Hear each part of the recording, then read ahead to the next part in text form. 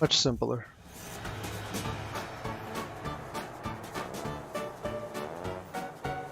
Okay.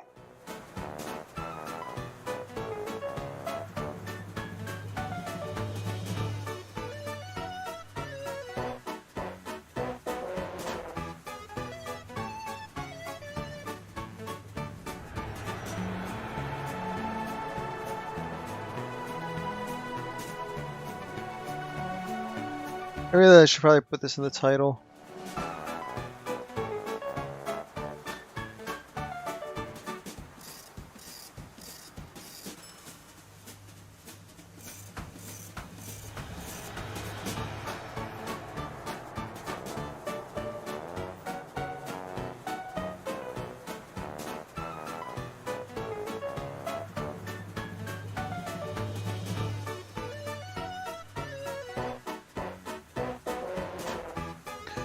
Okay, we'll do this.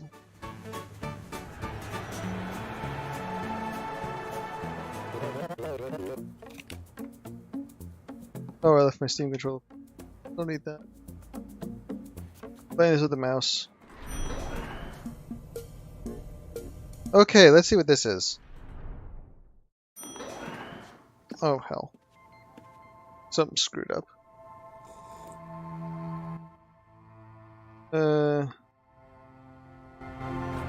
Let's try that again.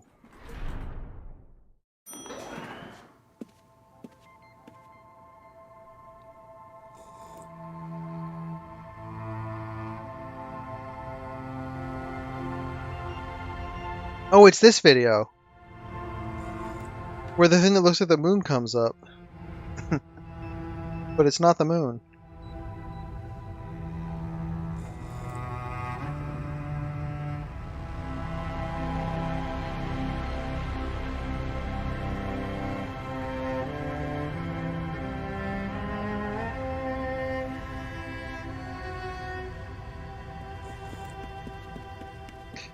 Link.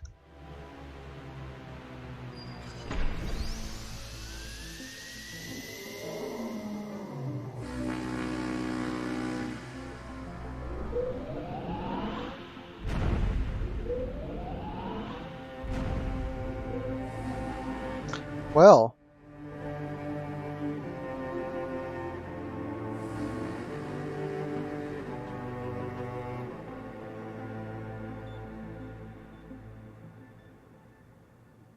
Not sure what's going on there.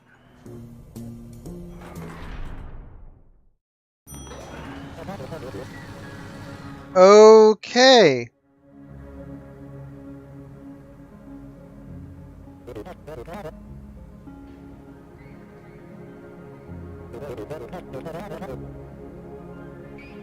Oh boy. Did we just get a pointer?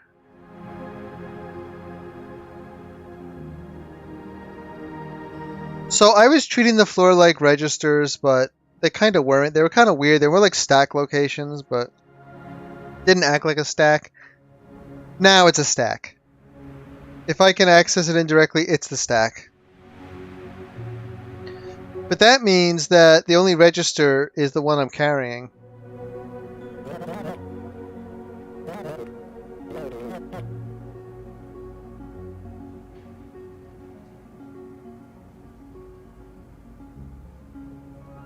Imagine each thing in the inbox is an address. It is. Each address refers to a tile 0 to 9 on the floor. Okay. Your task for each address in the inbox is to pick up the letter at that address and outbox it.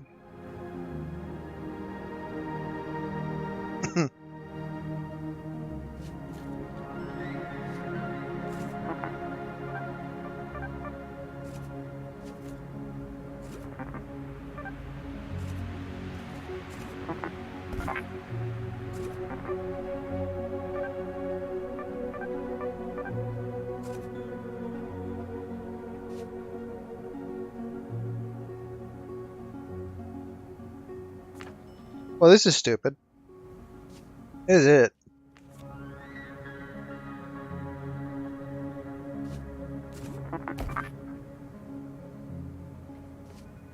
That's the whole code.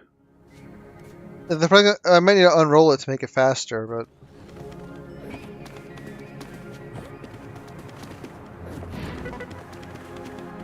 So there's still kind of register... It's kind of complicated. There's like a combination register stack. I'm not sure what to call it. It's more like DMA, really.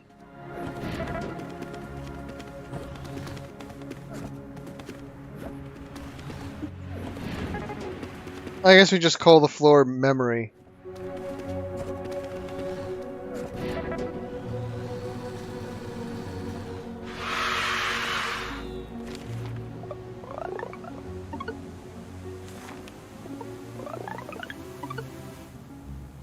You can use fewer steps just by unrolling the loop, by the way.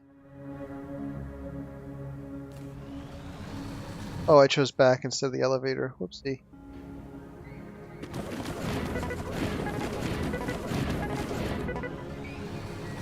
We'll just ignore that. Okay, so we're getting more and more like programming here. Wow.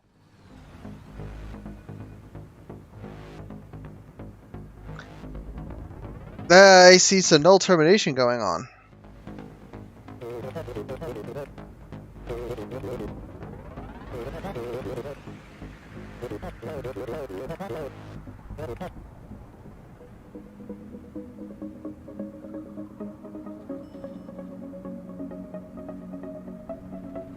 Okay. Each thing in the inbox is an address for the tile on the floor. For each address provided in the inbox, outbox the requested item from the floor and all following items on the floor until you reach a 0. So don't include the 0 then? So we're going to use this as our working space of memory.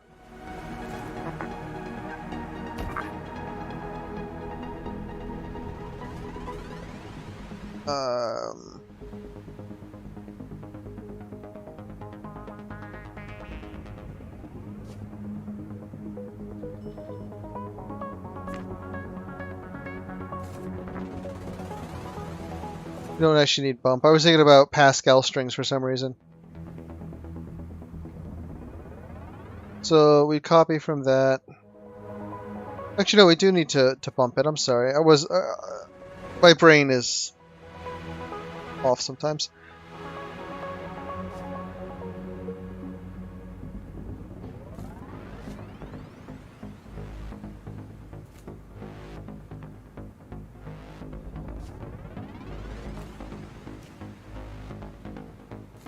That should do it, I think. So, we're getting T...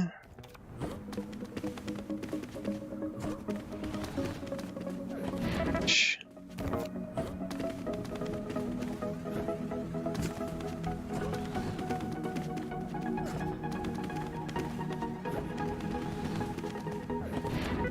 The...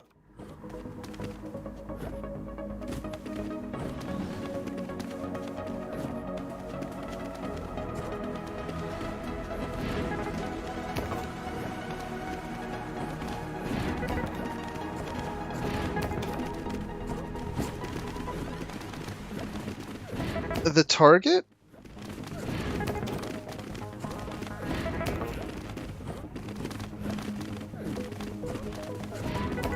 X, X, X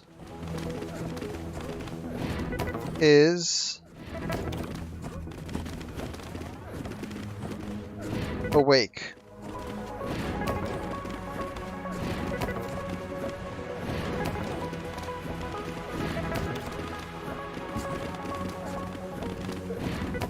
X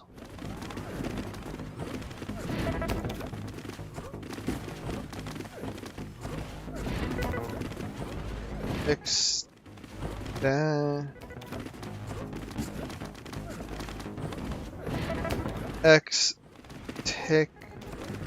X take this X take this X X X. That was weird.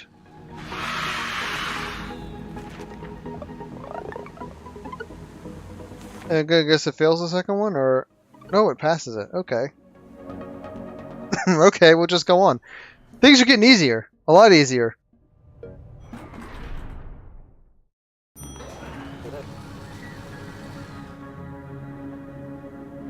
Oh no.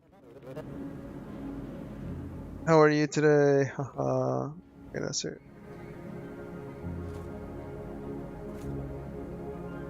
For each zero terminated string in the inbox, reverse it and put the result in the outbox. Well, that's all pretty easy so long as we have enough buffer room. So long as none of them are too long. We just need to take it in. Copy it to the number addressed here. Then bump the number here. Oop. If it is a 0, then the fanciness happens. Okay, if it's a 0, this is just so much easier code. Oh god, it's so much better. So we were bumping it each time. Did I skip that bump? I don't think so.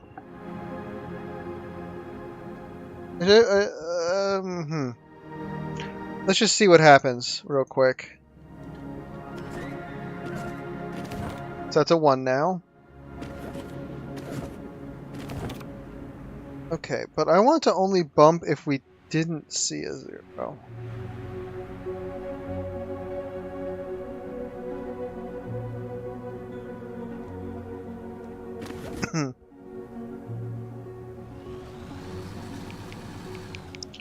So that made it say 2, and 1 would have been better.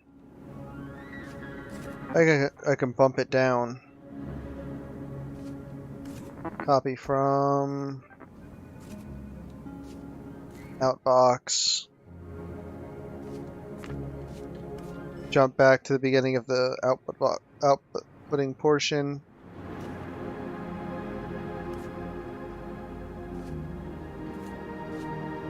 If we're holding a negative, start. Let's try this. I'm not super sure, but it might work.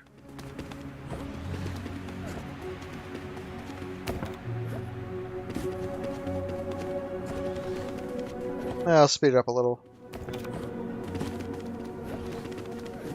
Okay, kicks it. Gets the 0.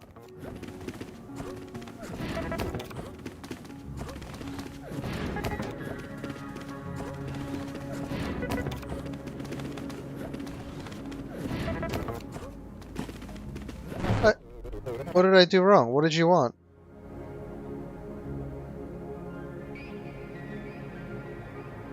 Oh, I need to bump it back up. Okay, I see.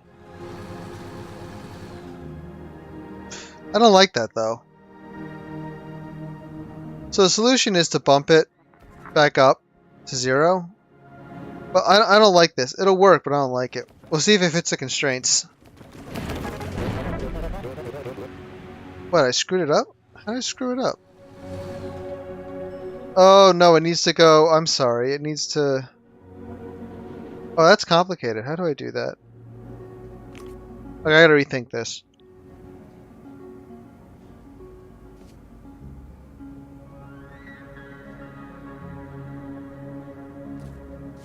If I bump it first, then what?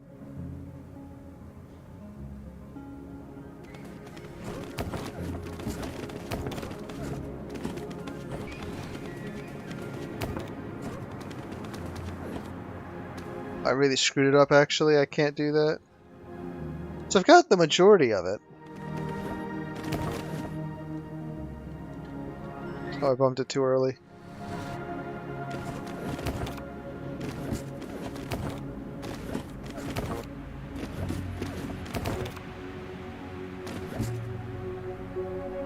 I'd love to avoid the extra kick, but I already do, don't I?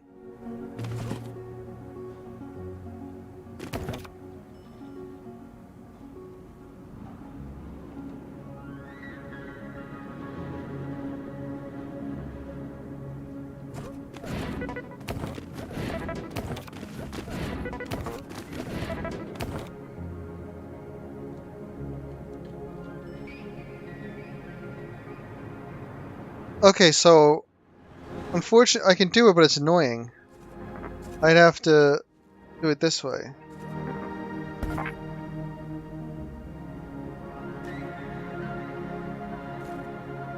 And this is probably one instruction too many. Let's see. It wants an 11, and this is 12. So I've goofed something up. I guess we'll see how it fits the other constraints.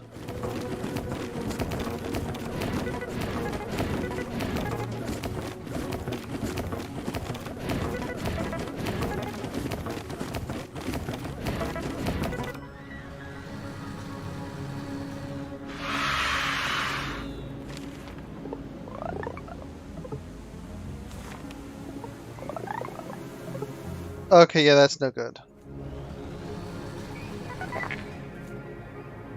So how do we optimize this? Let's see.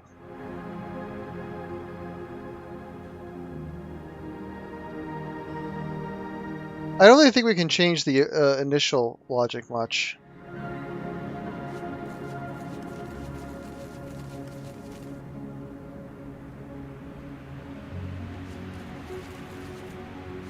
Unless we can delay the bump somehow.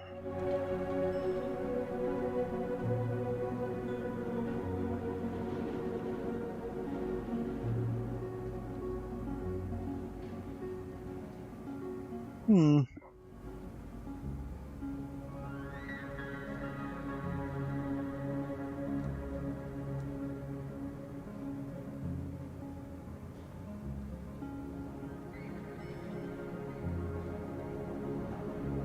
So right now,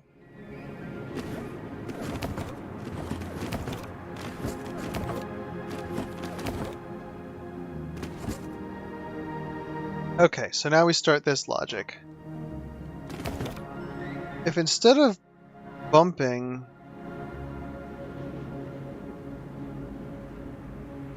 we had to bump it because otherwise we grab the wrong thing.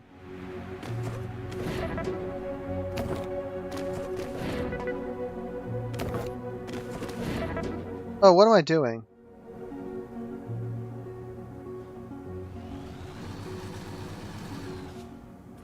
Try this.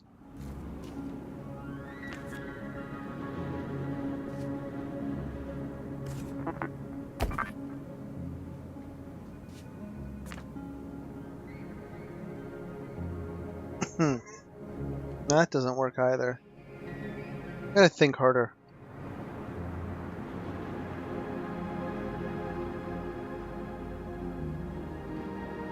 I'm missing something. Something simple. 'Cause we just had one too many. It'd be great if I could reuse the bumps.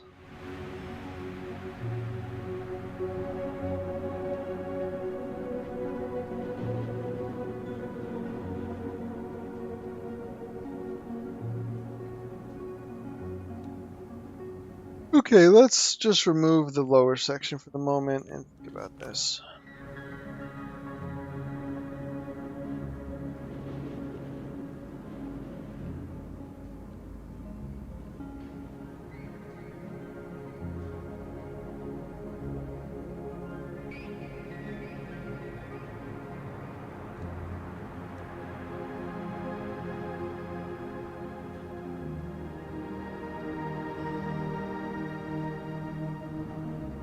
Jump if 0. Yeah, so this part's obviously as concise as it can get.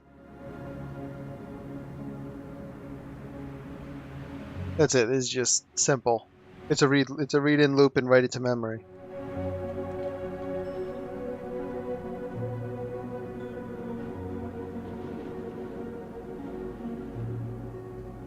So the only place we can really optimize, I guess, is the output.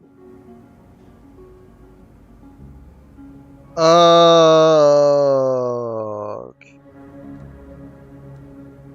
I got something.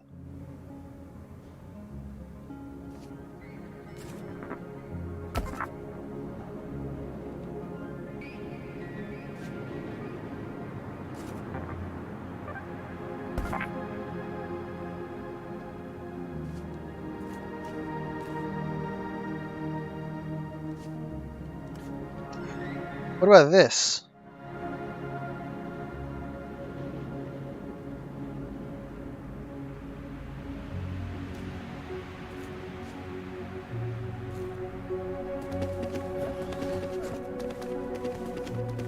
Hmm.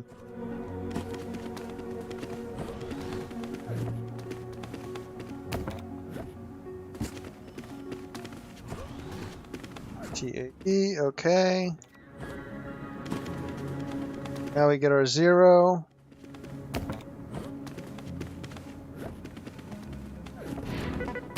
There we go. I often forget about how in assembly you're expected to be jumping. So you often have to jump over chunks of code. Oh, hold on. I was wrong.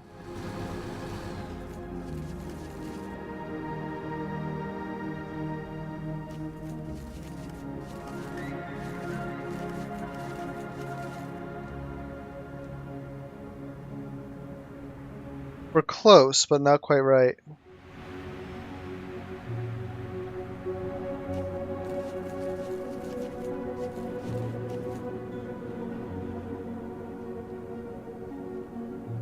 How do we clean up the last of this?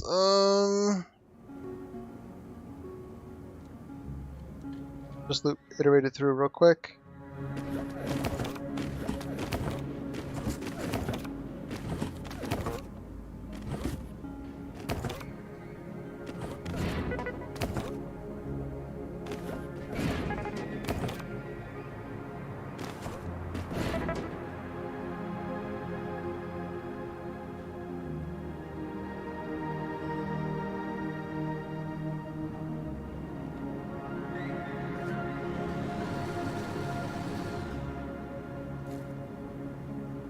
This work?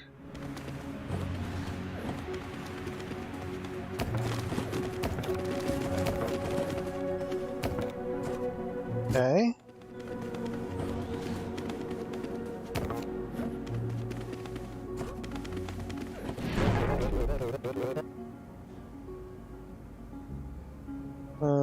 Right. To bump it first. Okay, this is a toughie.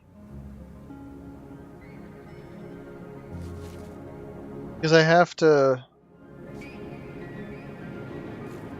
do that and then I'll be at 12 again.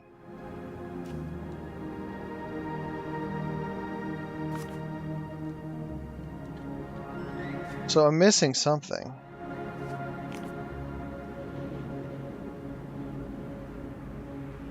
I mean, I could cheat and bump that.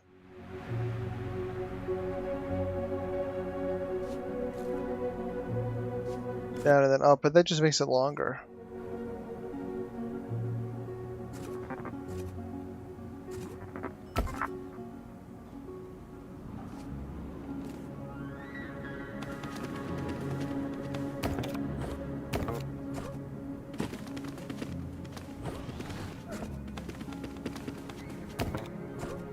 We'll see what this does. What the heck? Okay, that's not right. Wrong jump.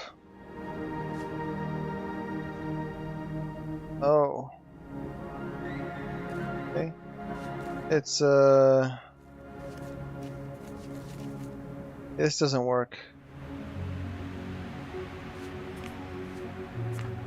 How can you optimize this?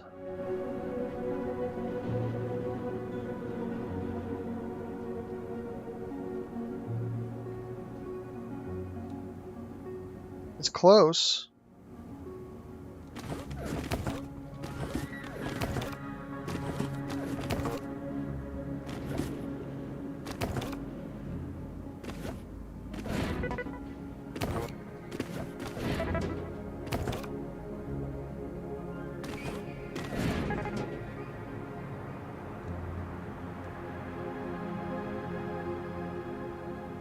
Wait, isn't this fine now? Oh, the problem is if I bump this. Oh, okay.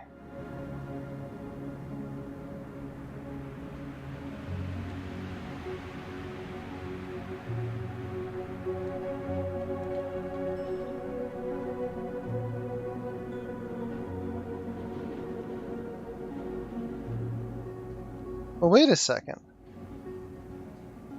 Why don't we just cheat?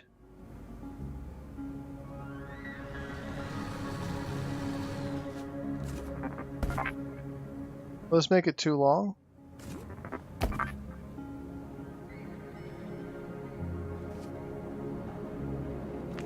Probably. Yeah, it will. And I can't grab the value before incrementing. Damn.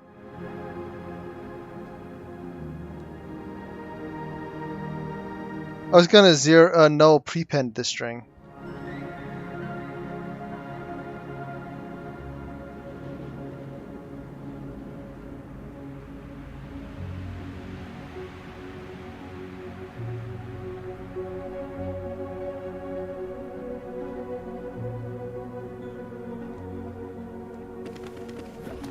Grab it, put it there.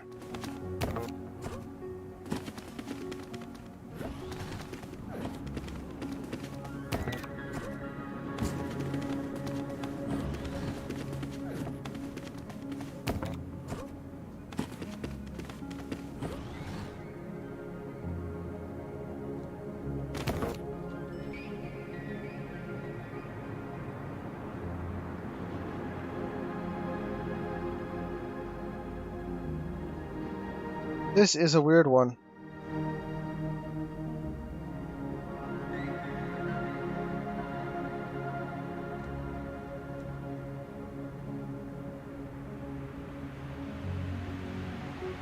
Oh, wait a minute.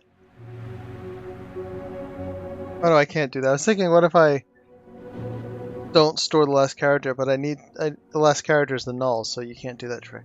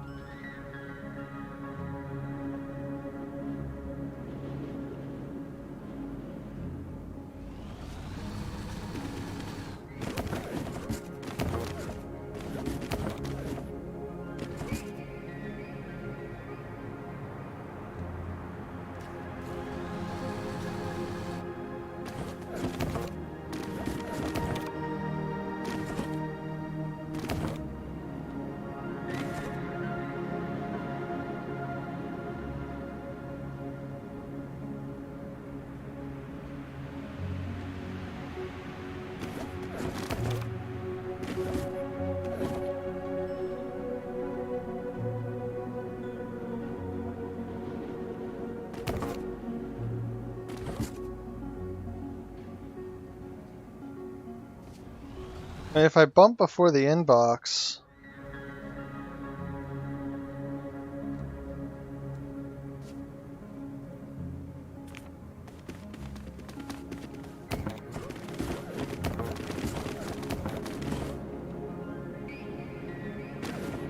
then I do this.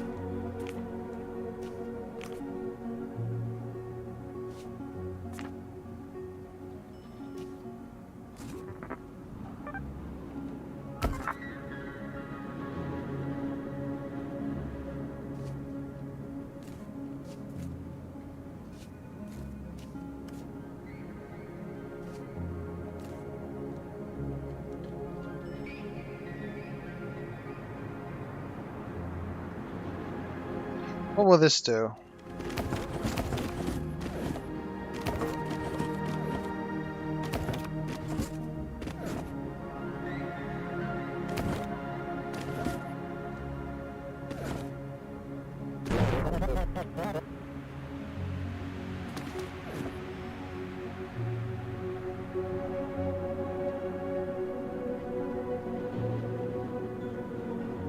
But that's a 5.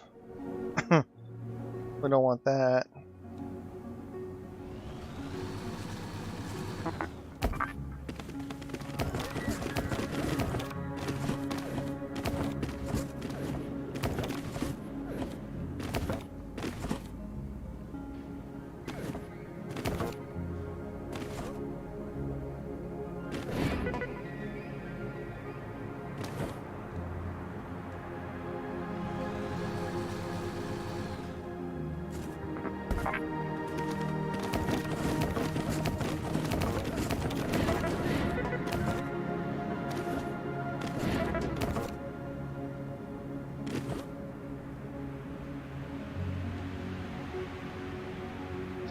Too long again. Although, interestingly, it is shorter.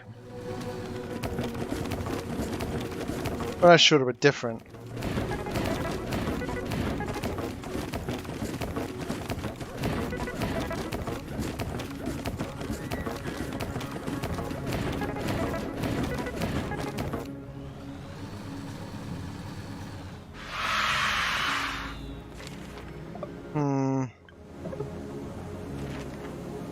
Still one too many commands and still too slow.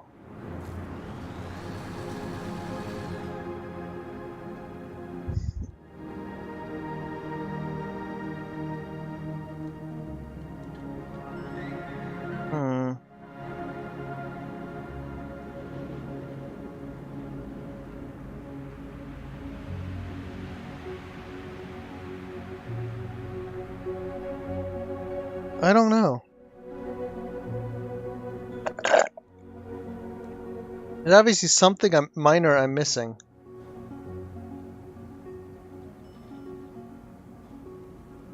When you come up with a different way to do it and it's still the same number of steps, you know, you're in a weird place.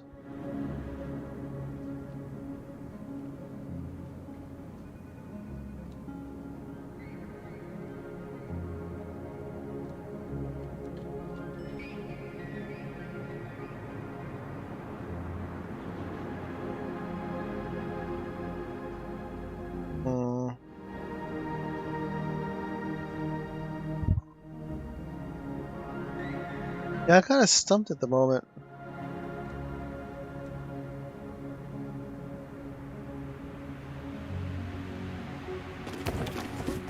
I'm sure the first part here is basically right. I mean, I bumped it early. That's not really needed, but...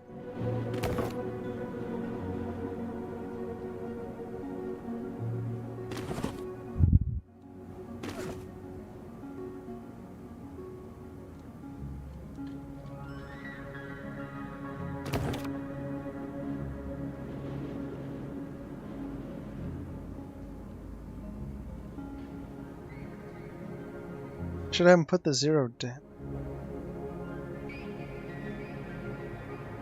Oh, probably not.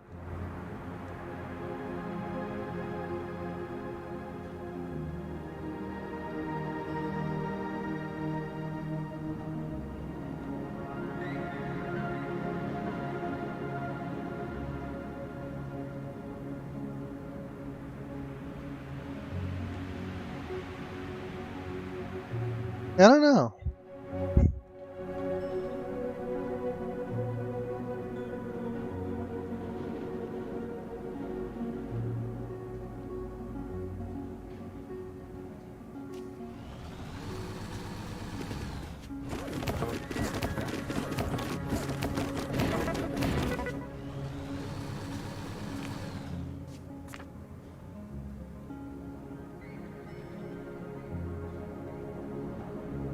So the first problem is that if I've already bumped it, I'm already past it, so I have to bump in, and by bumping in, I get into the fun. Because obviously you put the bump here.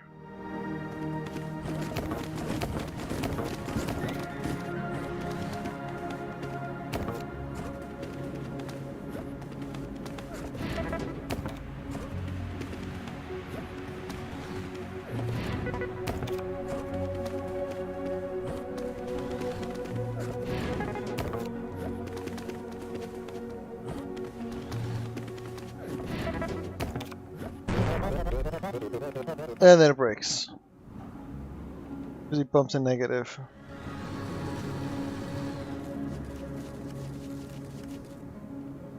Because this jump of 0 would have to... Well, again, it has to be a jump of negative. It has to bump it back up. And then we got too many.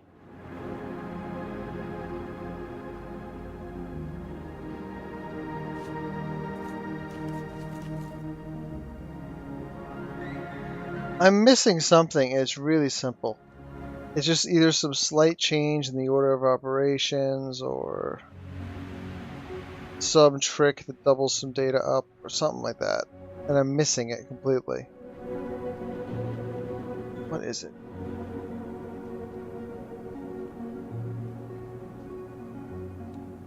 I can still label the message. Okay, fine. You don't need to keep the phone off.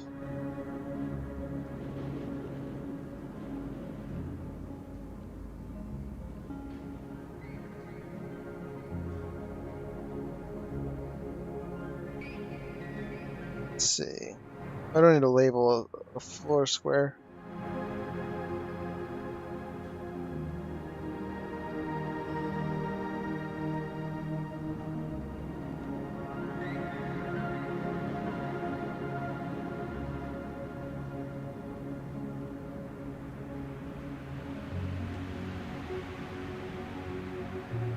Hmm.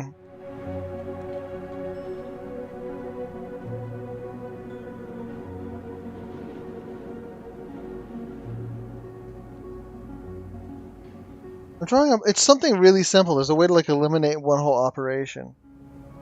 Either by jumping to the end of a loop first instead of the beginning, or something like that.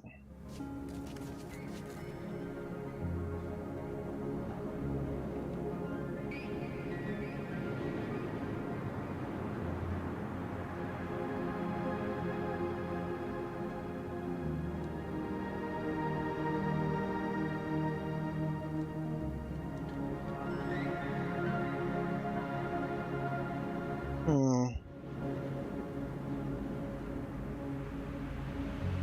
Yeah, I'm kind of stuck. It's something stupid simple.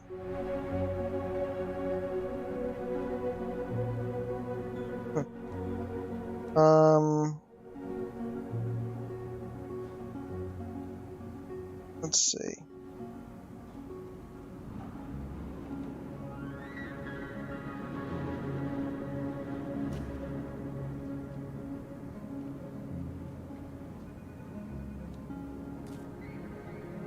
Do this. We'll change to this form again since it has the doing something early bit to it.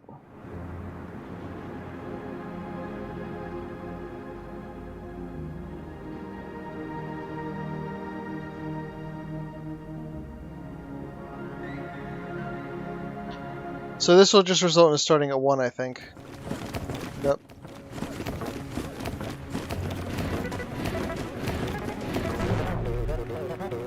And it breaks down.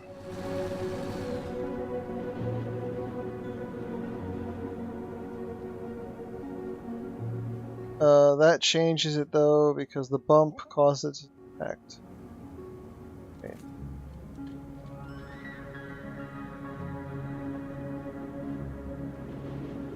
I think I got it.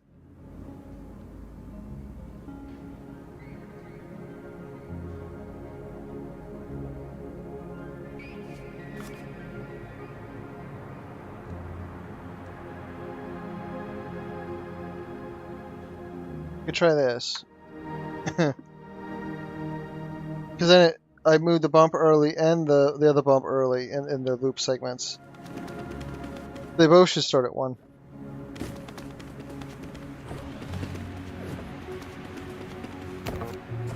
But before I tried to do this, I tried being sneaky and putting a 0 on the floor in index 0. But if instead I do it this way,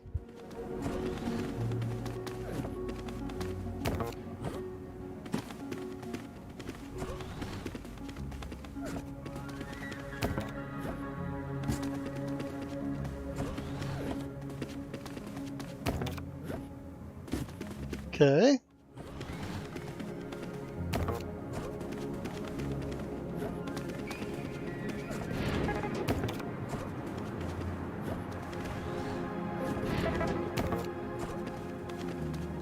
I think this is working.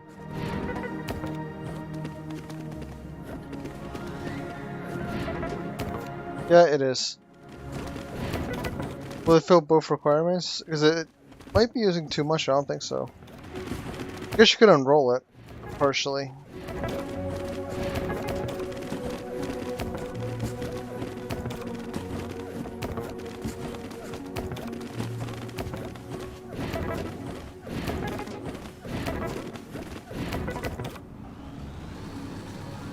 There we go.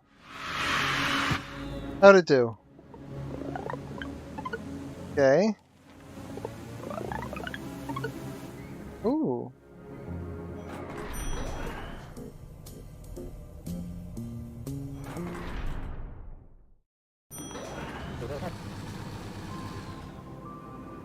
Okay.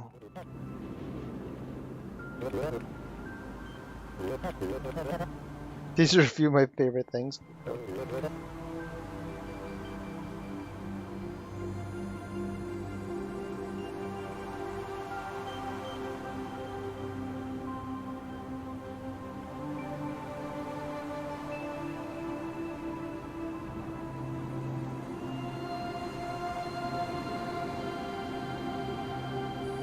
For each thing in the inbox, send to the outbox the total number of matching items on the floor.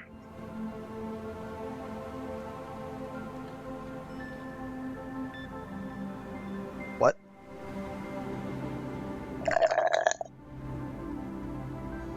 Can we subtract?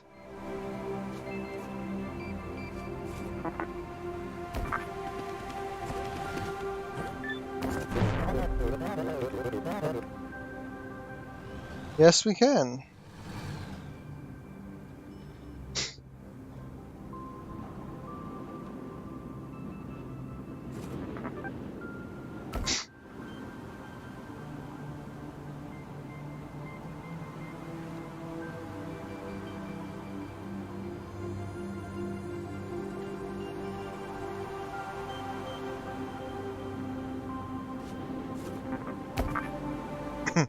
We had to preserve it.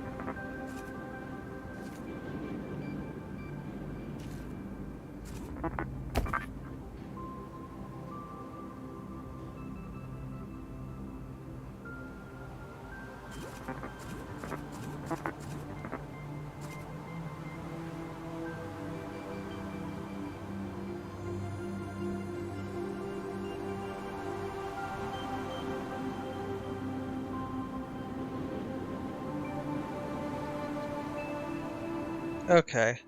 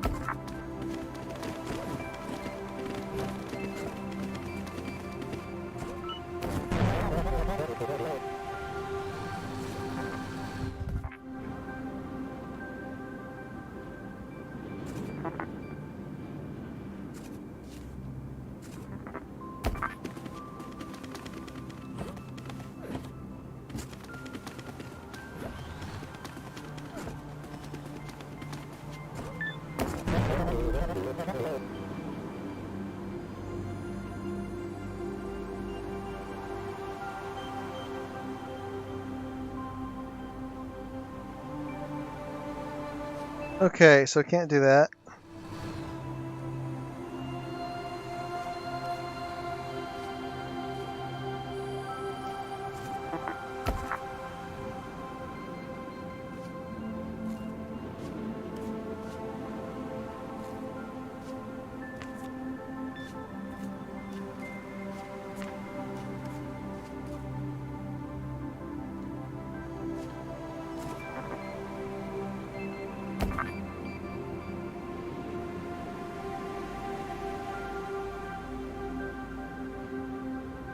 Okay.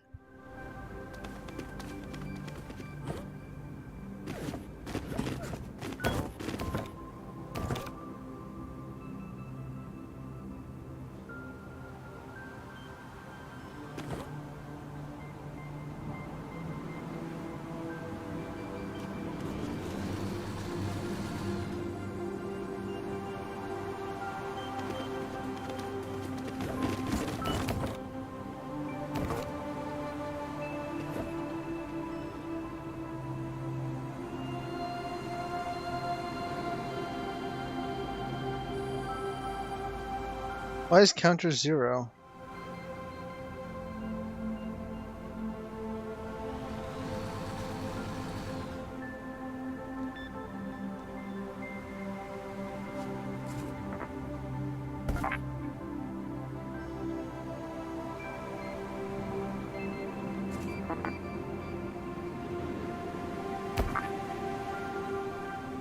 I think we have to keep that 0 there. So.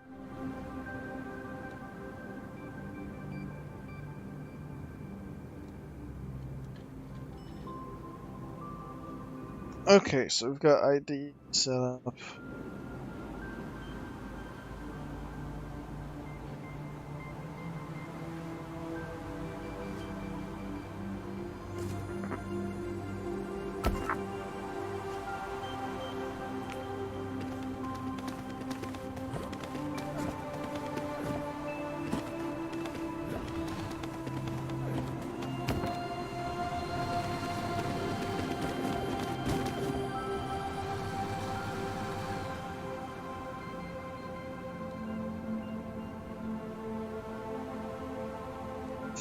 Oh, this is a tough one.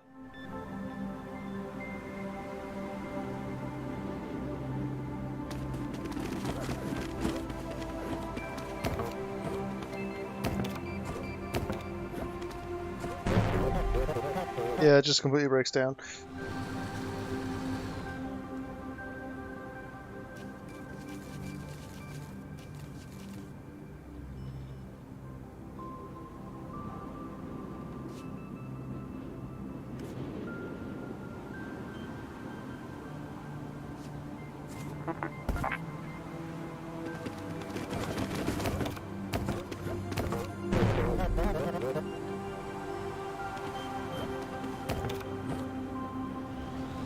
Okay.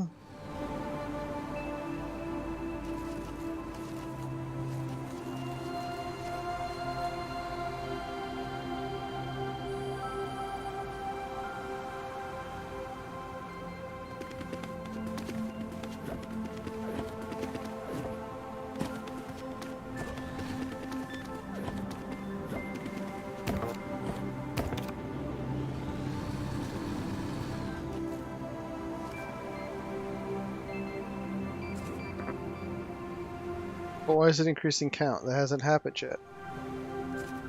That's the problem.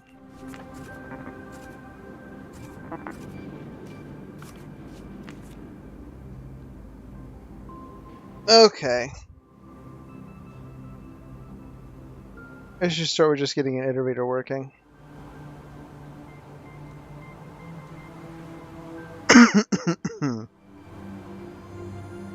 Because if the iterator works, the rest will work. So we copy value of the buffer, because we're going to need it. Index. We need to do that.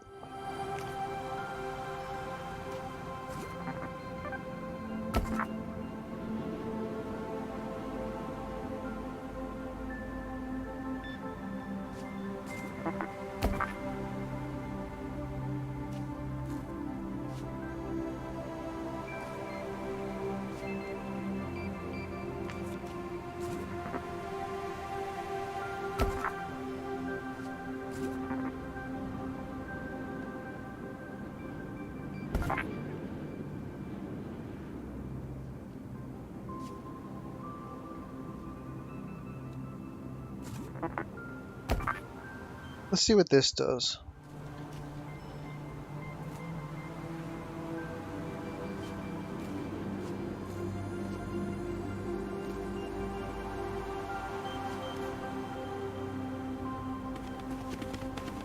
Okay.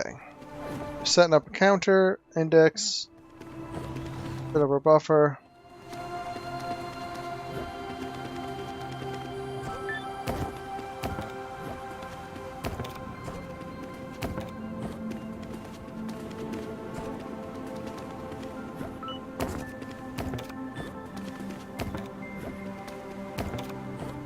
Okay.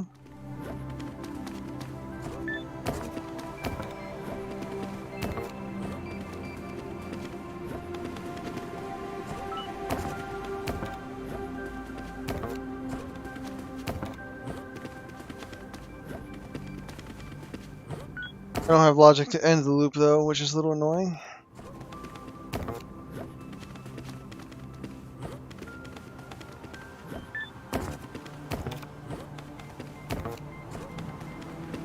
Okay.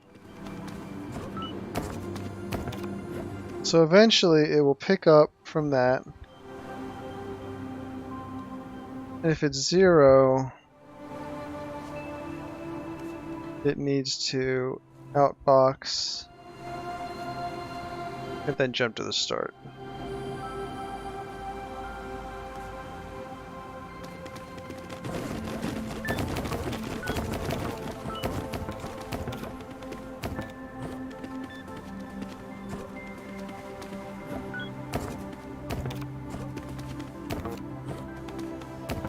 Wish they showed a marker as to where those things were pointing, but oh well. I guess they kind of do.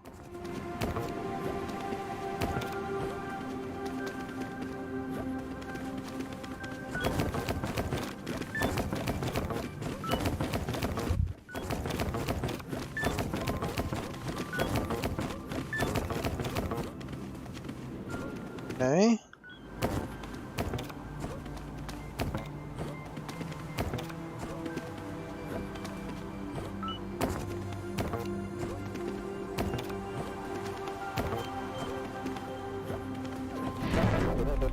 Oopsie. That's a silly goof on my part.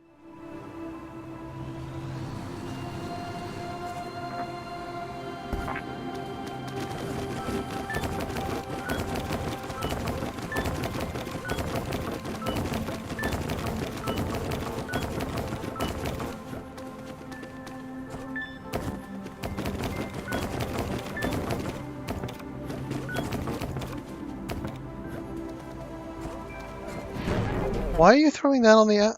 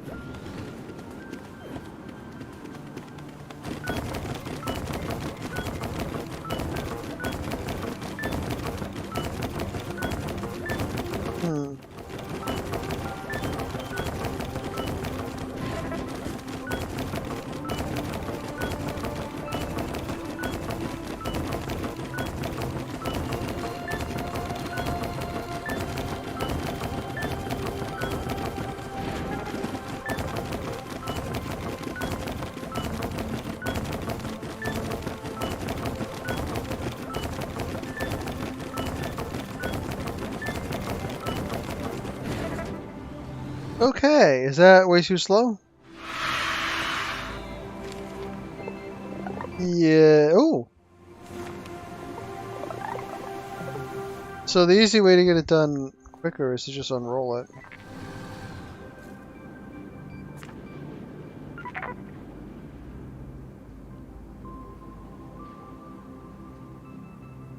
Is there another option?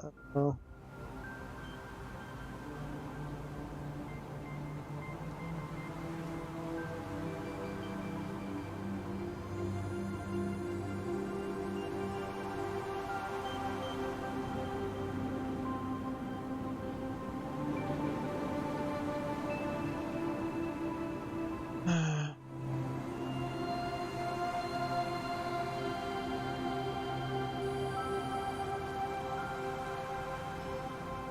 Let's see.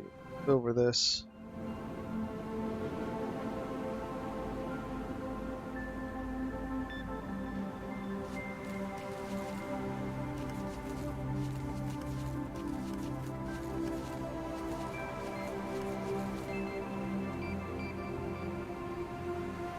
Let's see.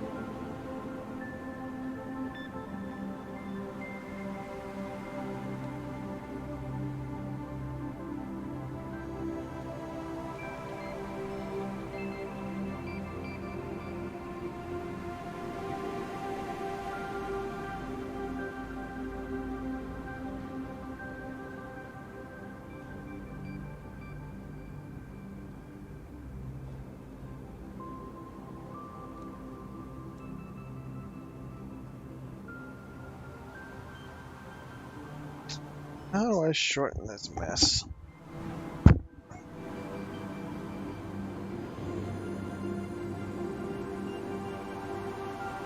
I'm not really thinking of anything.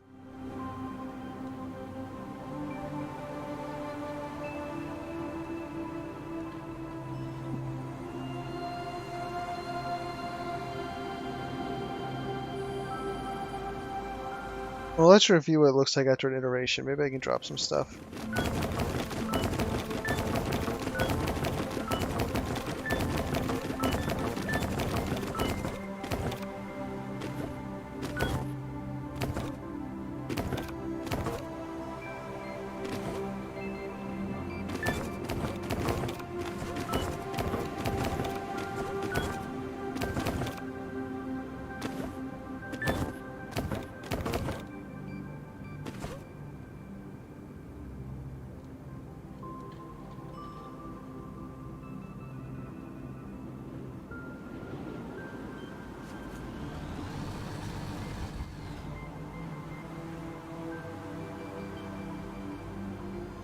Yeah, I got nothing.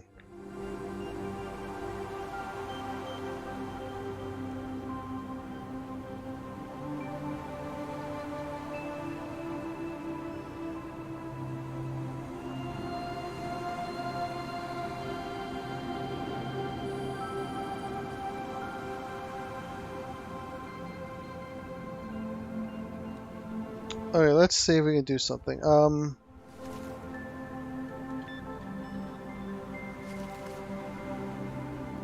Let's get cute.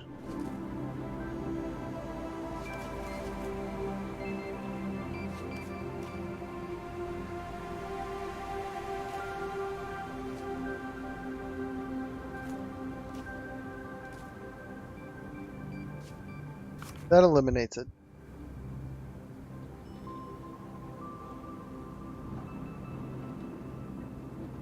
I think it eliminates it.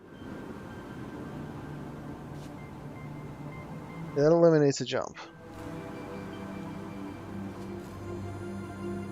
I think.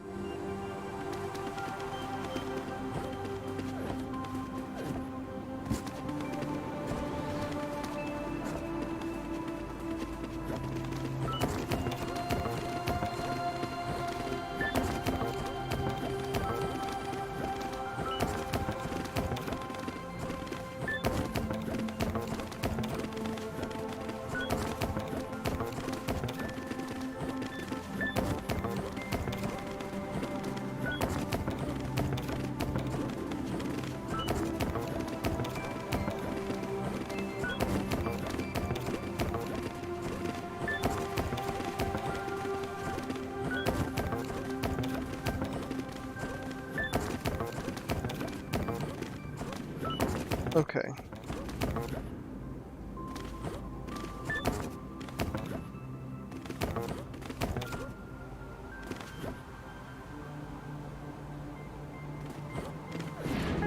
Okay, I think that reduces our count.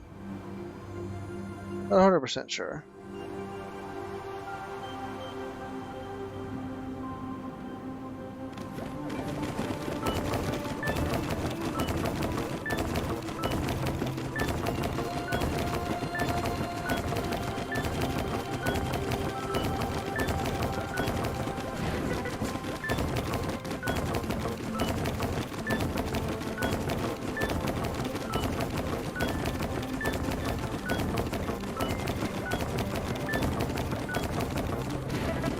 I thought I got stuck for a second.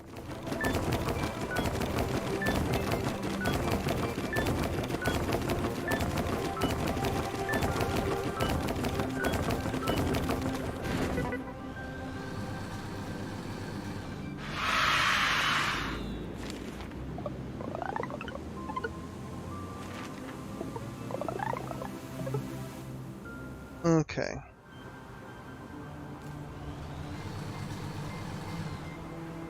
We're getting there.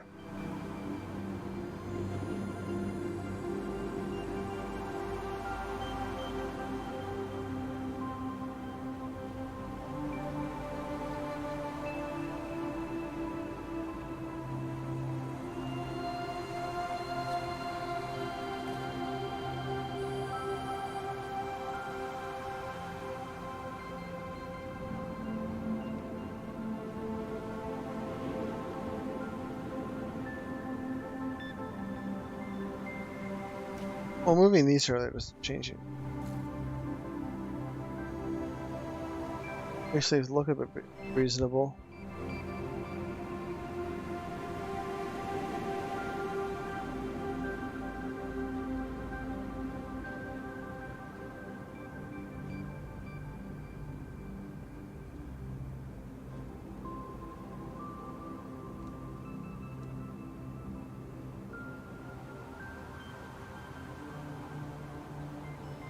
This setup should still work.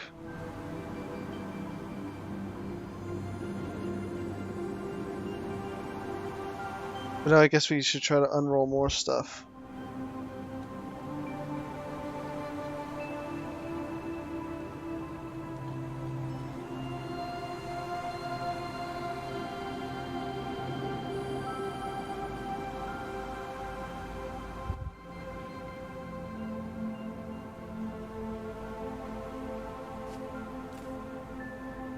I think this part's good, probably.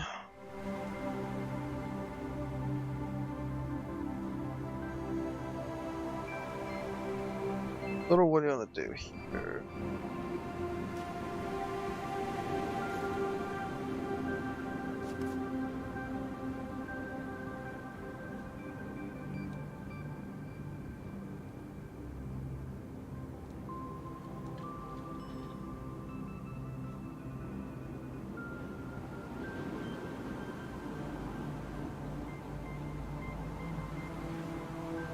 Wait a minute.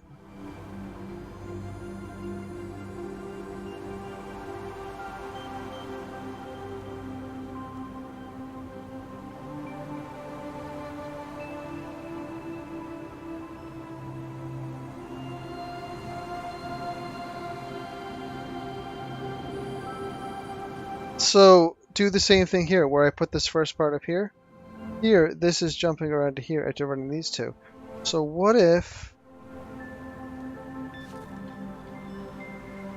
this stuff was somehow above it?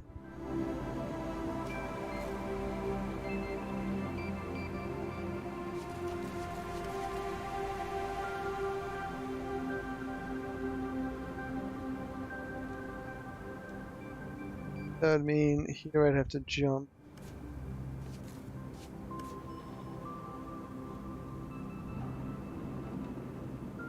Okay.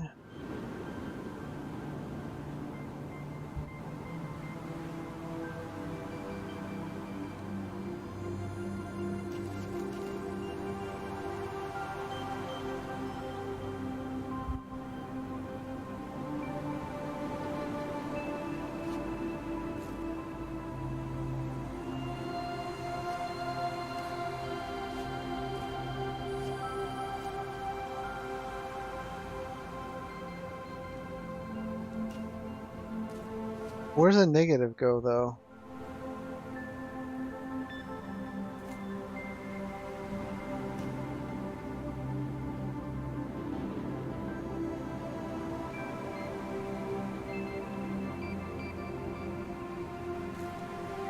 Okay.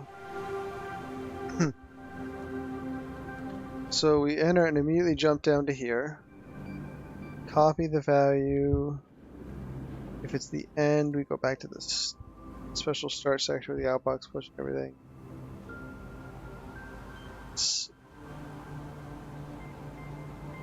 Minus the current to see if we get 0. 0 means there. It's in there. We want to bump the count.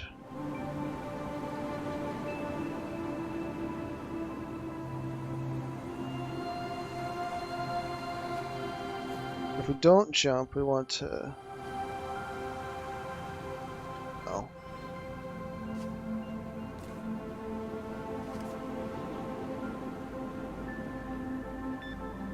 That doesn't feel right about this.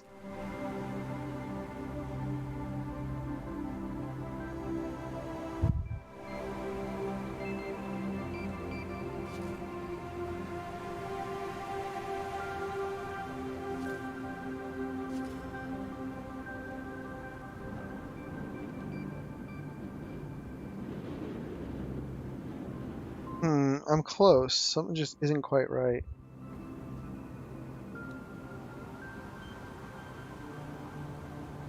Wait, if I've constrained this enough, do I even need to undo?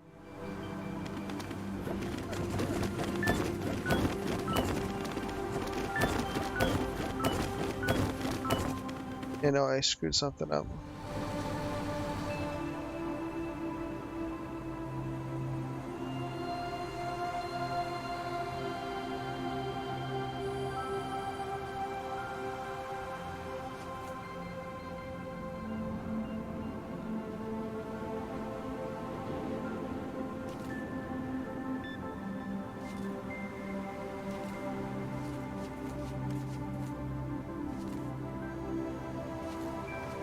Oh wait, this goes here. Yeah, that's why I don't need the minus anymore. I'm not undoing it. I'm instead of needing to minus the count and add the count, only sometimes add the count. I just don't jump to up here where the count is set, iterated.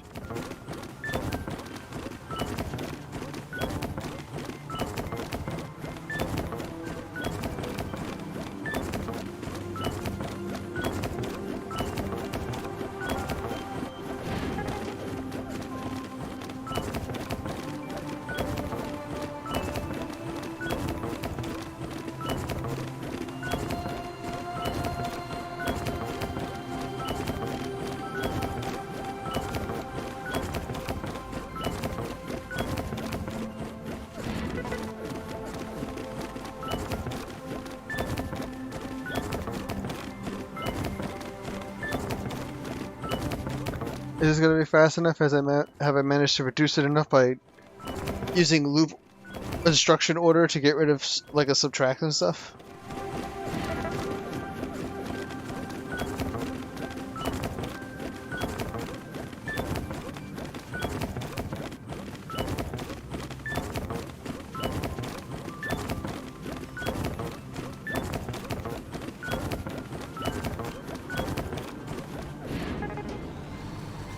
And come on, pass the second test. We got the first one already.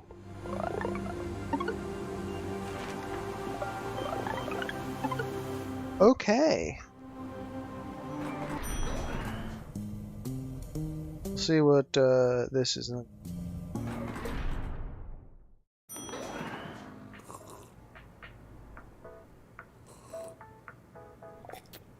Hey, where's Carol?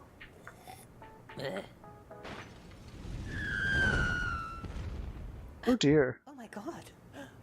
This coffee is amazing. Back to work, ladies.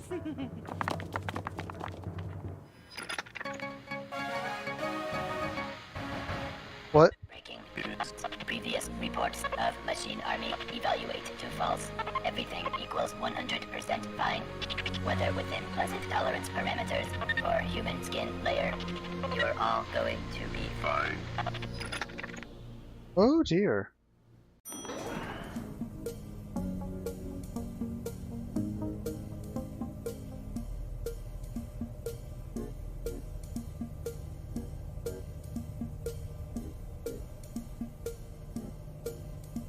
Okay, I'll be right back.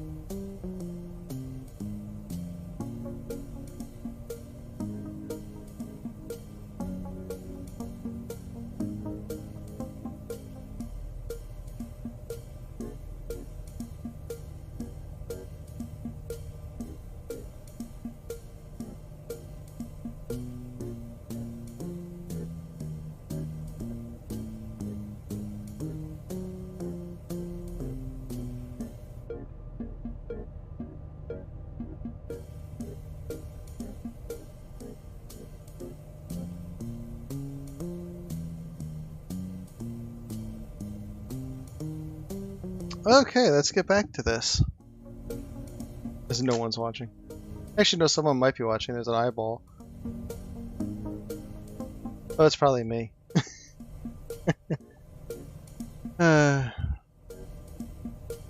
Okay. Vowel incinerator. What is the vowel incinerator? Oh no. Hi. Yes, hello. What is the meaning of this? Oh, he said a hum. Management is attempting to reduce bandwidth. That's cute.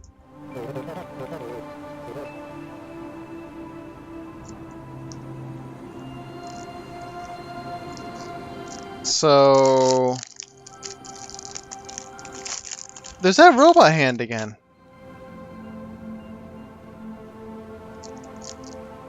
A little weird. Don't mind me, my ice cream sandwich in the background. Okay.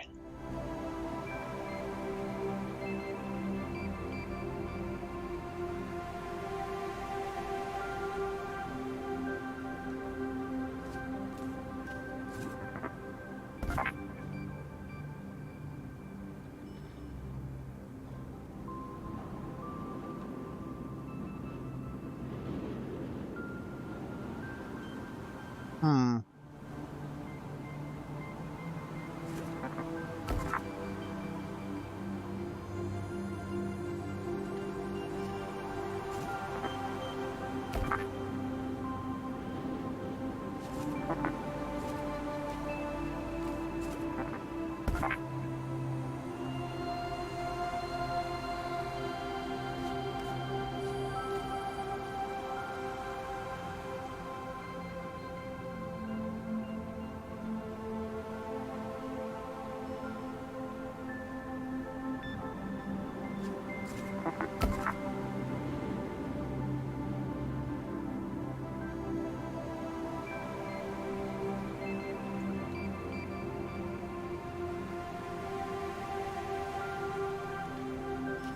So we know subtracting a letter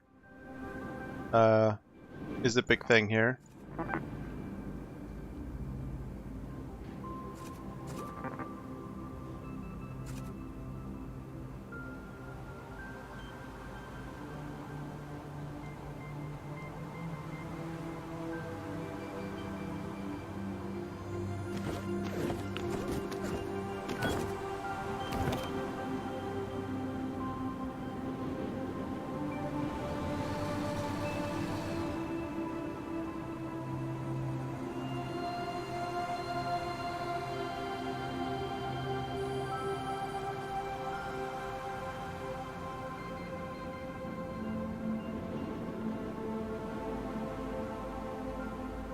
Oh, wait a minute.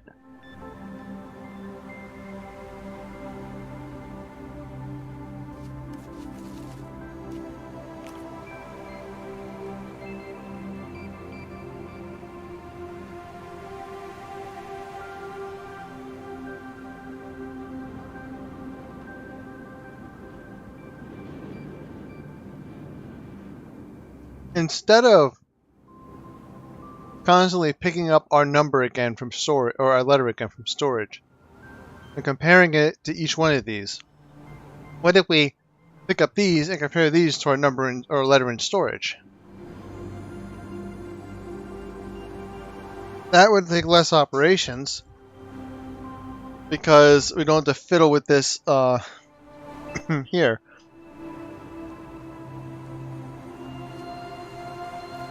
You just do your setup.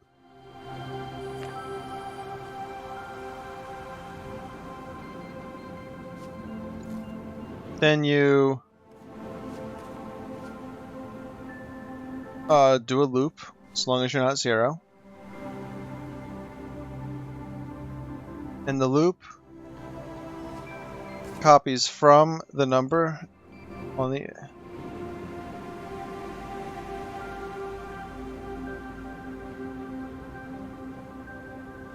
Okay.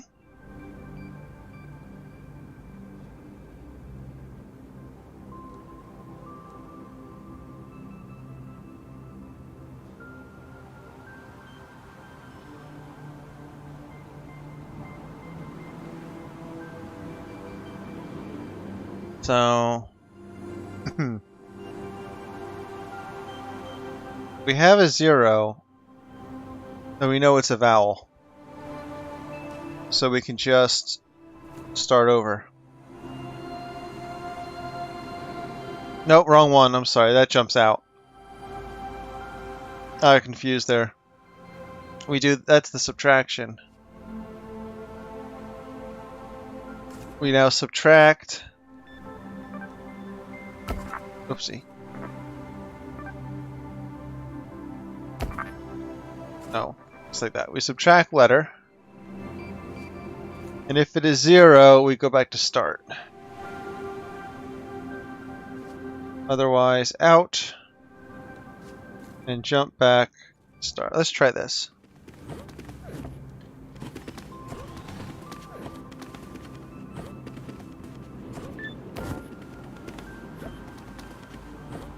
Forgot to bump the index.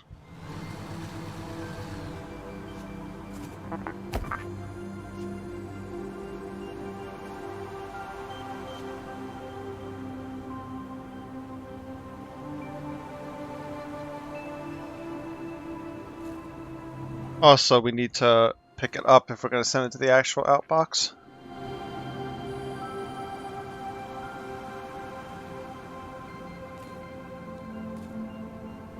Okay, let's try this.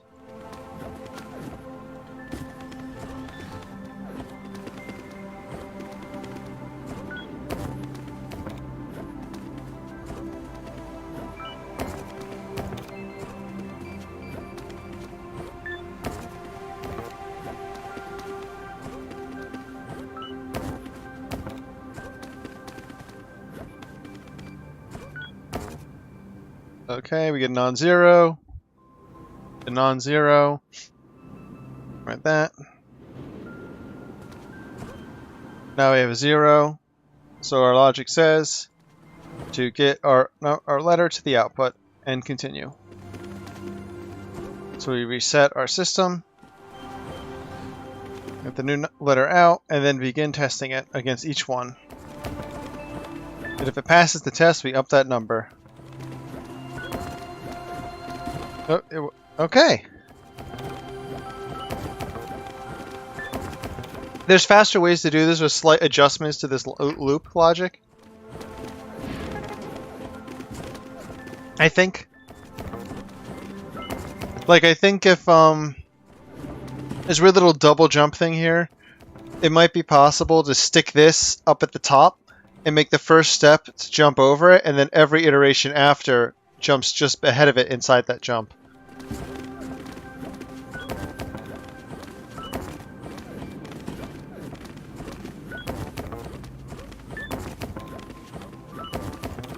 We might still do that depending on what our result count here is.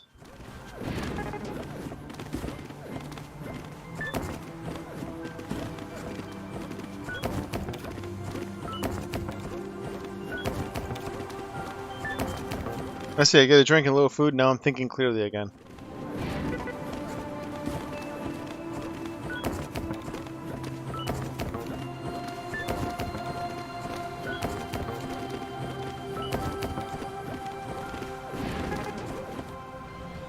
Okay.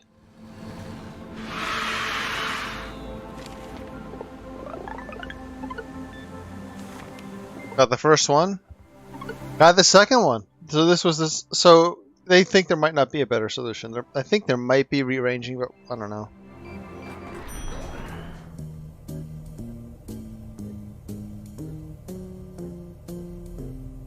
Let's just keep taking them in order.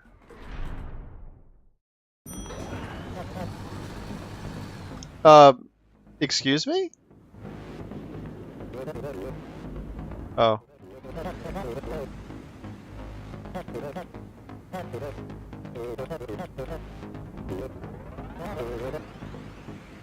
Heh.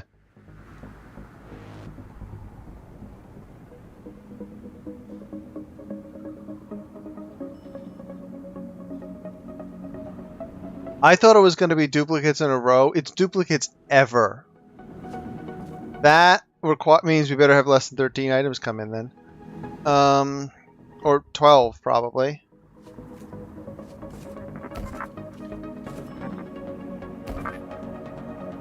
Gonna need that to reset that loop every time. Inbox. Copy it to a location defined by this.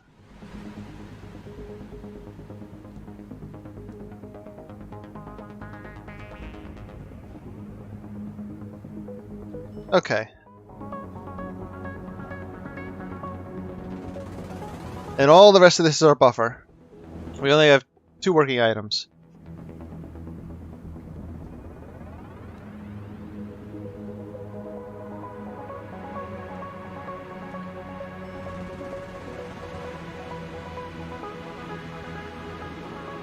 Okay.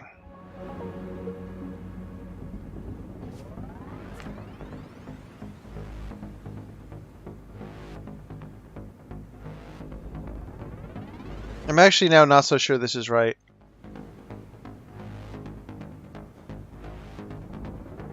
Because how does it know when to stop looping? It doesn't. Oh dear. Oh boy.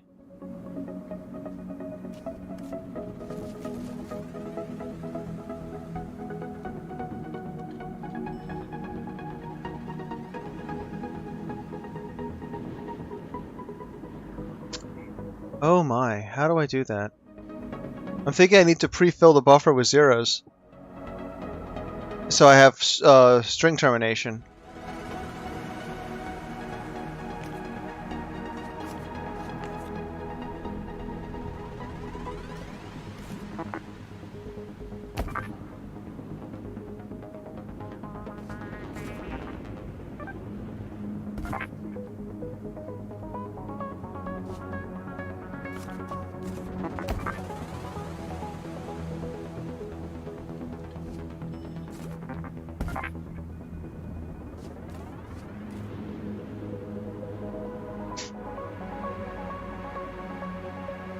What will this do?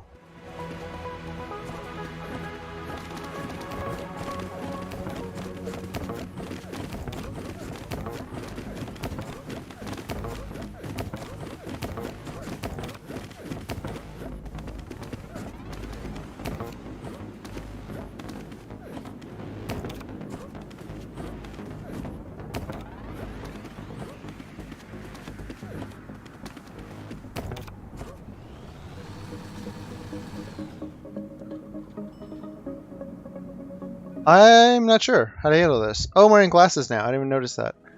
Was I wearing glasses before?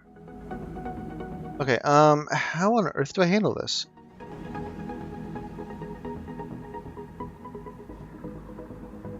Unless I just use a counter instead of zero filling. Maybe that's the solution, just use a counter.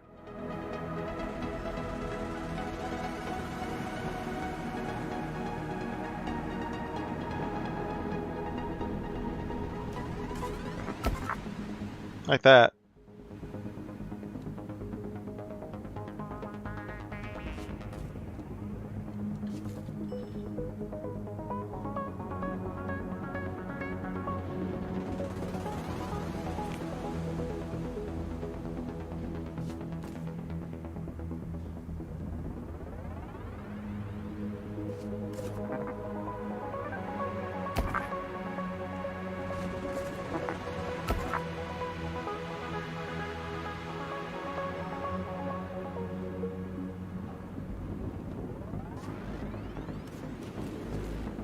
No, I don't need an index.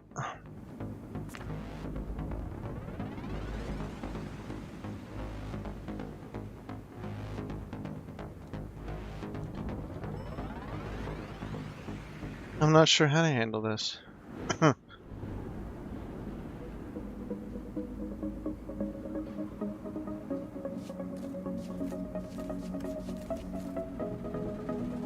This is very unclear.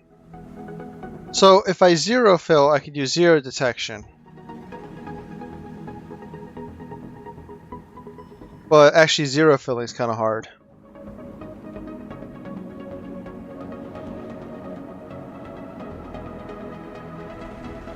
If I use a length, a maximum length, then that could Good work.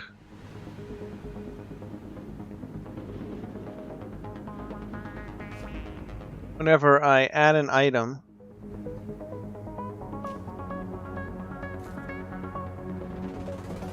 okay, okay.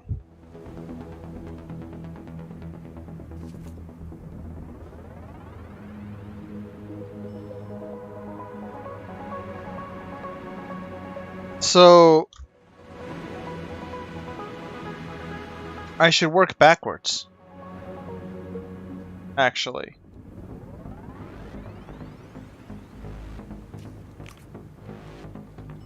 IDX will count down. Well, no, I still need a max then.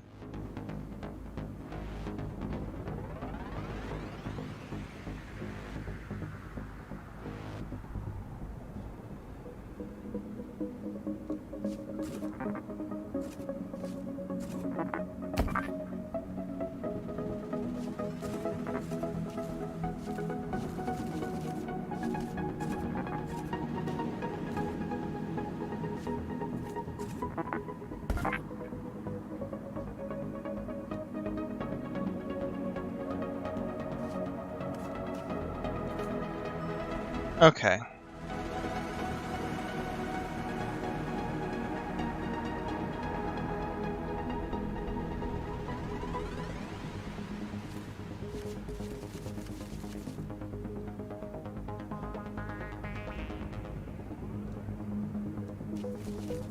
So I need to store work data.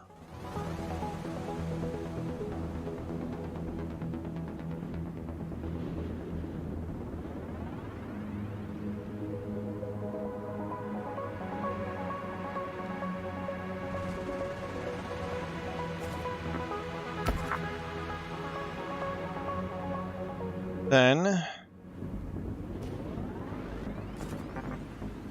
copy from the index. The index is 0.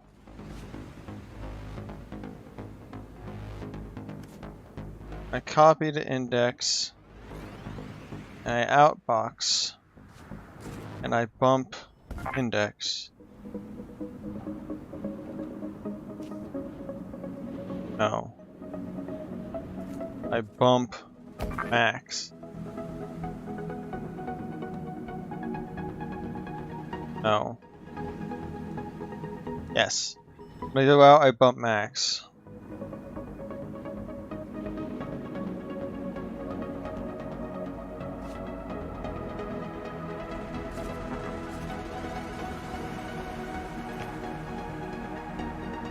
Okay, so what does this do?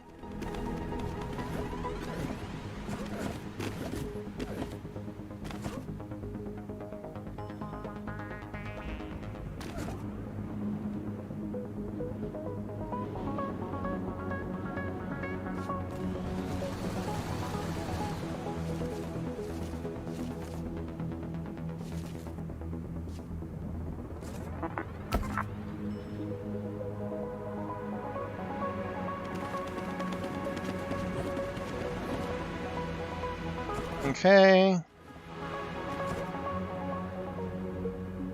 It's 0. We have no checks to do.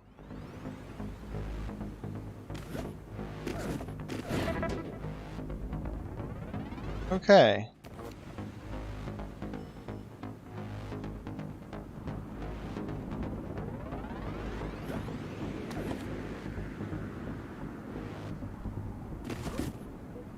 Char D. Save D.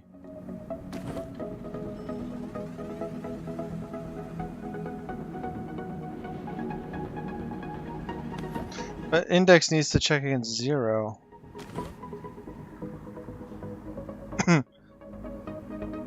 So instead of copying from index, we should bump index down.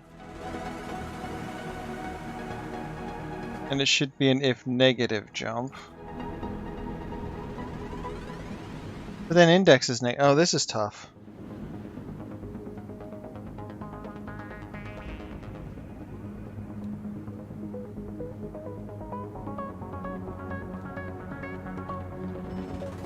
Okay.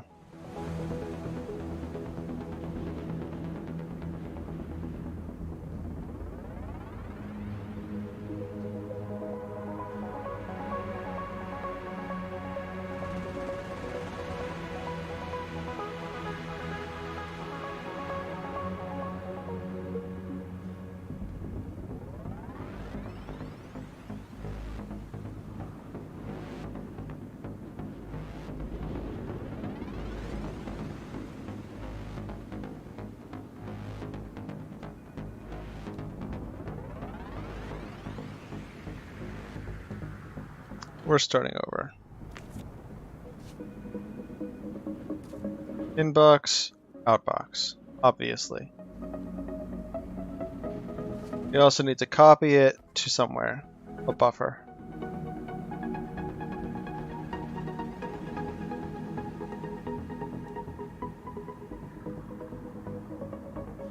Okay.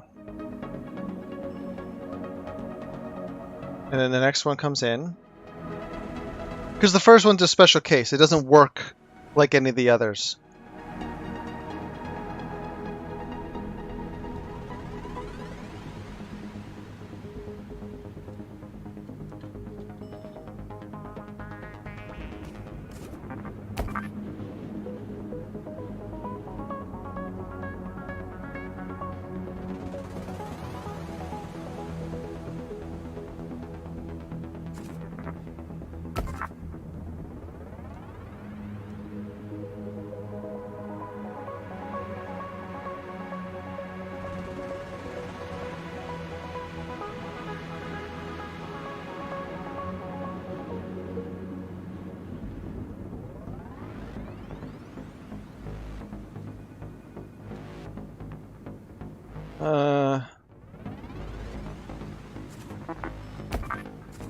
Let's just use the 0 as the counter for now. And we'll rewrite that.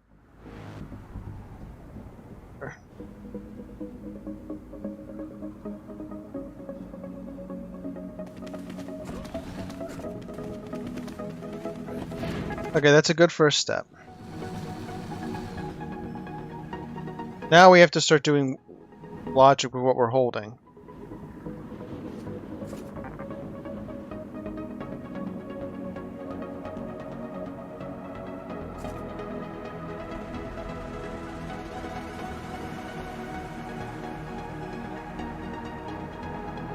So we're going similar to last time. We're temporarily using 0 for length. I could put max here again, but I'm going to try using 0 because I can always move it over.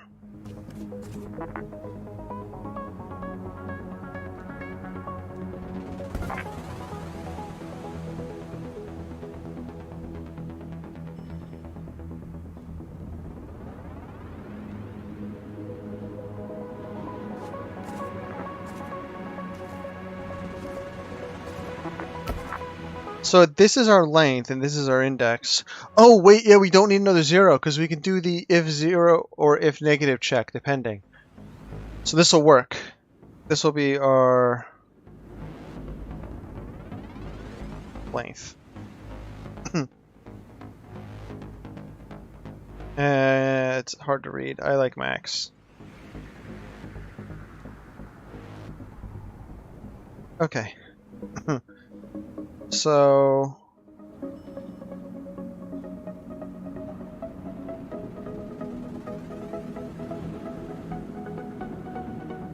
now we can start actually doing a check loop. So what did we do before? Current contains a backup. Like with the other one, we should like with the vowel removal, where we tested the list of vowels against the already stored one because it's faster. So we're gonna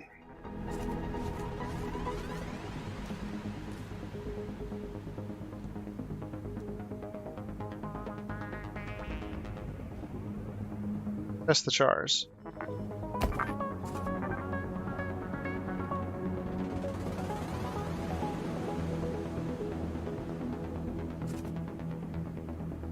Okay.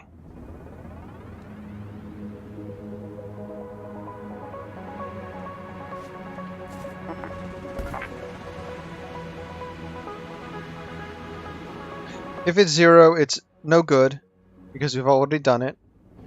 So we need to continue past our initial setup. We just chew a new one. So if we test this, that's the special startup. It's a 0 and pulls the next one. Okay. So far, so good. That's that figured out.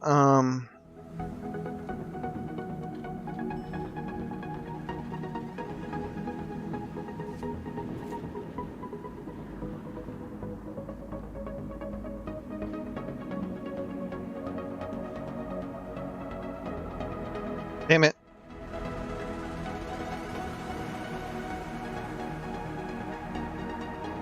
Initial.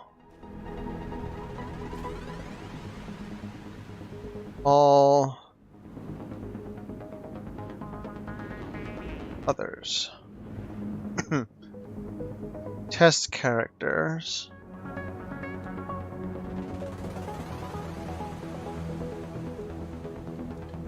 So that handles if the first one matches, but we now need to iterate.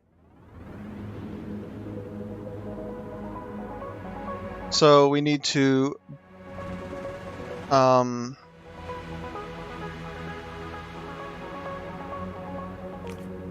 bump down our index.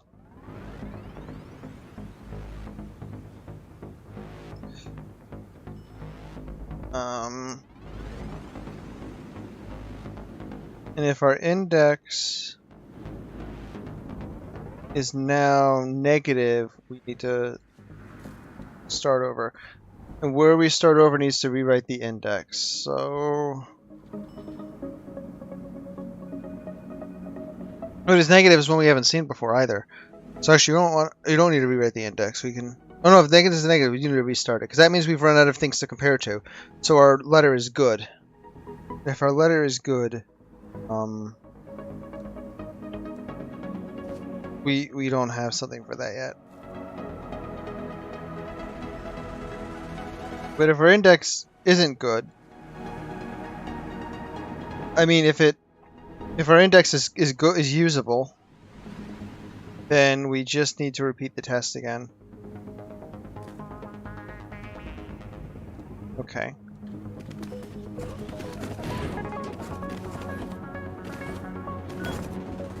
-1. So we bump it. We see it's negative, and okay, we don't have enough to loop.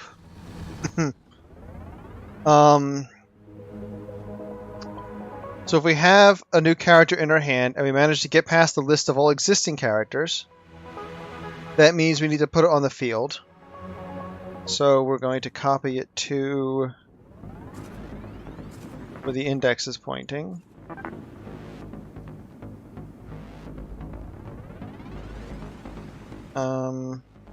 Oh no, we have to actually pick it up.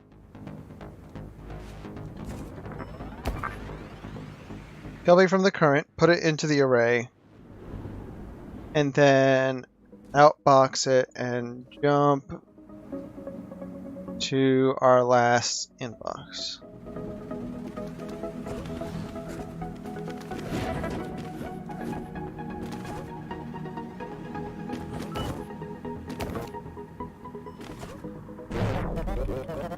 Oh, the address needs to be bumped.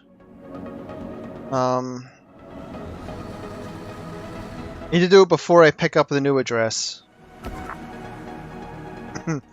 So this should do it. Basically back the address up.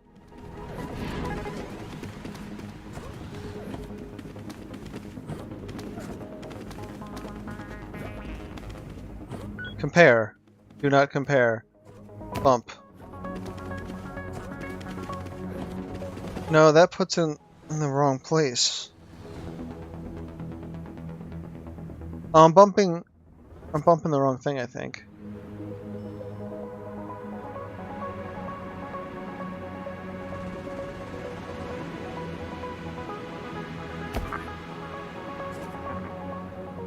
Wait a s... The index needs to be increased by 1, and then I need to load from current into the index. here we load from current into the index. Oh, no, we don't. We copy to current. Where do I need to go?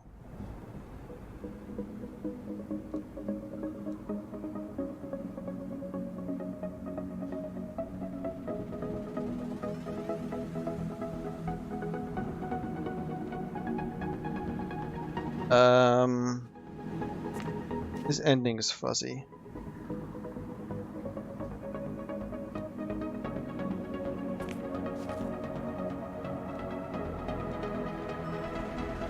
So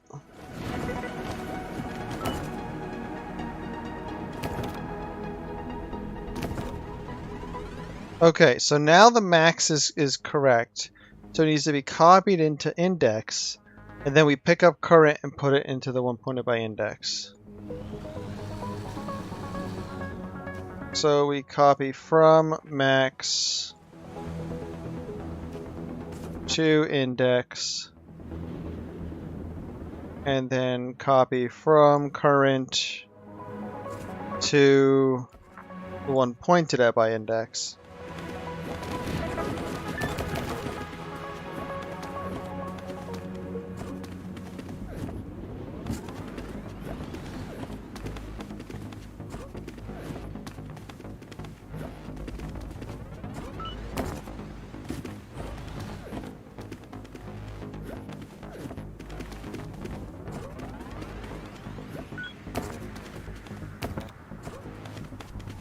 Okay.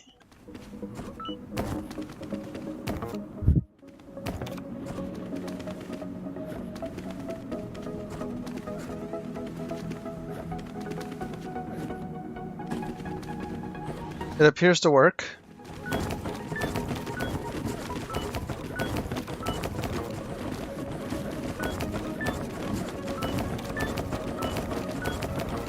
Oh wait, it's not outboxing them. There.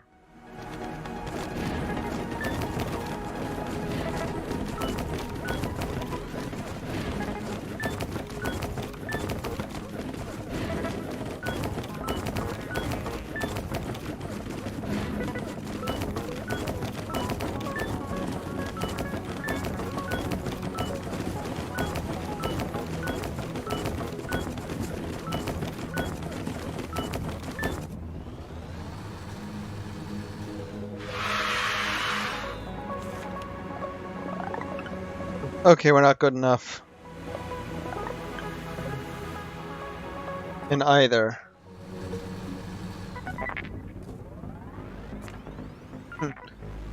So this end is kind of hairy. The question is, do we do this somewhere else? Outbox. Was there only out? Well, there is an outbox. And a copy to. It copies to max though.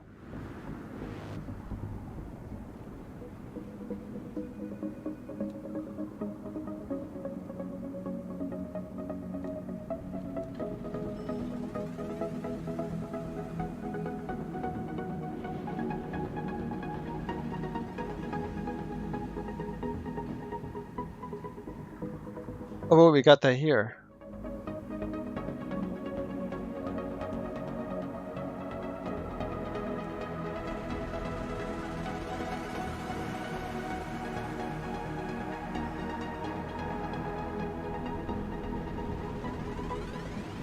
Hold on.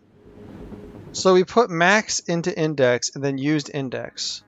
So we can instead use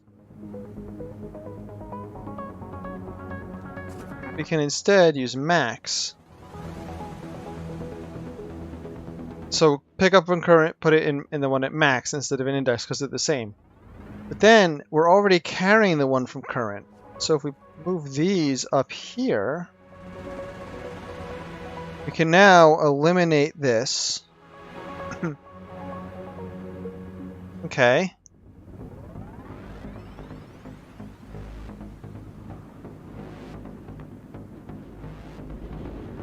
Copy to max, outbox, outbox.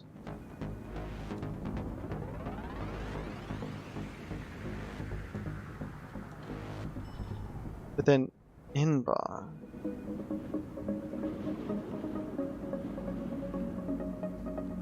Here's a copy from Max and a to IDX, from Max to IDX.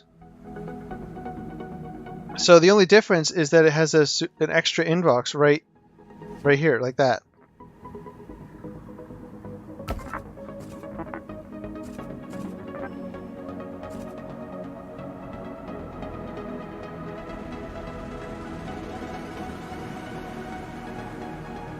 Actually, it saves it in current, even easier. So this code is a copy of that code. Copy to Max, outbox, inbox, copy to, and then this jump would instead go here. But why? When I can just eliminate all of these steps completely and jump to here.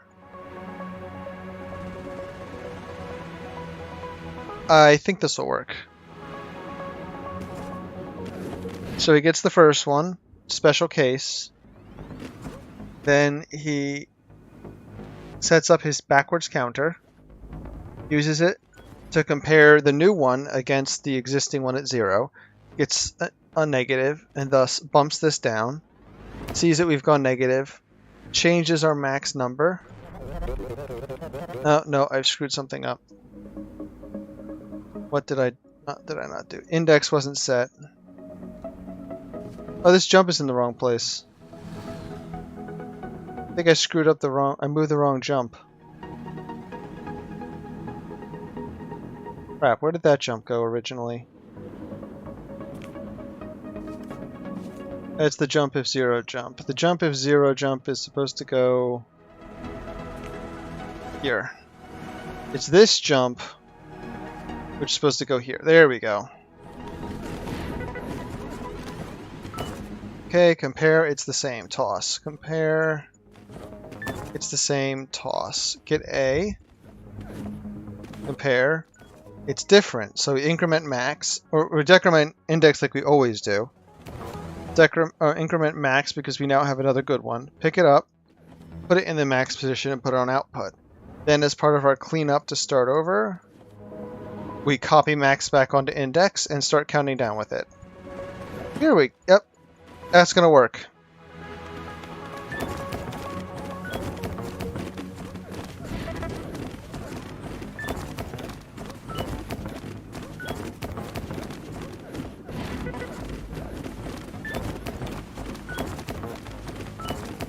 I like these string ones a lot more now that we have like an array pointer.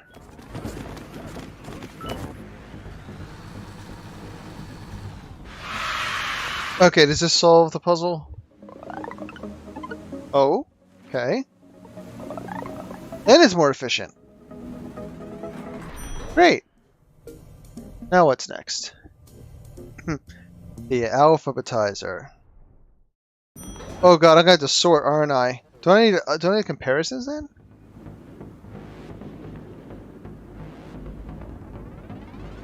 I'm a little concerned about the hole in the side of the building.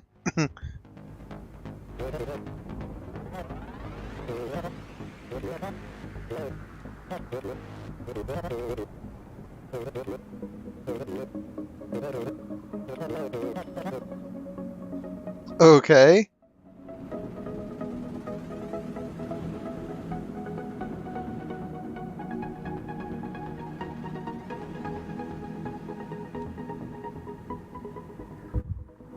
Okay, huh.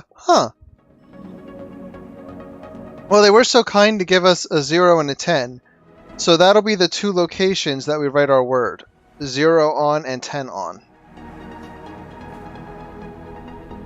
So for the first one, we're going to inbox it, copy it to that one, then bump that one, and then jump back around.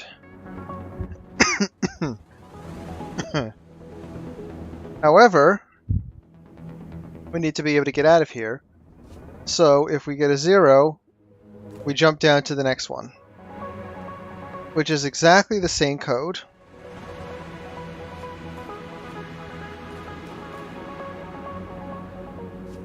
You'll probably double indirection this, but it'd be complicated. Mainly to get the initial values in to point to 23 and 24. So we copy this. Actually, no. Jump if 0. Get to the next of the stuff. Copy this to 24 index. Bump it. And then jump back. Okay. So this should load both the words into the buffer.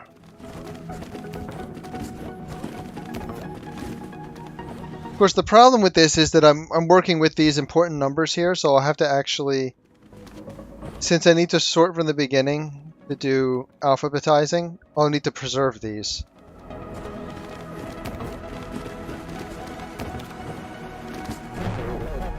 Okay, so the first thing we need to do is copy from here to here, and from here to here. Now, instead of 23, we're going to use 20. Instead of 24, we're going to use 21. That's the first change to make. So now we have our original numbers here.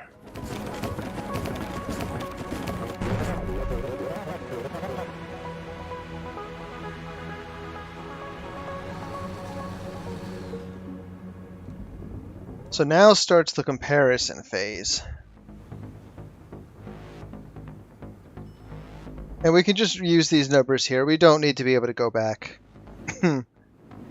So we're going to copy from 0. Let's put our jump ready. And we're going to subtract it from, I'm saying 0, that's not right. The indexer that is 0, and this one we're going to subtract from the indexer there.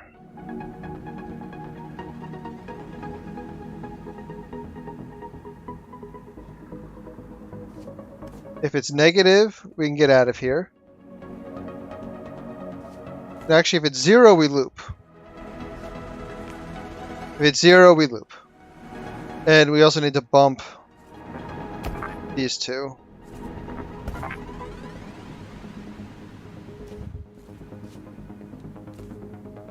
Oh, that's annoying.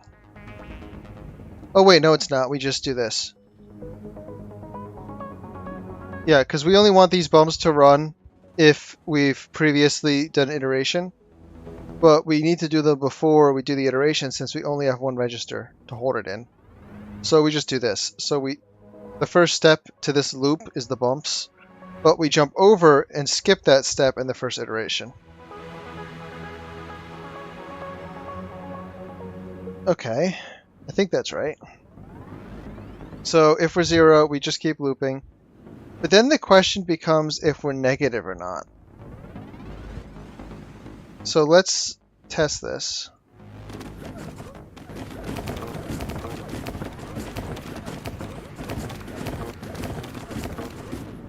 I could technically write the 0 at the end instead of doing it this way, but this is probably fine. Actually, we'll assume the words are the same length. We'll cheat. Because I'm sure they're doing the same thing. We skip the jumps. Copy. Compare. 0. Try again. Bump. Copy. Compare. 0. Try again. Copy. Compare. 3. So positive means it's the first word, and negative means it's the second word. No, I'm sorry. Positive means it's the second word. Negative is the first word.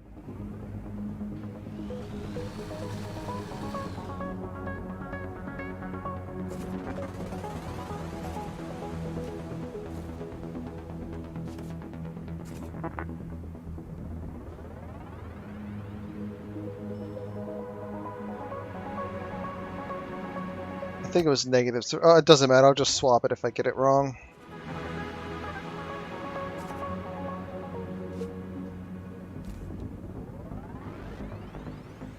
I also probably should see about having them write the nulls so I can use them as the terminator.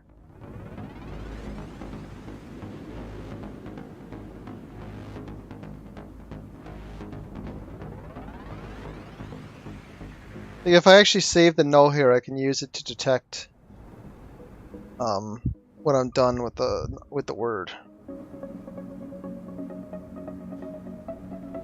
Okay, anyway, we're gonna copy from 23. Or we're gonna copy from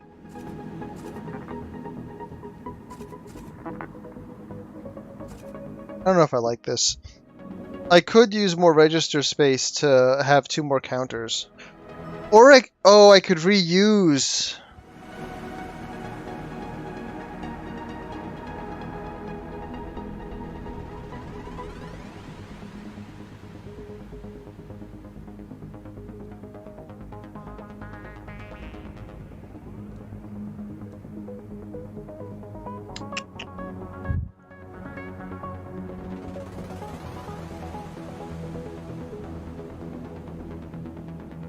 Hmm.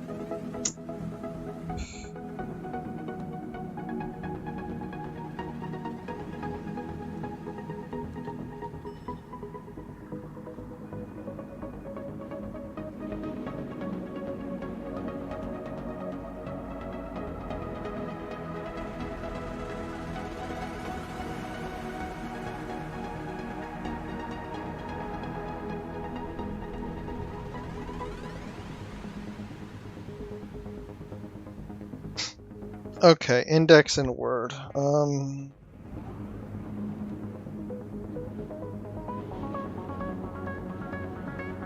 trying to figure out how to handle loading it out. If I want to just write the same code twice, or if I want to actually try to do something sneaky. I guess I should just write the same code twice.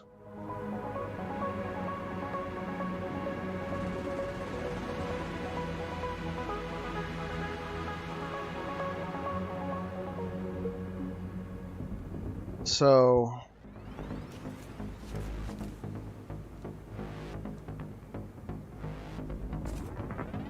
I think that was this one.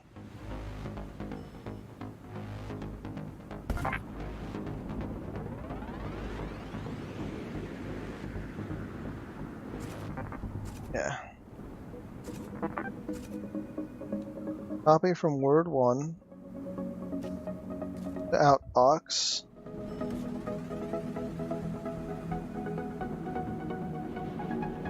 Yeah, I'm gonna need to preserve those nulls.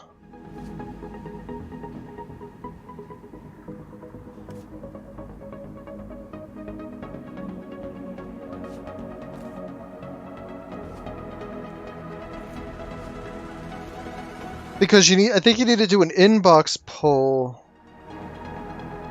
Trigger it to go out? I don't know. I'll try without doing it, but or I guess also reaching the end of the script does it too. But I need to make this write the 0 to the array. I'll keep concentrating on this. If it's 0, we end. Otherwise, we outbox, and then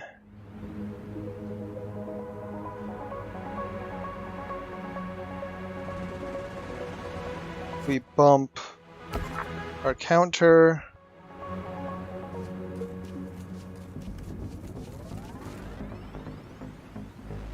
We jump back.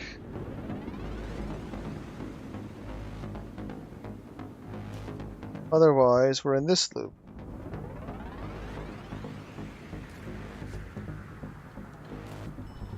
Where we're bumping towards 0. So the only problem is that these loops here that chew the number out and put it down, they need is to write the zero so this knows what to terminate on. Because I'm not going to try to compare to a count. That'd be too many operations. I can test it. It'll error at the end.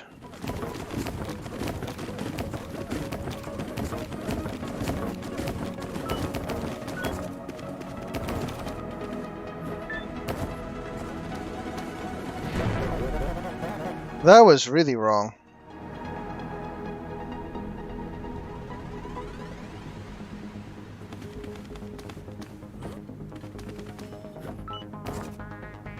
Okay.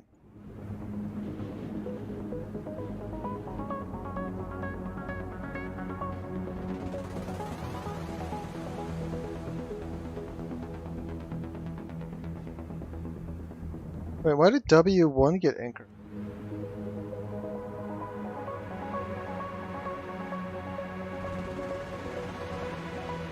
These should still be 0 and... What did I do?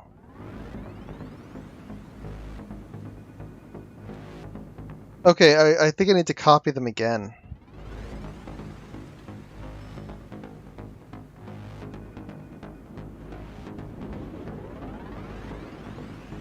Yeah, so... Yeah, we need to copy those iterators again. So... We have...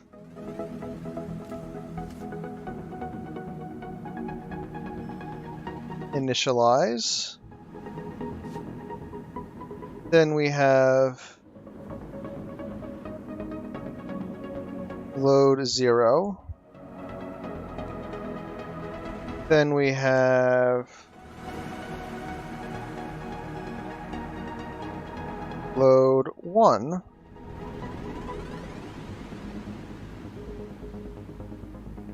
Then we need to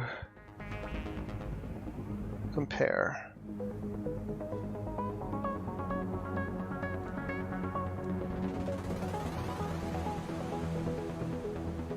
And this comparison needs me to reset some stuff. So we need to reset word 0 and word 1. Right, reset their indexes. We're going to have to use these indexes instead of these word markers here.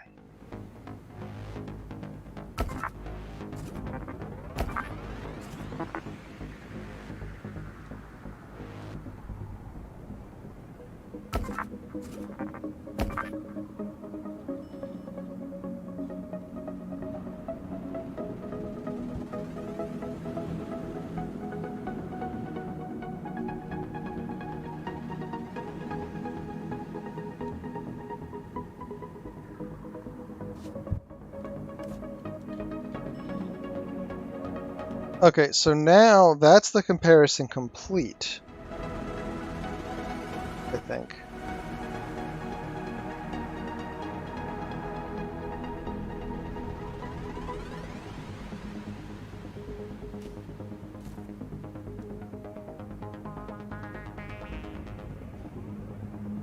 So now we need to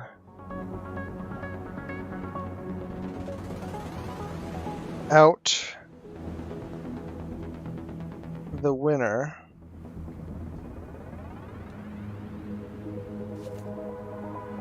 Actually, I'll write this as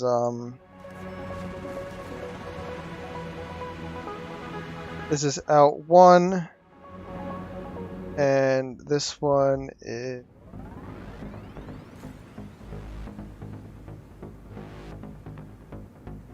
out 0.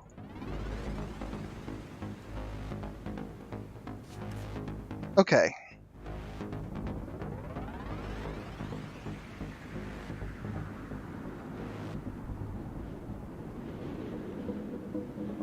I think this is right.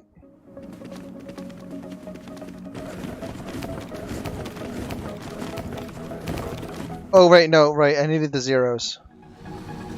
How do I fix that? How do I fix not saving the zeros? Oh, this is okay. Copy. Yep, that's good there.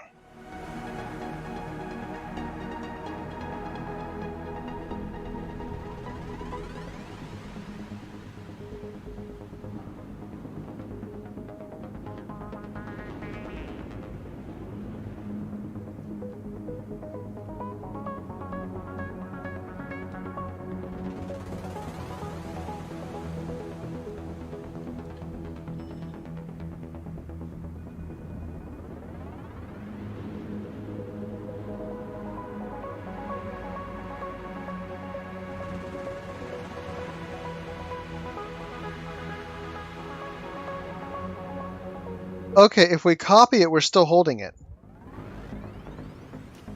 That's it. We don't stop holding it when we copy it, so we just move the copy up before we check it. If it's a zero, it's that simple. This should do it.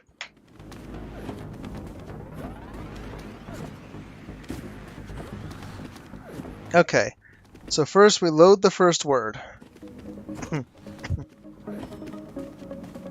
into the buffer. And we load it in such a way that we make sure we put the null terminator down. Speed this up a little.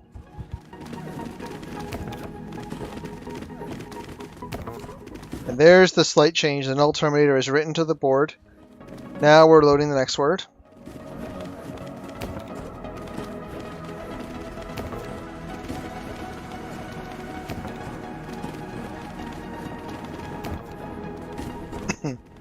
Now we need to use these again. Oh, hold on. That was wrong.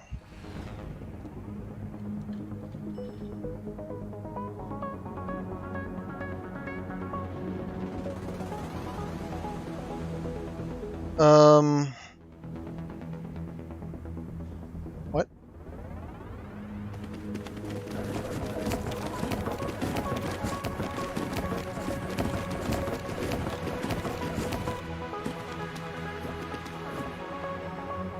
Okay. Why did you jump all the way down there? That's a problem. We need to do these steps here under compare, not jump down. This is dead code right here. It's never getting run.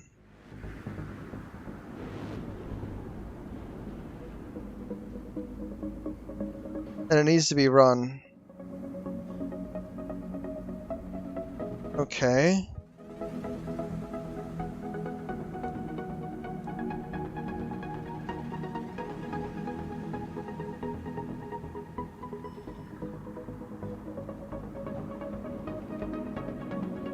So we need to instead jump here so the code runs. But then what? Then the bumps will happen. We need to jump over the bumps.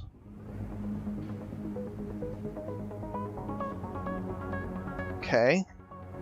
So now instead of jumping right down to there, since we need to do some extra stuff, we jump down, let ourselves do it, and then jump over the bumps for the first iteration. Now we'll try it.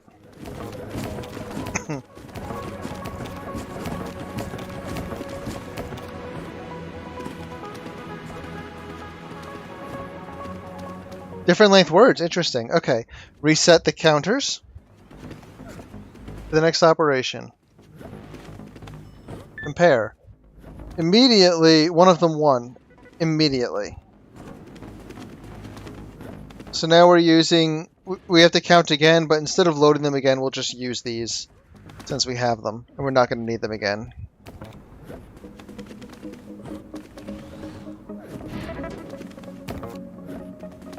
Grab the 0.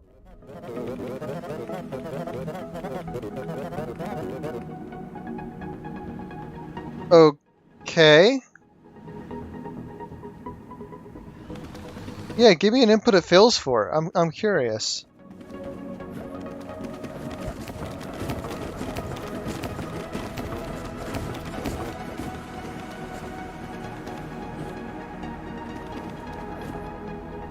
Oh, this is an interesting problem.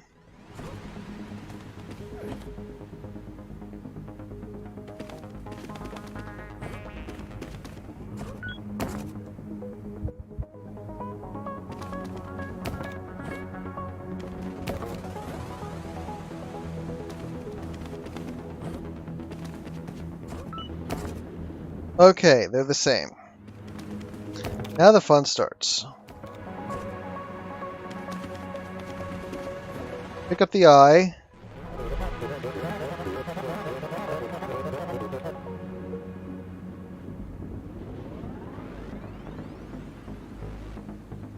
Okay. So we need to be able to early exit from the comparison with dissimilar length strings that happen to be equal up until the point that they're dissimilar. Or up until the point that one ends. That's a very specific problem case.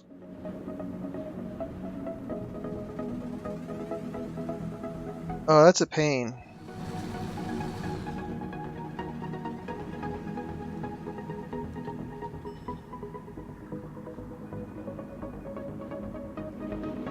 So I need to delay the subtraction or double check.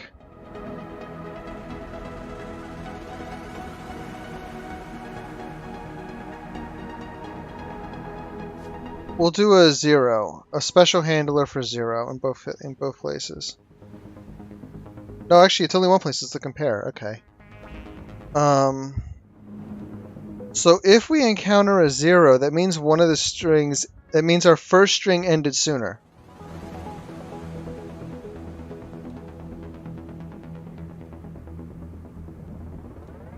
If our first string ends sooner,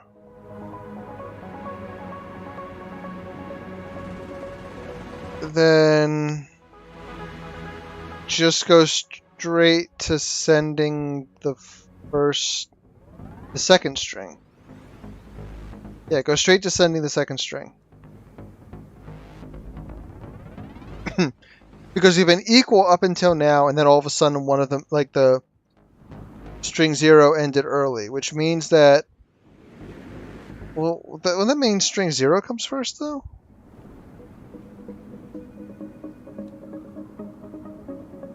Yeah, it does. It wouldn't be that one. It would be string 0.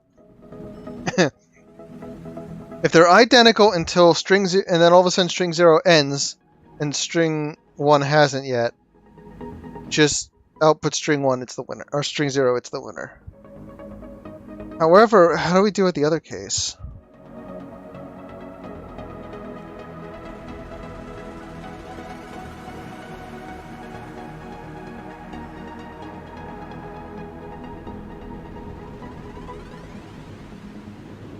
Oh my god, we need to invert that. Oh, Jesus.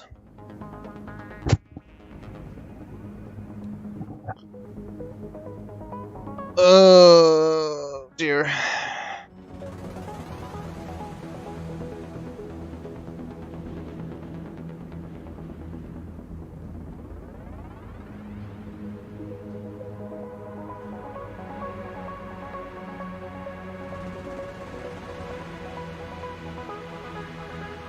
We need to pre-check.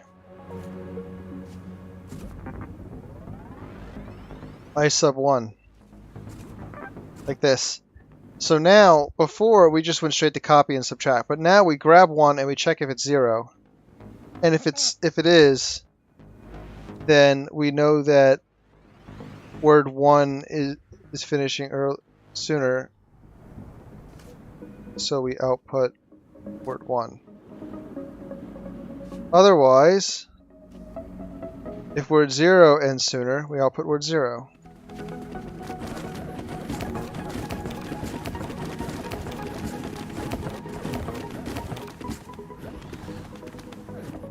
Wait, these are equal.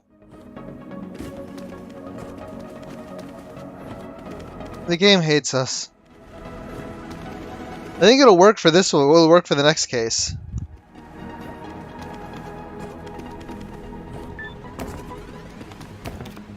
Okay. So pick up that, not a 0. Not a 0. Compare.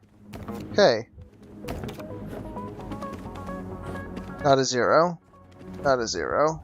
Compare.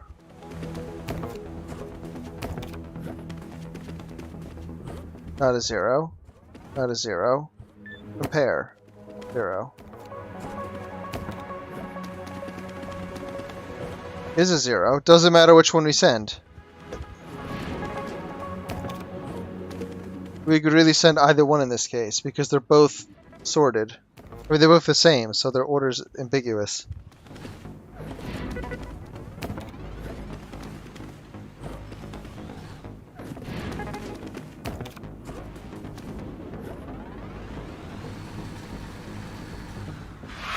Oh boy, that was really annoying. Okay. Ah!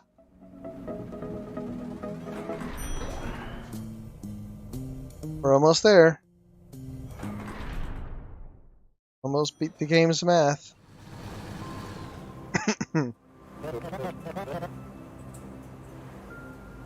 A little drafty, you say?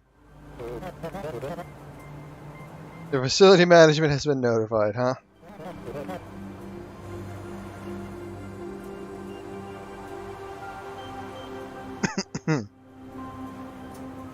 Each pair on the floor contains data, the address of another one of the pairs.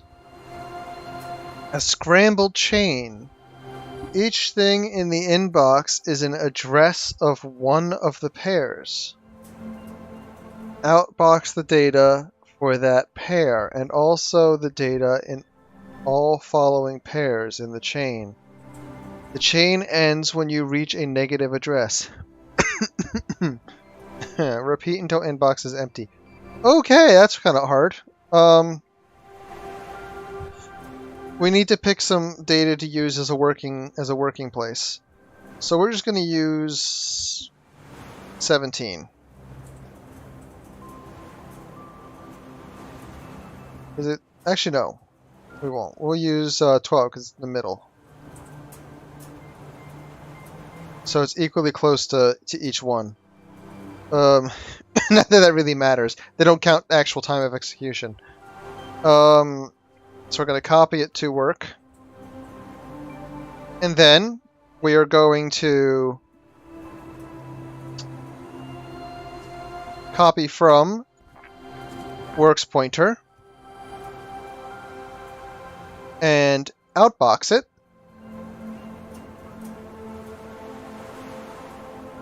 And then we are going to bump work and then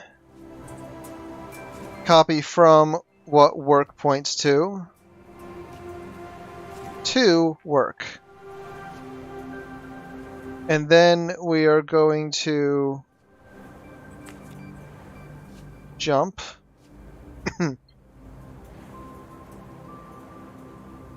back to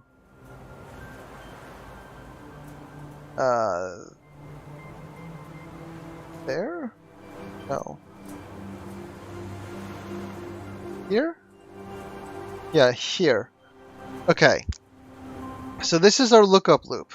We take an inbox item, we initialize it, and now we grab from it, we get the letter, then we bump it and get the number and put it inside work, and then just do it again. We need to exit if it's negative, they said. We can do that right when we grab it.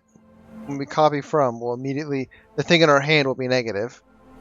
So we'll use that to go back to start. 23 points to A. A. Kick it. Now it says to grab that 10 and use it instead. 10 points at P. Put the P in. Bump 10 to 11 to get the 20. Put the 20 down. Points to E. Ape. It's negative, so we're done. Now 0. Points to E. Okay. Now it's a 1. 1 points to the number 13, so the number 13 is our new address.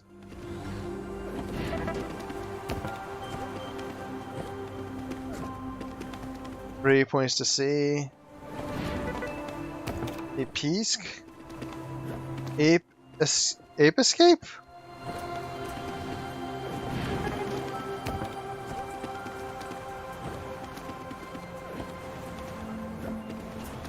Okay, it says ape escape. It's a linked list.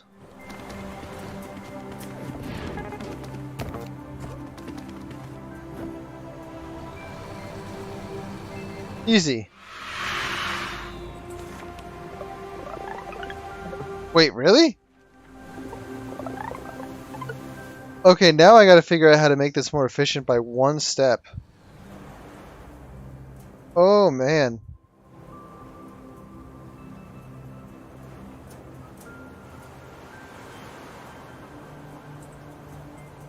Okay.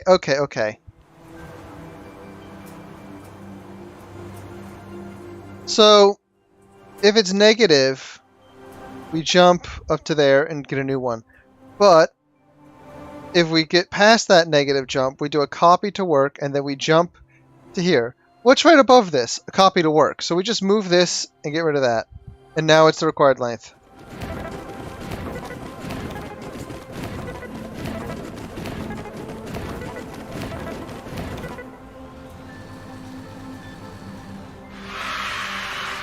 We have one redundant instruction.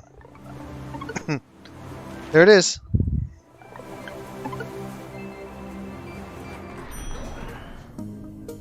Okay, now for Digit Exploder, whatever that means.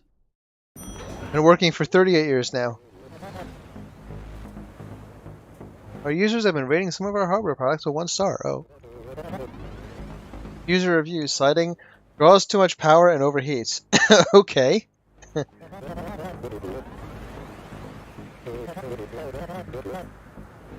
Occasionally removes alarming volume of skin from human users.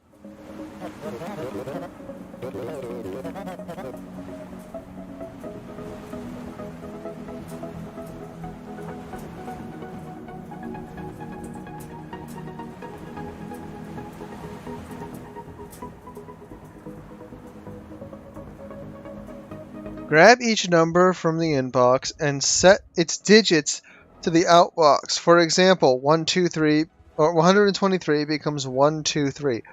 Oh my gosh.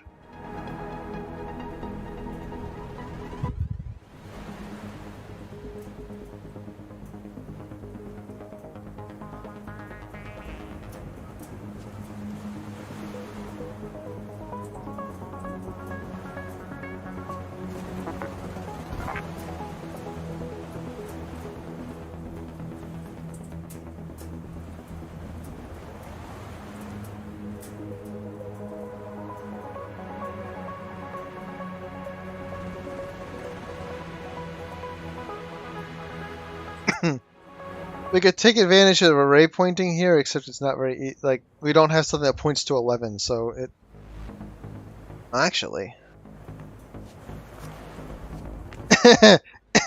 they might not like this solution. This might be way too weird.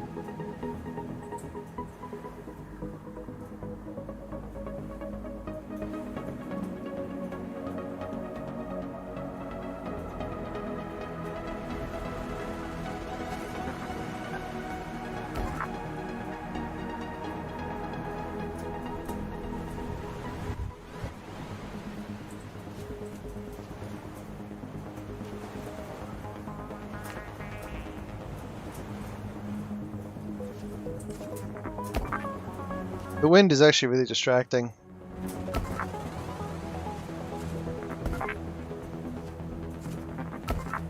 I'm probably going really overboard on this.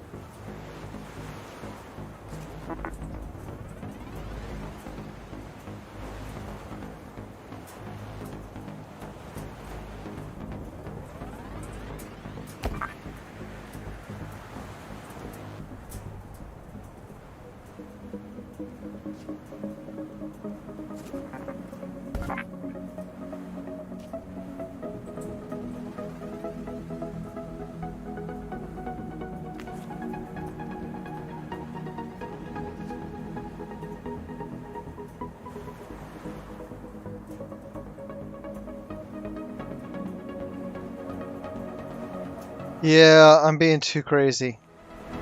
Because I need to also get another iterator for these, which is a lot more annoying.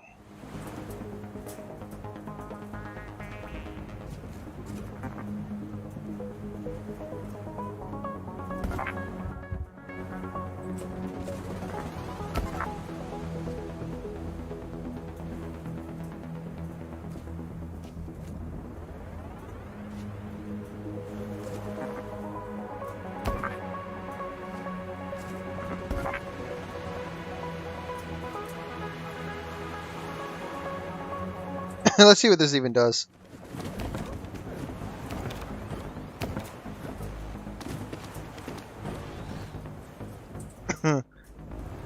Okay, it needs one more negative bump.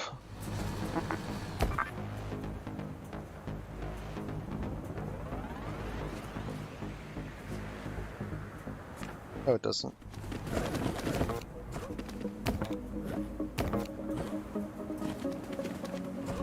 Okay, this is just kind of evil, what I've made here.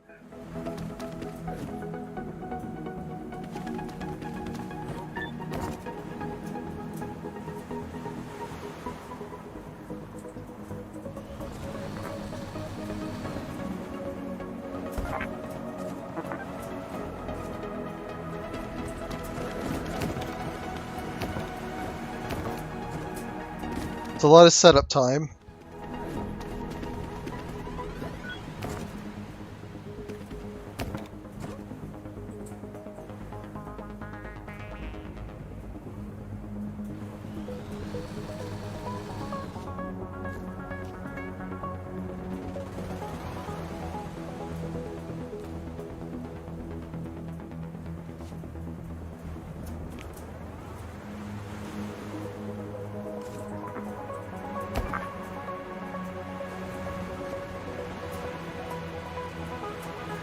Let's try this.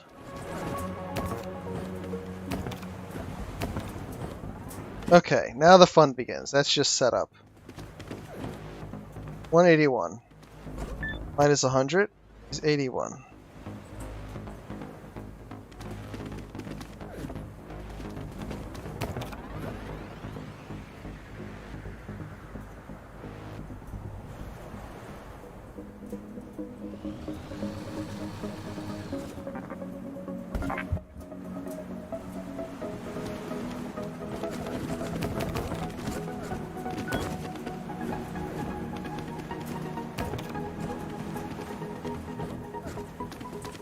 Okay, that's really messy.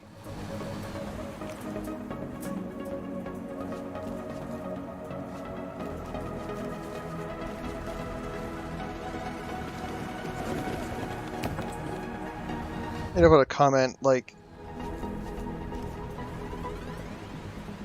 There we go.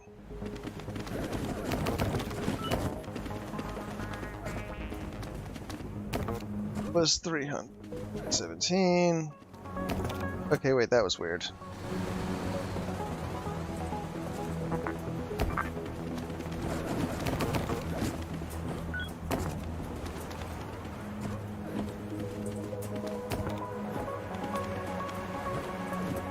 Okay, something's hairy as hell.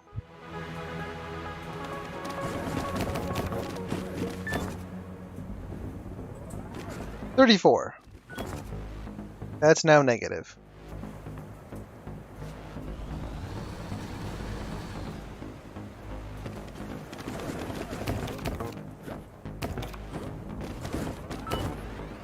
That's negative.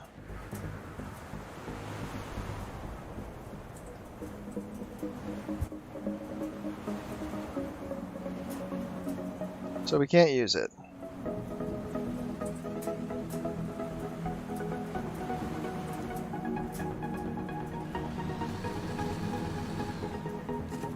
So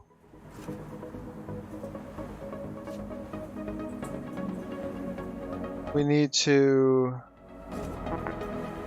copy from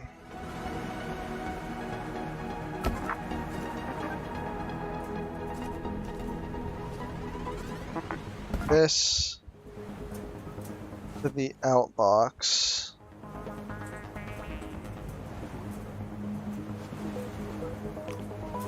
And then if it's...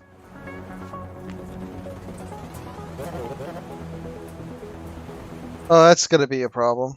Okay, I can fix that though. It's just I need to make 0 skip out, that's all.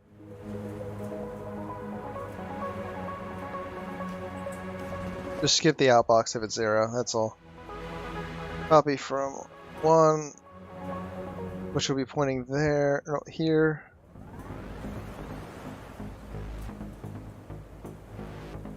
Then we bump down both of these, and we go back to there.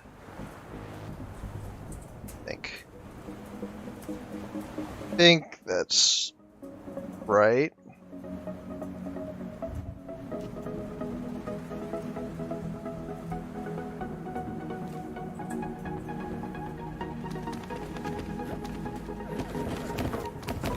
There's a lot of setup. Okay, so we subtracted 100. So save it. Bump it. Wait, that wasn't what we did. We've got that. We subtracted 100. We're not negative. So we're going to store it.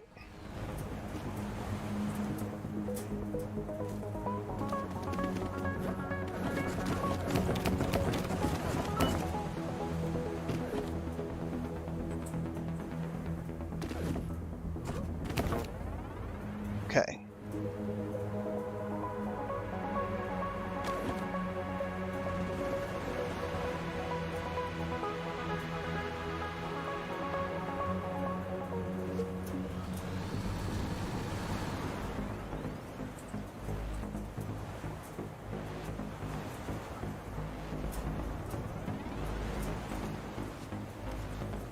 Okay, let's try this.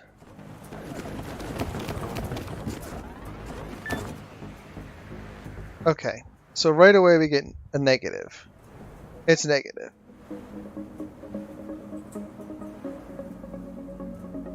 So we copy this, and if it's a 0, we do nothing. We bump both these down, then we jump to continue.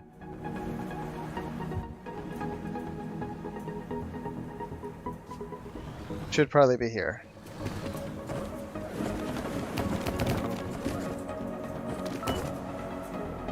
Negative, okay. We get 0, we don't output 0. Not outputting 0 will actually be a problem if there's a 0 in the middle, but we'll assume there's never a 0 in the middle.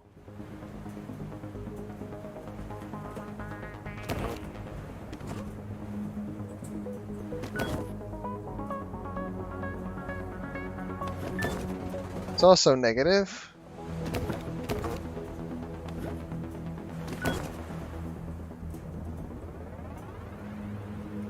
I want different numbers.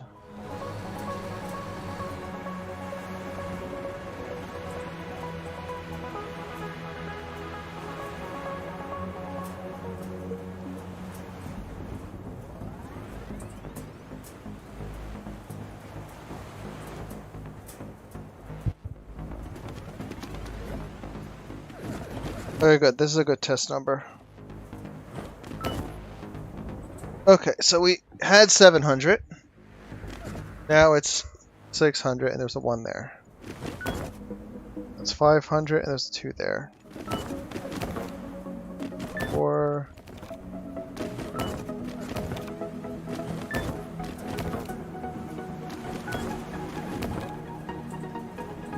Okay. Now we have our 66. It's going negative. So we copy that, send it to output. Now we bump both these down. We come back around for the next one.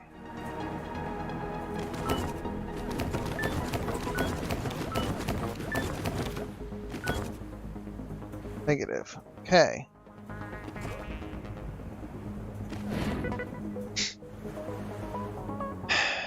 Next is the special case.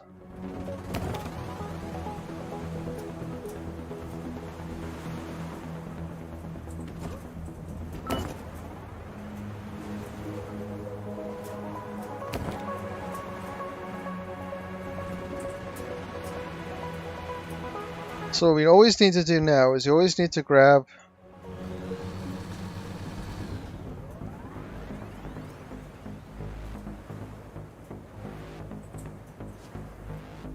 the one pointed to by this one's memory. And if it's 0, we're done. We copy this value and we outbox it. And then we start all over again.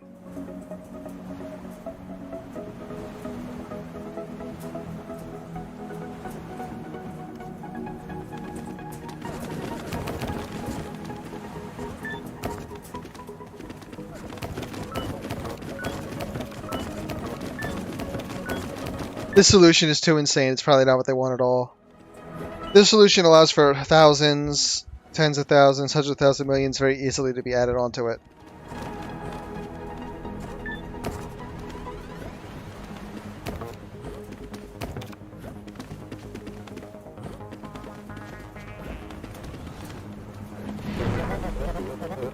Oh no, they had a 0. My code can't work.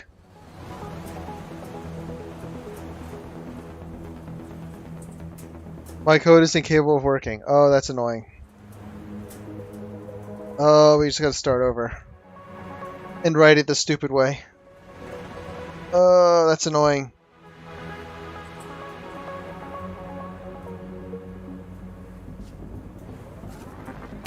I was being clever.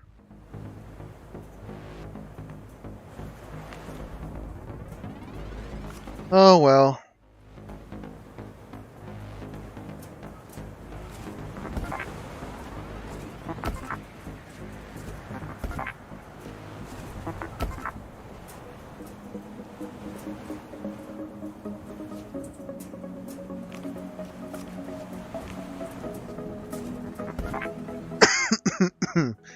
This is kind of simple then, sadly.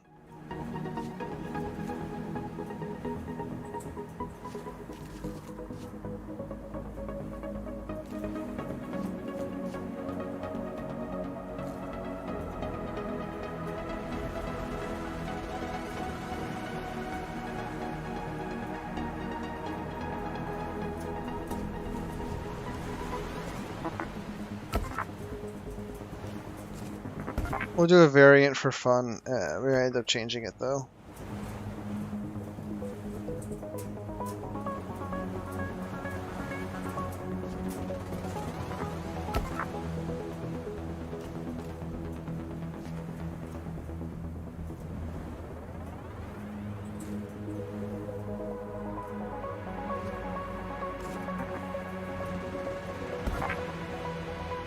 Bump that number. No, actually. Bump that number. Oh, what's happened? My network's gone to shit. It's not me.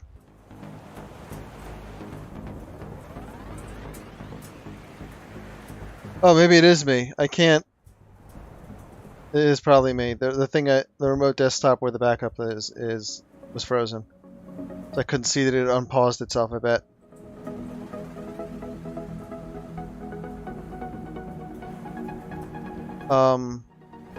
Oh, that's concerning. It's not connecting. Come on.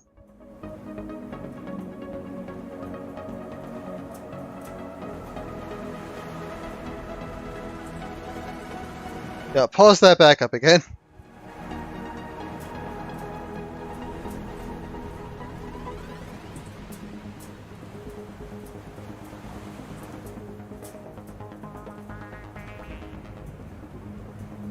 Okay, our upload power is back. I'm having more trouble than I should be on this because of zeros. Zeros makes this hard.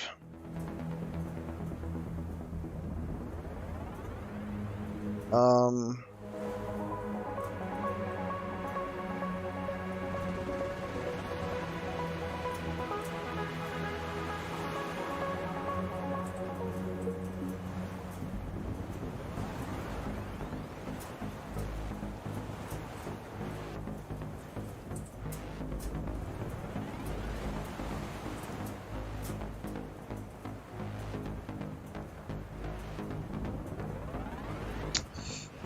yeah, you know what? This is completely the wrong way.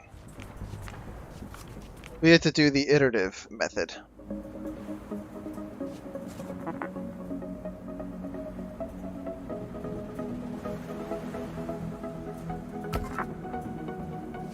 The iterative method is to do this.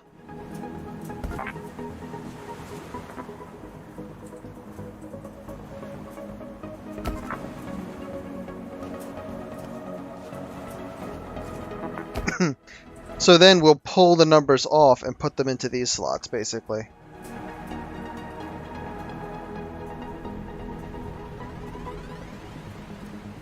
That's much more effective.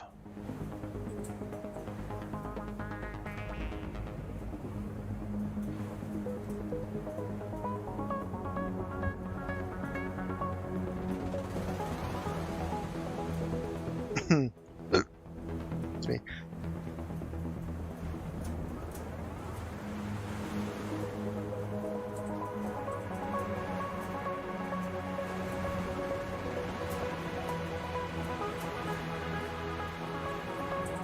Okay, and this one will be... So...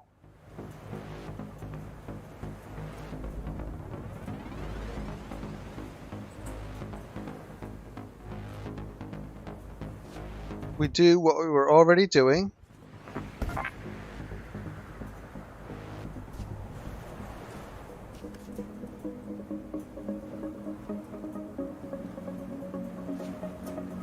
This is what we were already doing.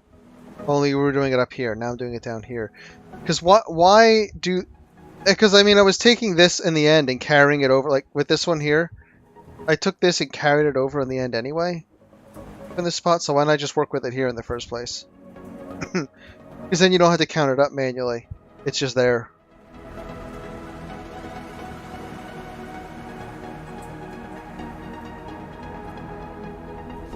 Okay. Nice and simple.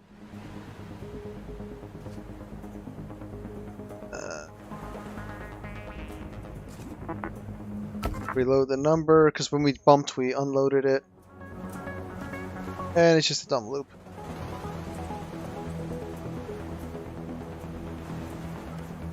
Yep.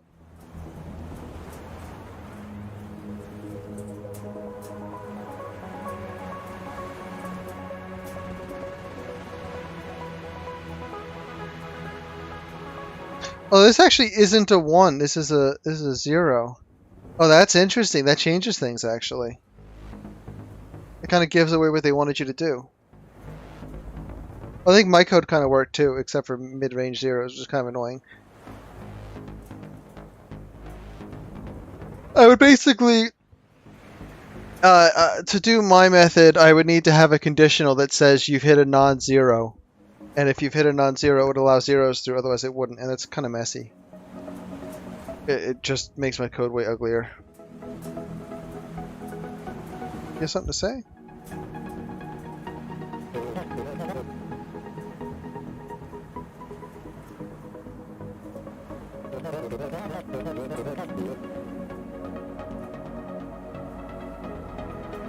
Okay.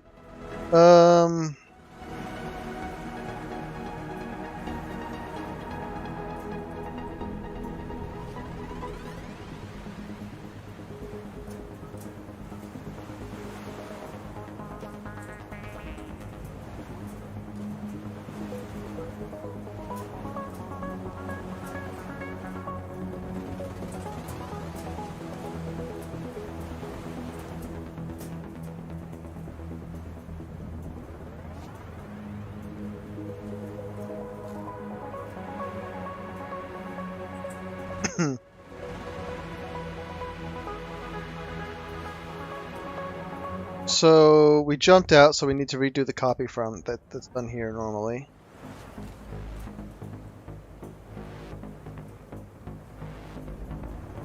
And then we do this subtract what they've already got, or what's already happening here, sub 10. A jump if negative, a copy to x1.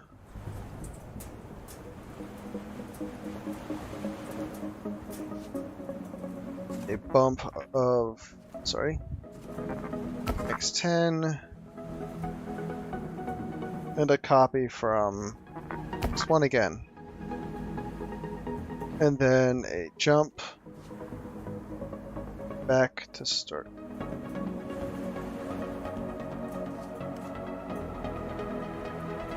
Wait a second. I don't need this copy from because it's here. Okay.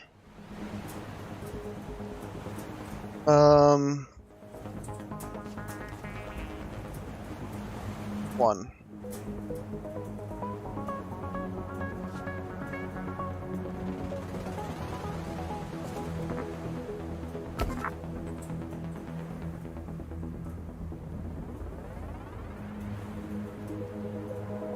So we don't want to output this if it's 0. That's the annoying thing.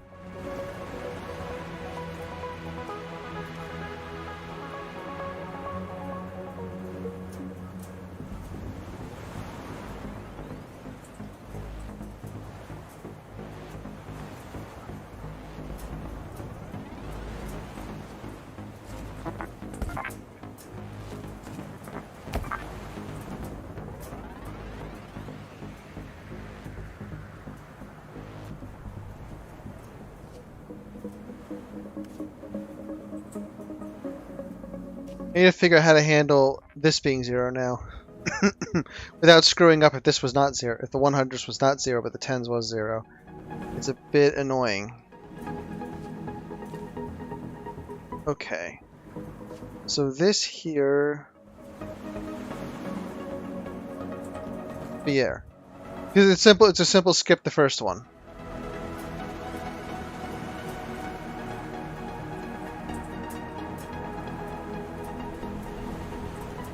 I think.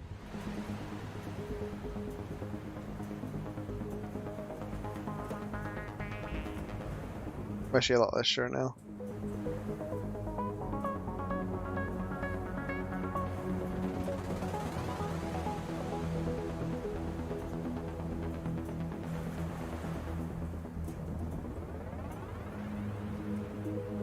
I think this is correct.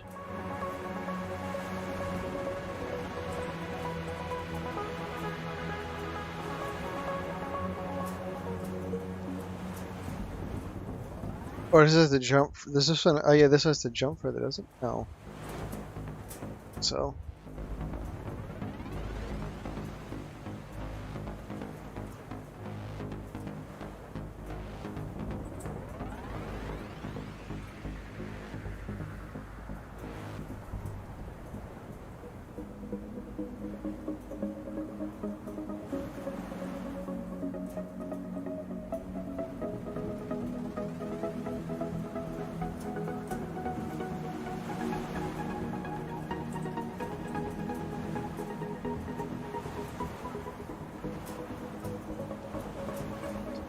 And that's right, because I got the copy from here, and like this one where it's at the bottom. This one's at the top, so I can just jump and use it.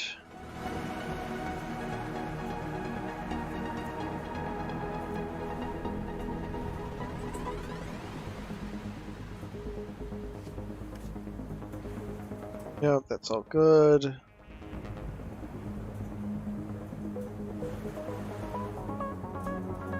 I had to jump way to the end, actually. Because this output here is if all of them are valid. But then if I had a 0, then if the next one is a 0.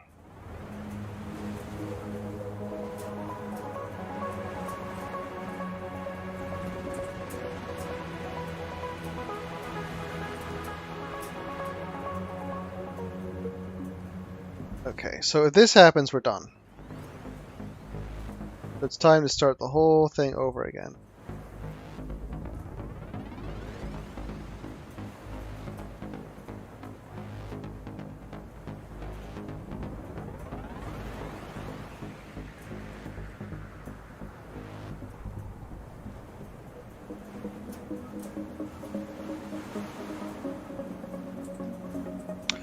So that's the way out.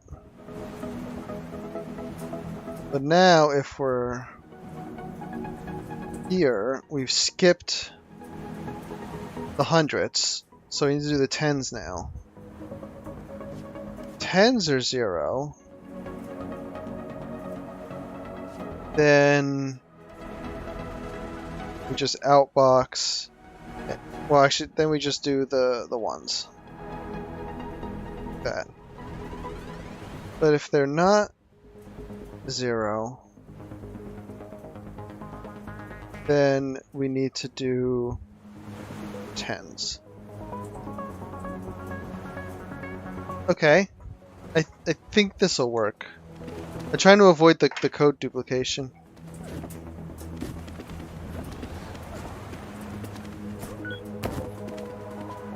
It's negative, so we can't use it.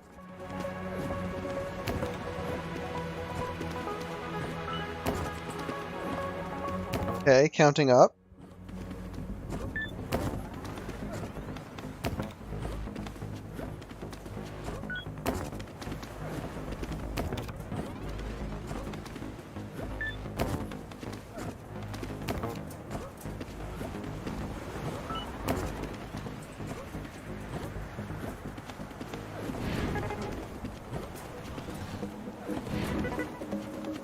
Okay. Now we reset. We get 100 on this one.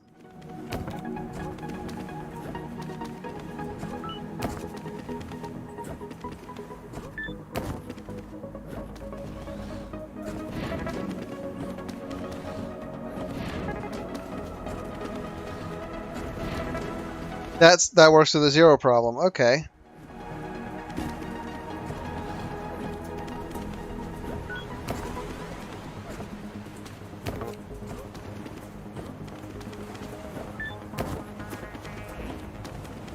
It's so weird watching this little guy run around, because this is basically how processors work.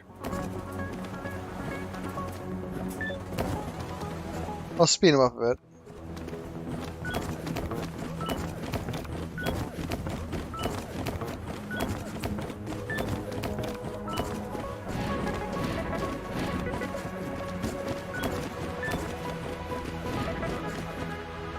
Yeah, this is a 1, it'd be better at doing that, because it's a 0, it's a little... Okay, and speed? Oh. 210. How good was my other one?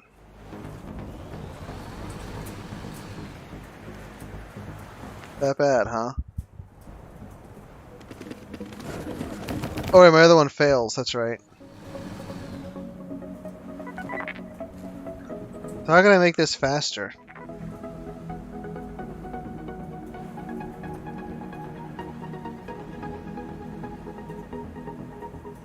Well, I can make it however long I want code-wise.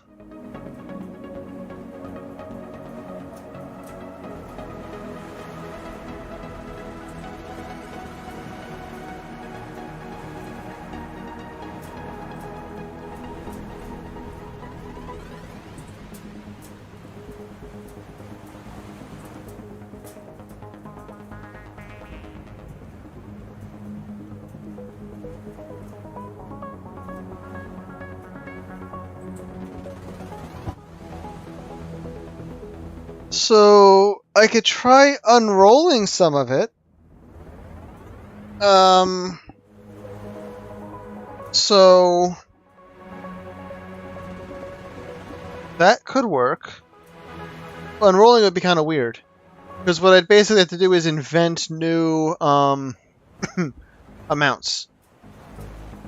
Like instead of 0, 10, 100, I have to use 0, 10, 50, 100, 500, something like that, or maybe 300.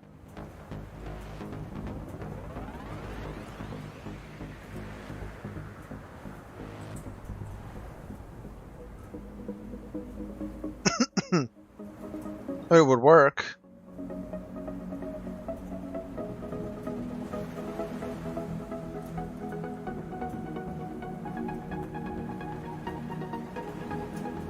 If I'm gonna do that though, I kind of want to move these up.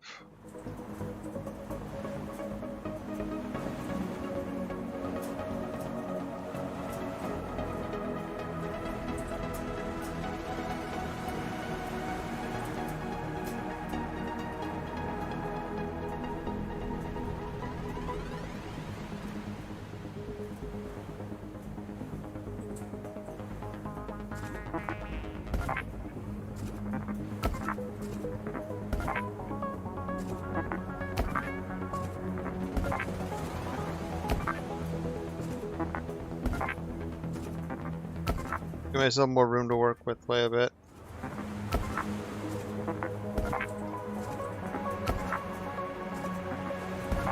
So the output code would be the same. First thing to do is make sure it still works.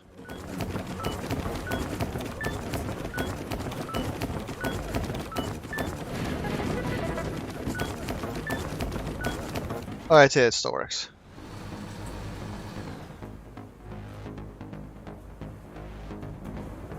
So now we get to decide what extra setup to do.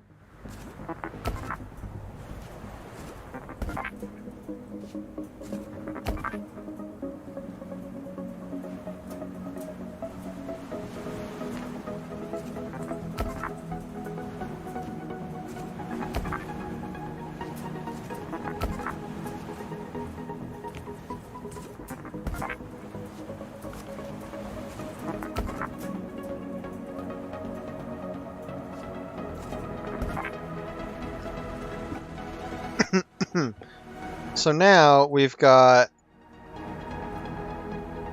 200, and we've got, we'll do 30, 30 here.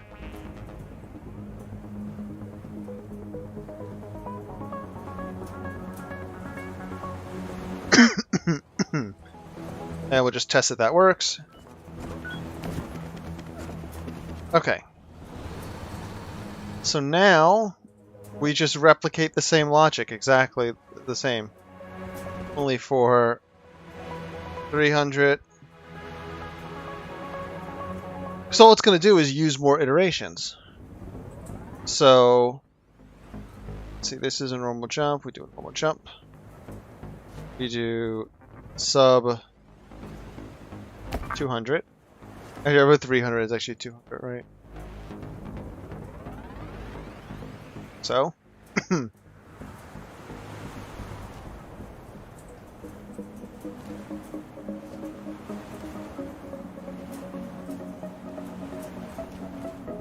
get out of here if we go negative. Let's see. Update the output. Then we get cheeky. We bump the hundreds twice. Because we're 200. And then we copy from, I think, yep. So it literally just does double the work that this one does. That's all.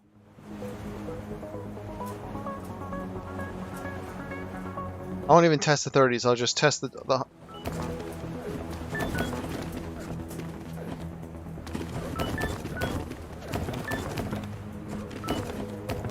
well, I test with the 500.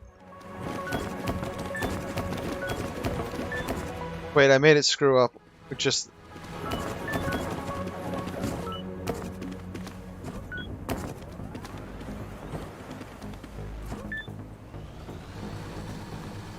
Okay, what did I screw up? Yes, okay. It needs to be more like the 10. The first one works this way, but then the ones after work differently. The jump loop, the copy from goes there. That's the difference. Now it should work.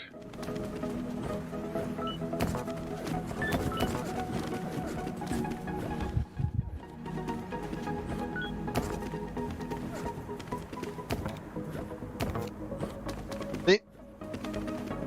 Pushes it by 2s. which is slightly less operations.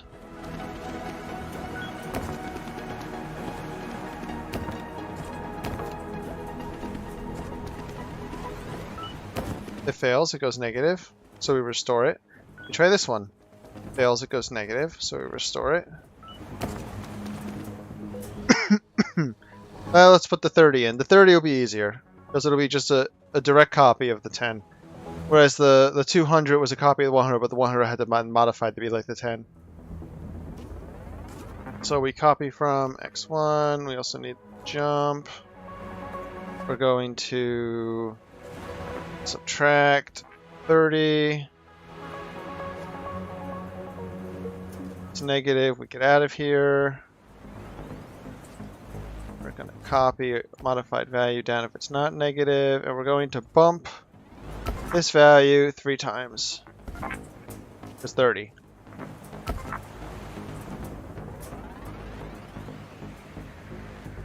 By the way, if you can do this with primes, that's always fun. Okay, that should work. I'm using 200 because they don't go that high, but 30 seems okay. 50 is too high. Here we go. That's negative, don't use it. Get the original. Try the 100. Okay. Try the 30. Actually, no, we gotta try the 100 first. Oof. Now we try the 30. Oh. 3 kicks. Continue. Doesn't work with 30. Doesn't work with 10. So we know it's 132. Will this be fast enough? I don't know. We're not. What? Yeah.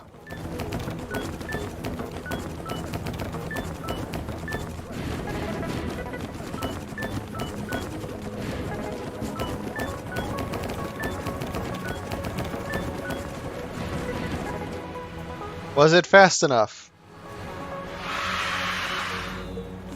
We expanded our code by kind of unrolling the loops. No, it's still too slow. Our best is 185 though. What was our prior?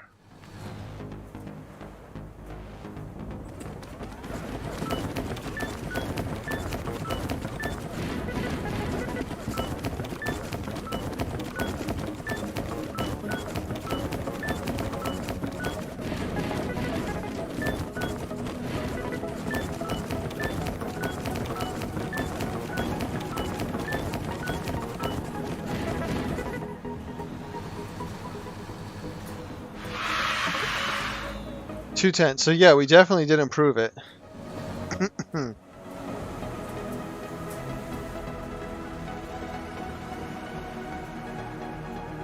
kind of want to move these higher now.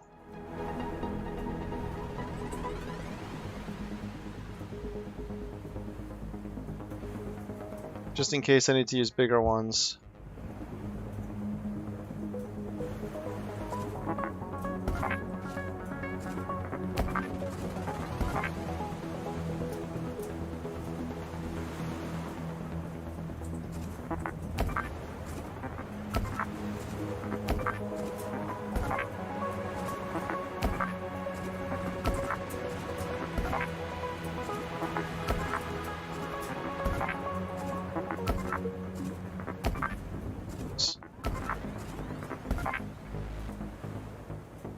Okay.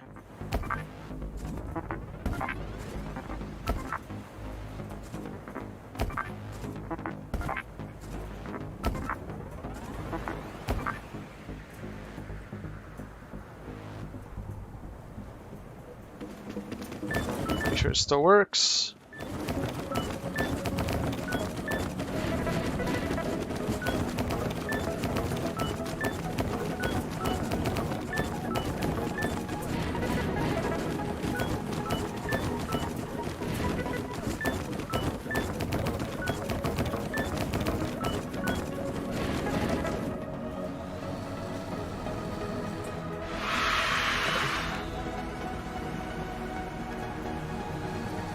Wonder how they make sure the challenge is giving the right number of operations. That's interesting. Hmm.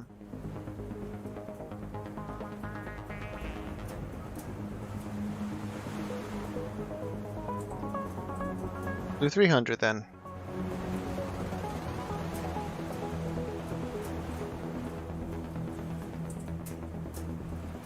Basic jump. Sub 300. Jump before negative. Out of here. Copy to X1. Bump. Bump.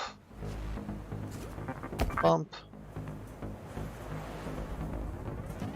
Copy from X1. And then the existing logic and loop.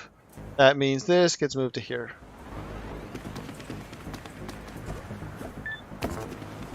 Oh, it's not. It doesn't have this set up.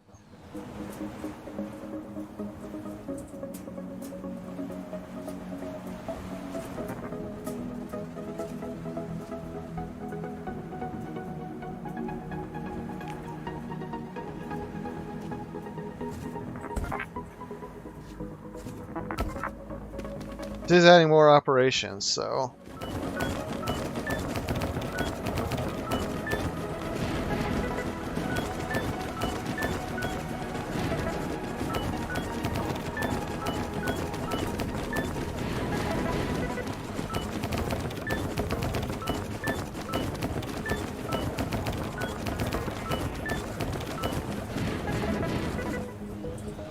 Is fast enough? I think it got worse. Okay.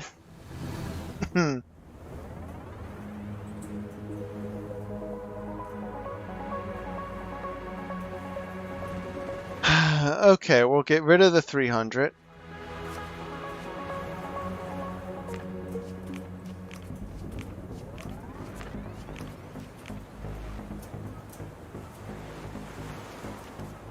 We'll instead make this 300.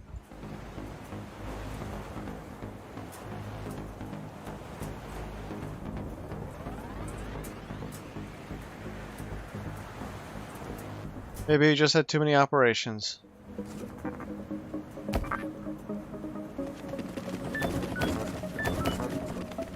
Oh, we still got the setup.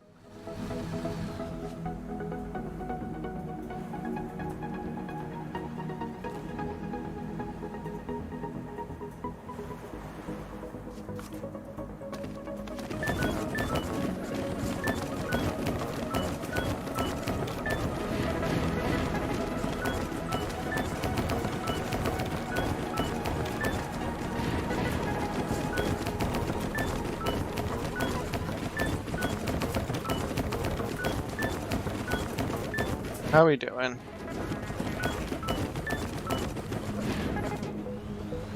Fast enough? No.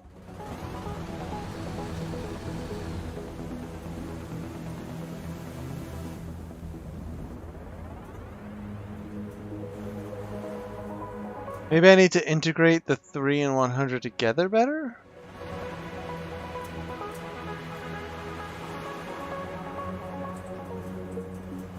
I tried 300 and 200 and didn't like it.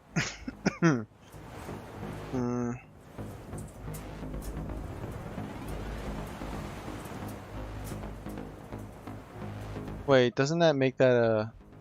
No, that's right. Okay. F30.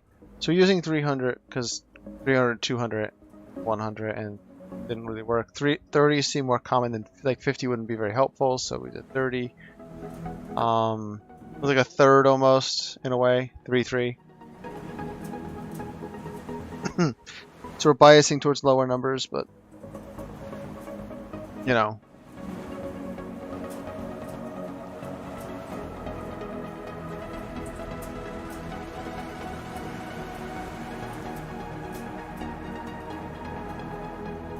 So what am I doing wrong?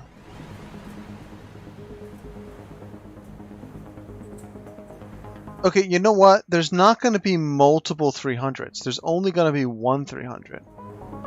So we're probably wasting time with these loops.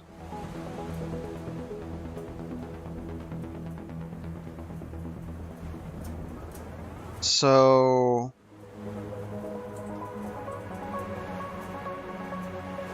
also this is, I think, yeah. Subtract 300. We jump over if it's useless. If it is useful,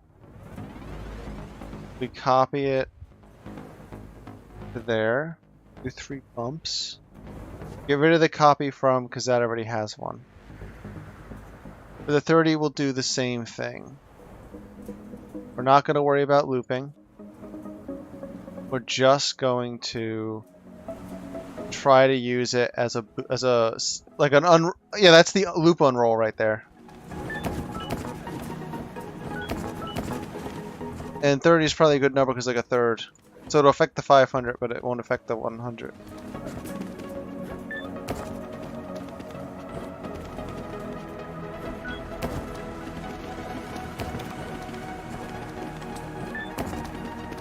Okay.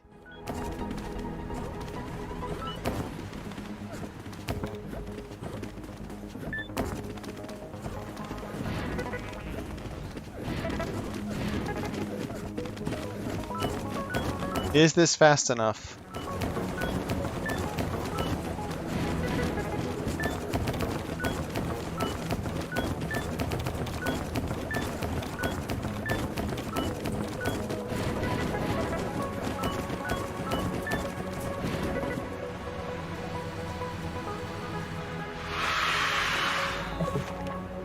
It's getting slower. Why is he getting slower?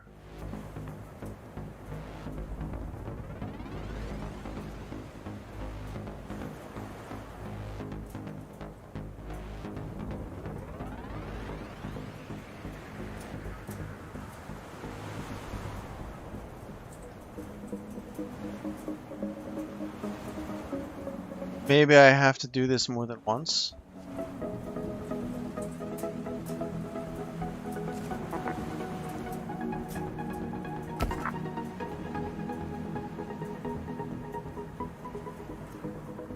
So it's thirds, but it's more than once. It's an unrolled loop doing thirds. That's what it is. I guess I could unroll the 100 loop too, but I don't know if that would help much.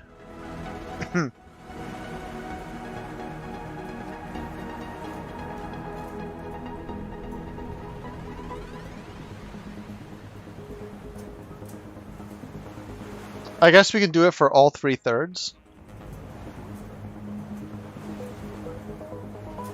So it's this.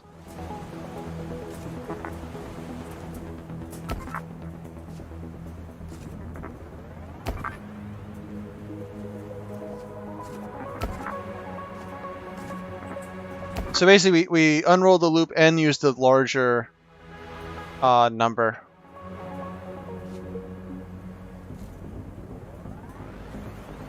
Can we do it again?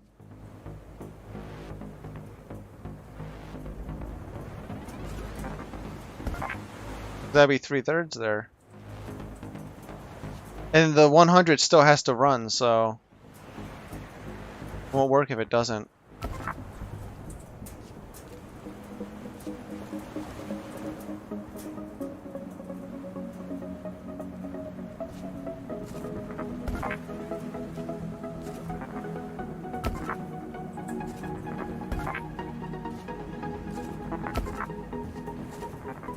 Okay, so this unrolled loop. Don't need this. Let's try it.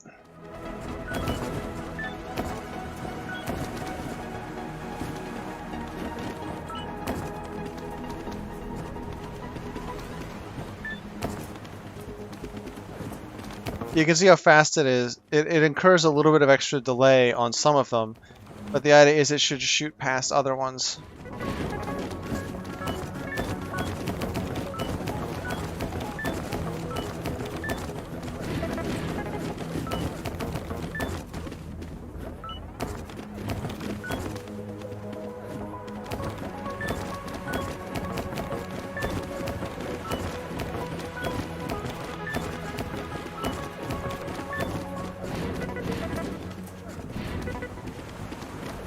Is this fast enough?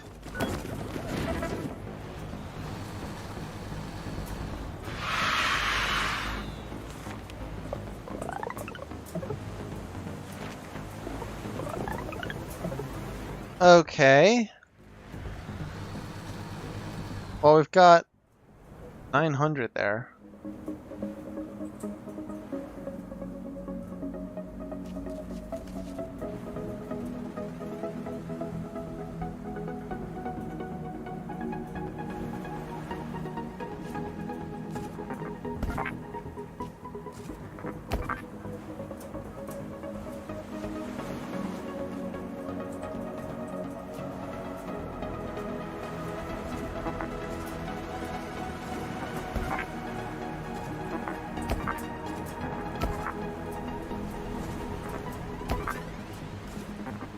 This feels weird. I feel maybe 60 is better to do than 90, but it's just loop unrolling. It's...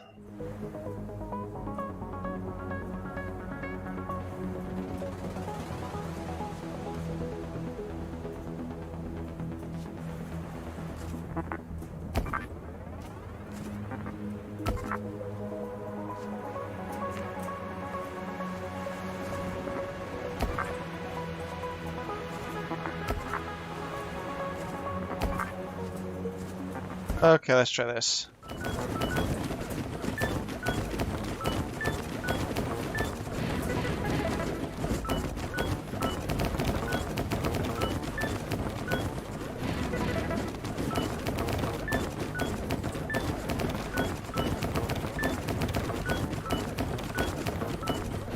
That felt kind of long. Is this fast enough?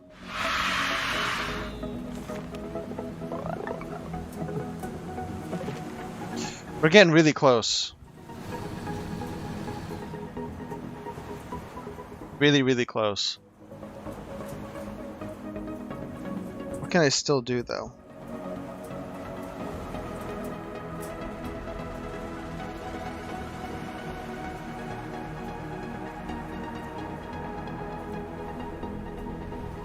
Might have taken some of these out, actually.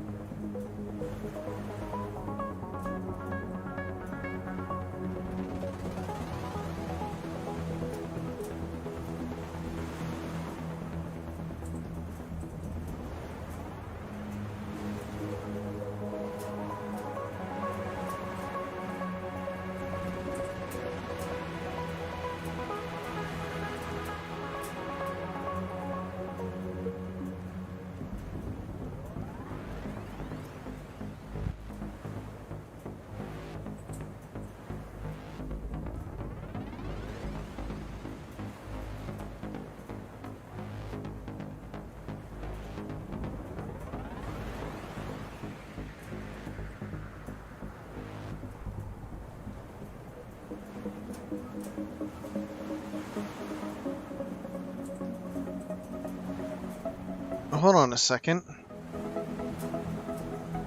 There's no reason to do the hundreds if the third one passes, because that's 9. So we actually can jump the entire 100. And the same thing for this one.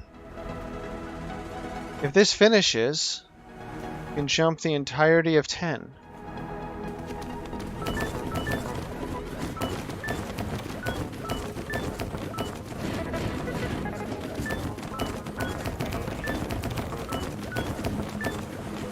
Does it only matter if we actually get a 900 though? Or a 9?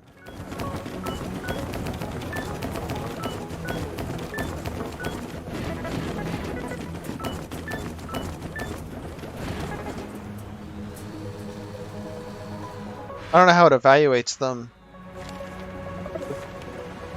Did I get worse? Better. I got better.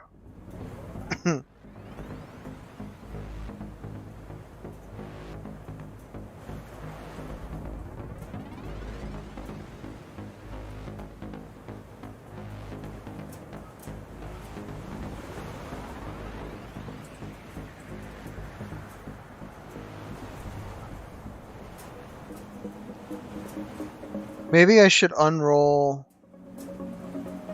this too? Yeah, we'll unroll this too.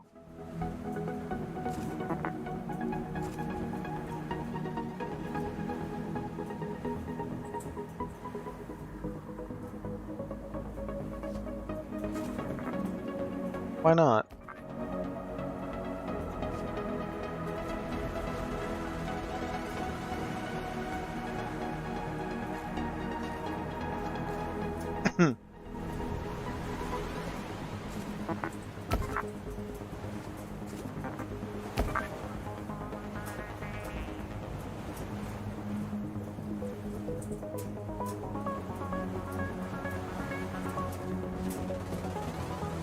Yeah, it's one less loop. So that'll probably work.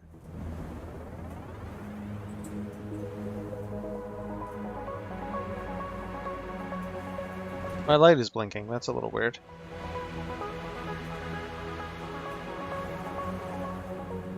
Let's see. Does this look right or have I made any mistake?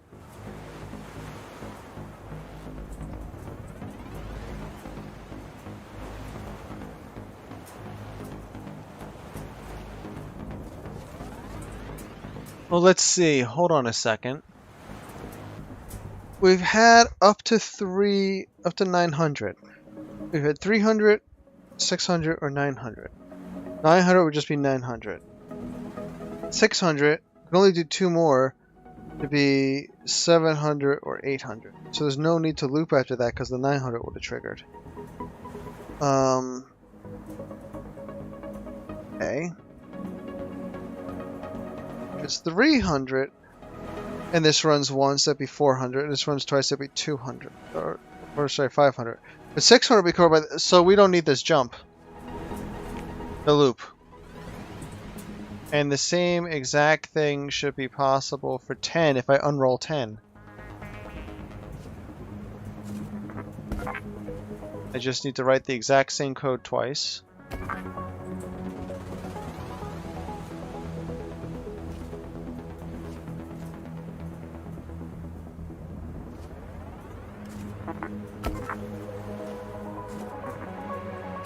Loop unrolling. Don't need that. And don't need this anymore.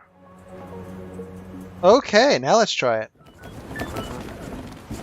So it uses a construct of 300s and up to 3 300s and up to 2 100s to form any number, essentially.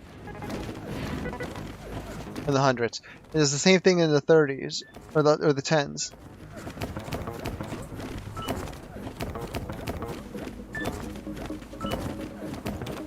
Come on, be good.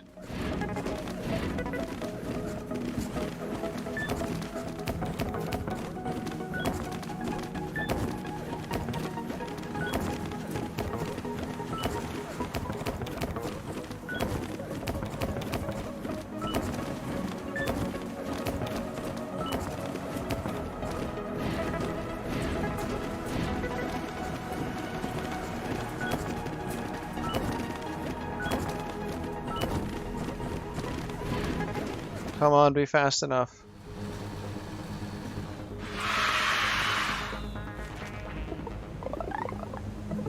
I've unrolled so much loopage. Oh, thank God. Okay. We're getting really good here.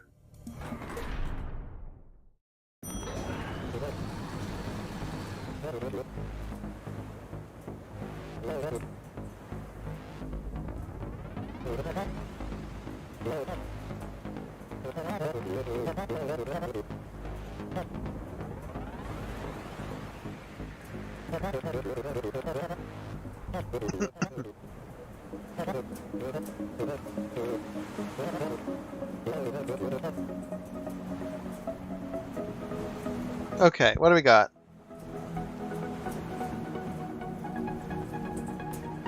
Each number in the inbox is an address of a tile on the floor. Send to the outbox the coordinates of that tile. Column first and row second. For example, an address of 6 has coordinates 2, 1. Oh.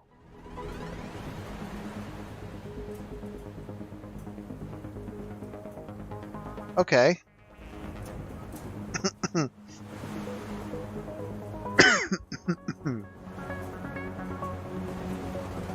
So we're taking a number. This is division and modulo.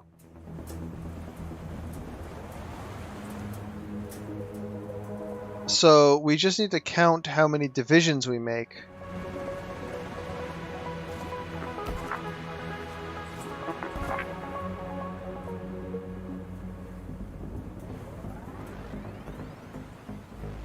Division and modulo were a while ago. Anyway, take the number in. Let's copy it here. Oh.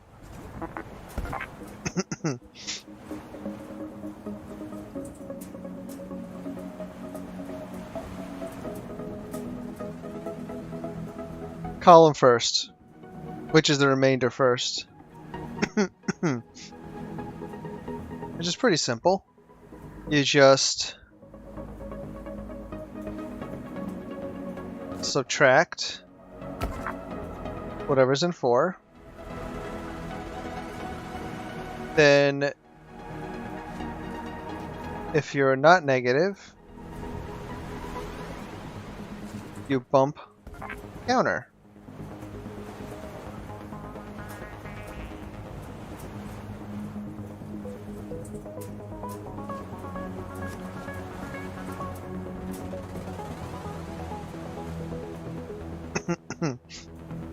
Now, we got to do a little bit more.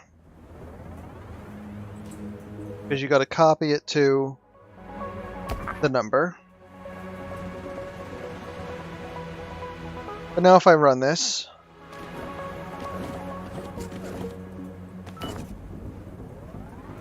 four is not good for this. Give me something better, thank you. Okay, 4, that makes 7. So we've managed to divide it one time in. This is the row number. So we do it again. Or not.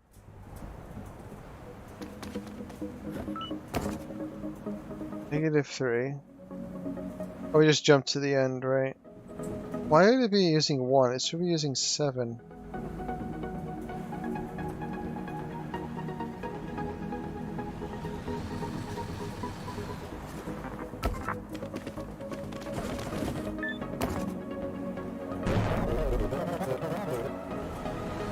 I need a good example.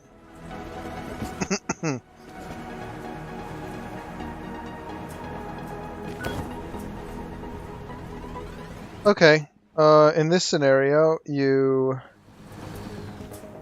copy from num and shoot out, and then you copy from count and shoot out. And now we jump back to the start.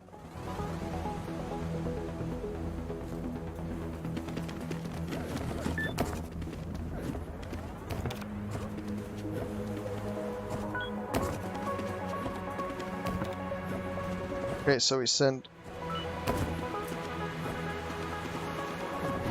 3 and 2. Okay, it worked.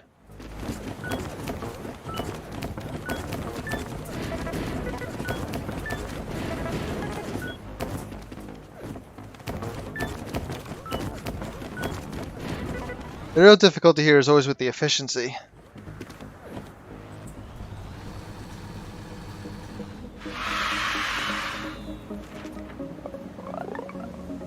Oof. We're close. We're so close. The question is, what optimizations can be?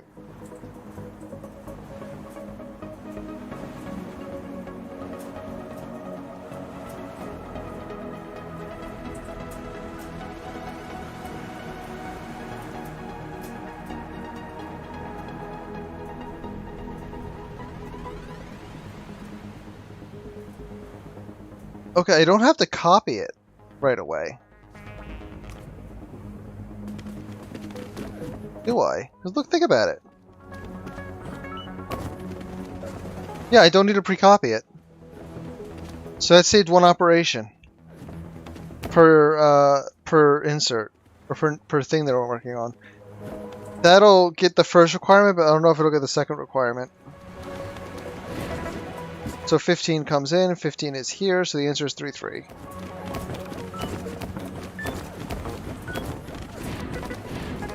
Seven is here, so the answer is 3-1. 14 is here, so the answer is 2-3.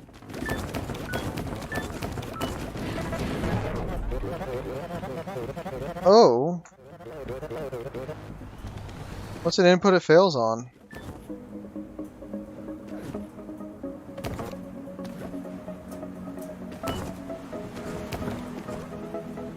Actually, what was the original input? Let's see it. 10. 10 should be 2-2. And it is. 14 should be 2-3. Just go to what fails.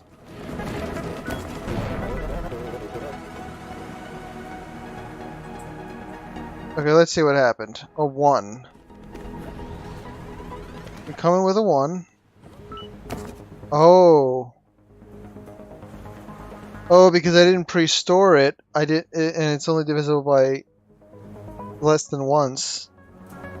First row problems. Okay.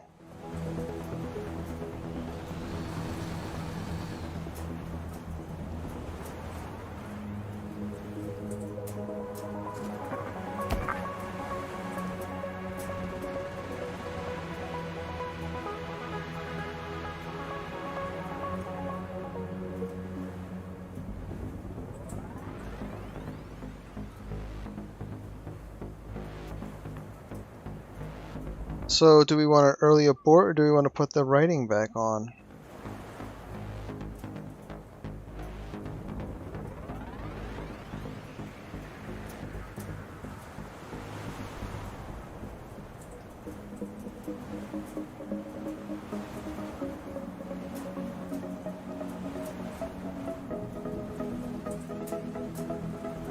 Okay, what if we add it back? So instead of having it stored, we already know what it is, so we can add it back, and that removes the whole. It was shuffling before, where it's not shuffling now. So this sub 4 and this add 4 should override each other. The board width.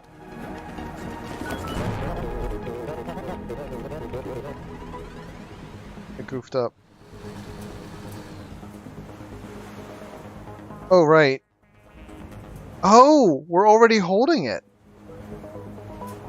Of course. Why? That's dumb. What am I thinking? So I was pulling it out of storage because I had put it in storage in the beginning.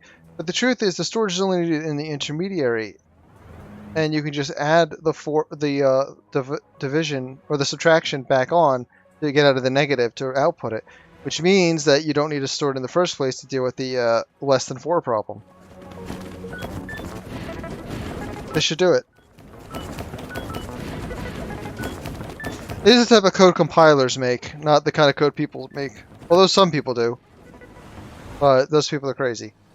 Or just they were computing a long time ago. What, does it get both? Got both. Whether that means it's their official solution. Yeah, I've seen so much of this stuff.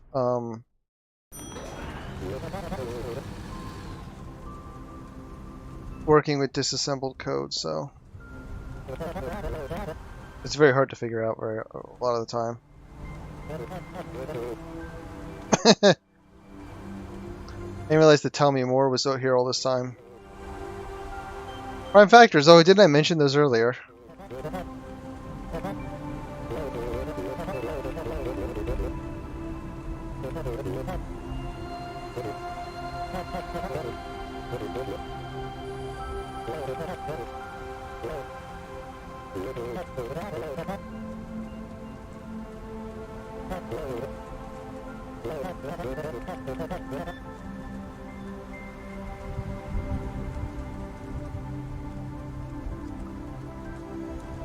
How am I supposed to get the primes out of this?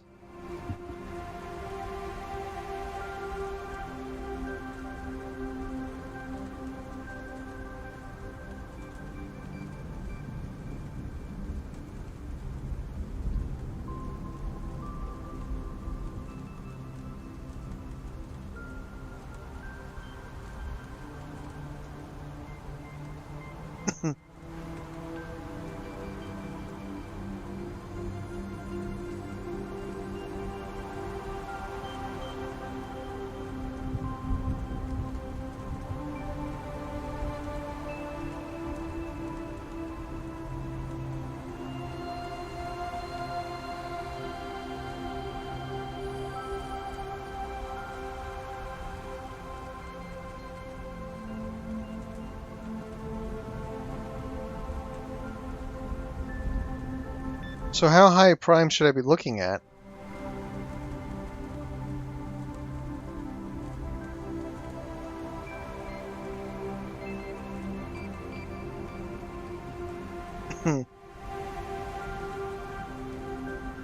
Like, do I need a 0 to function?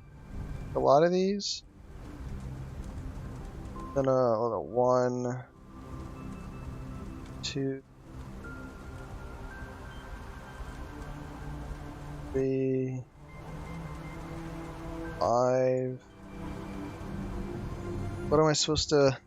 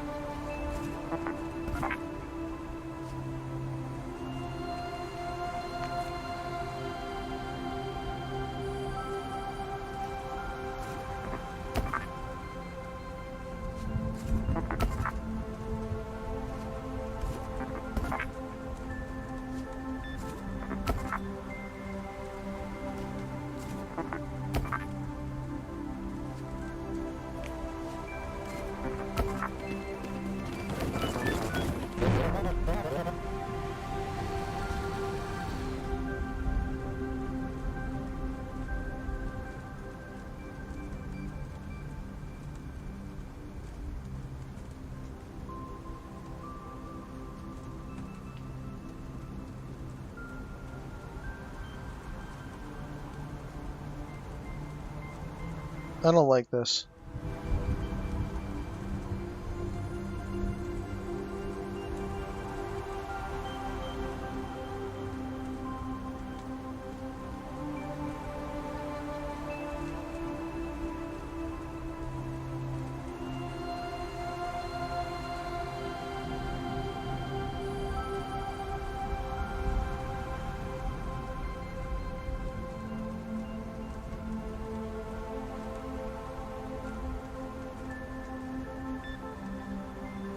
So if I pre-generate the primes, I could do the division stuff we've been doing, but then they're gonna throw something at me that takes a bigger prime.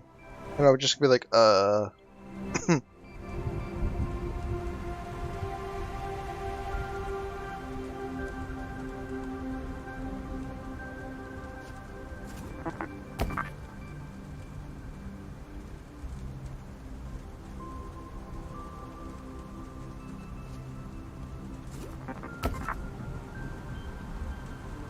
So it doesn't really help.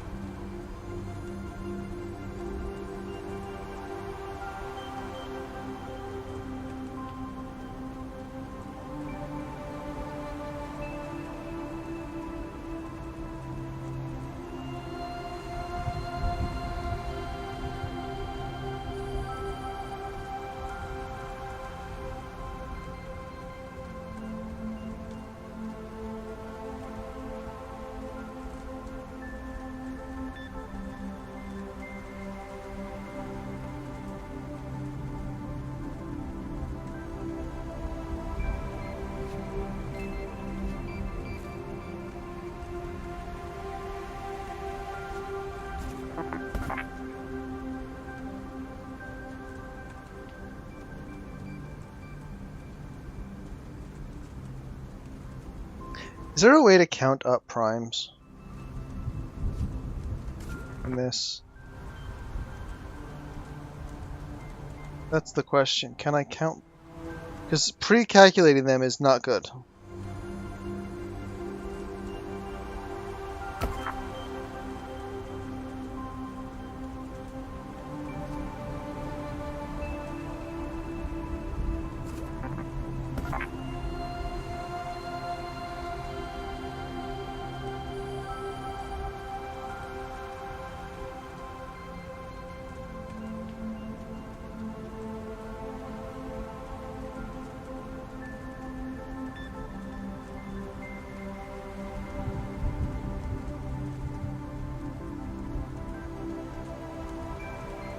So we know that 1 is a prime. We know that 2 is a prime. Actually, 1's kind of a prime, kind of not. It's a weird one.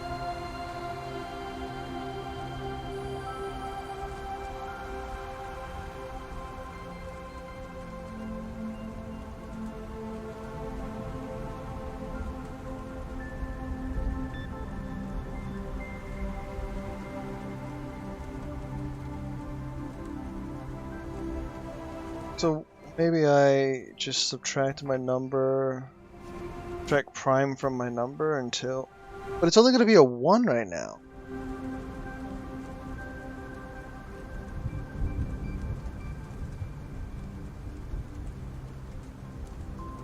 Oh, I bumped it, it's a 2. Got a 2 there.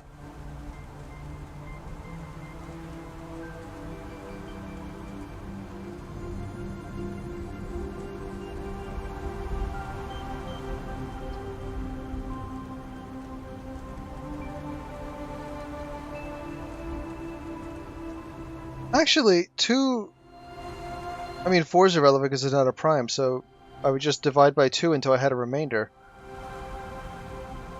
Okay. What's the output supposed to be? Prime factors. So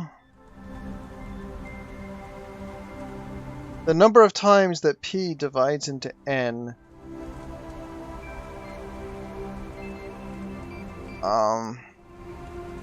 is how many times to send P into the out bin. Then I need to figure out how to turn P into the next prime.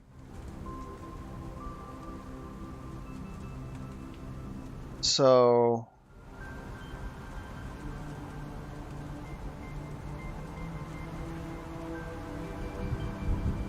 I need a counter to pump, don't I?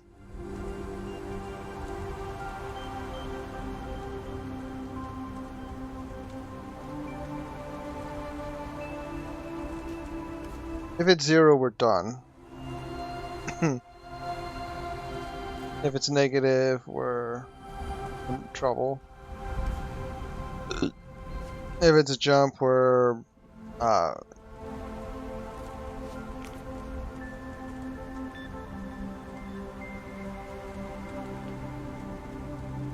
right, looping like that. What does this result in?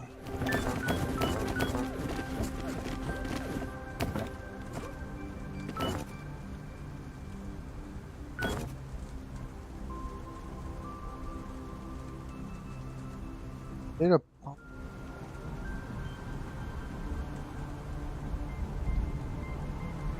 Need an example.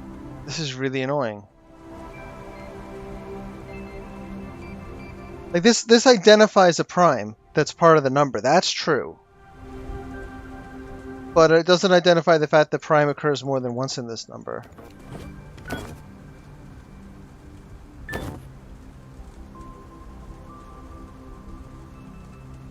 So is 3 a prime? My brain's broken. No, 1's a prime. 3's not a prime because it's made of 2's and 1's. My brain is actually broken. Wow. Let's hide that shame.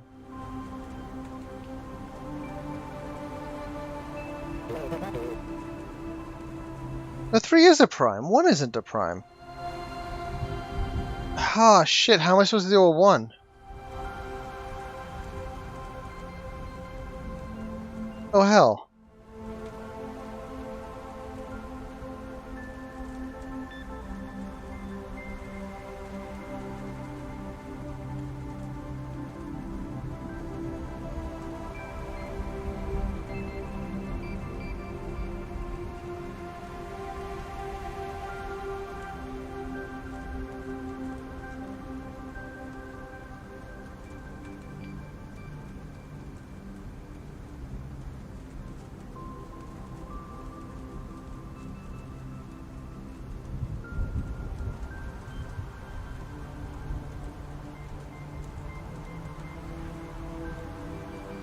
I mean, we're confirming if the number is odd or even doing this. Oh, I guess if it's even, it's just broken.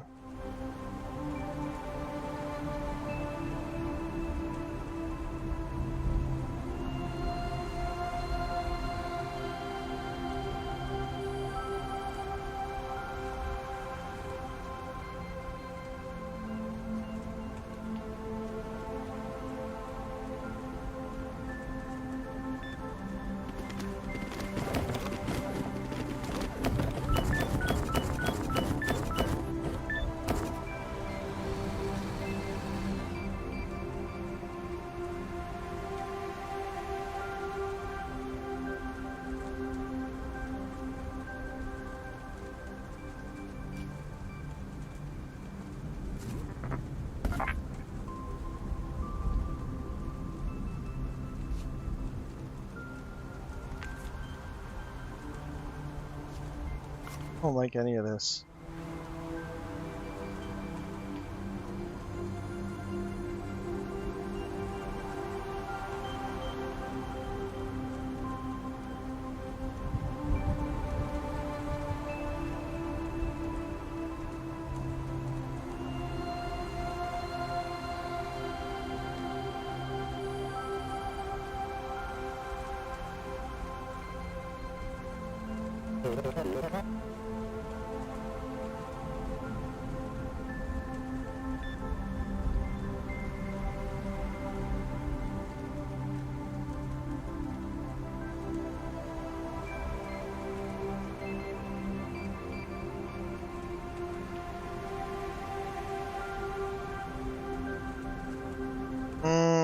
I don't know what to do here.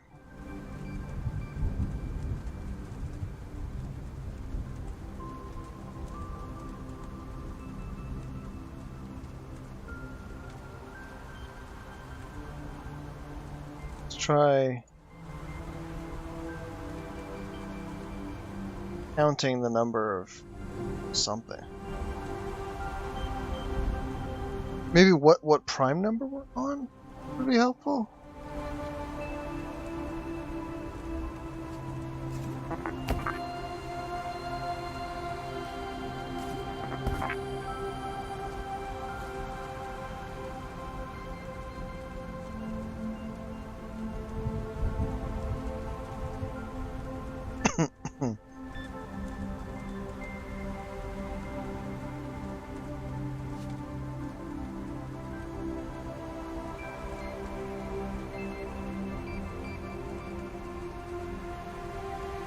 Yeah, I think that just figures out even. Oh, I think I know it. That was subtract. No, oh, that's not it.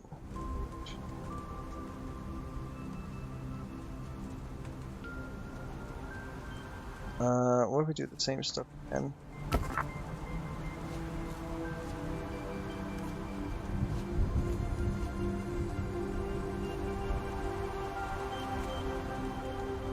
Oh, there's no bump anymore. Alright, do we need the bump?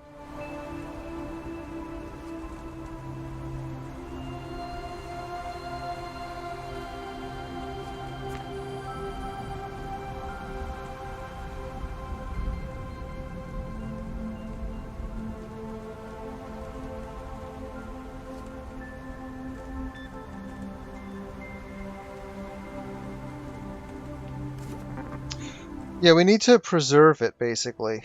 That's the problem.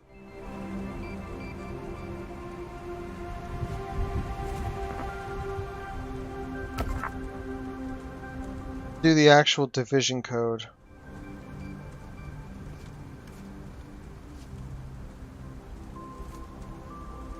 Okay, so the first check is the even check, which is what you do to determine if something's already a prime number.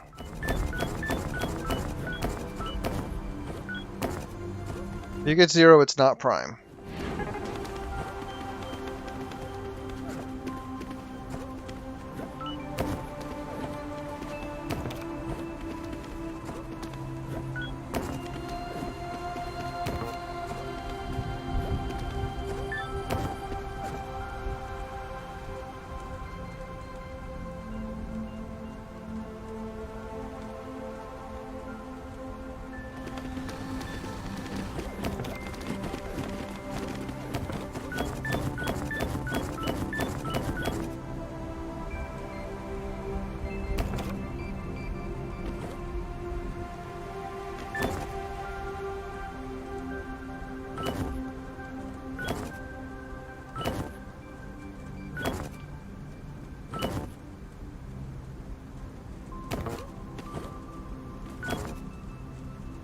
I get stuck in a loop.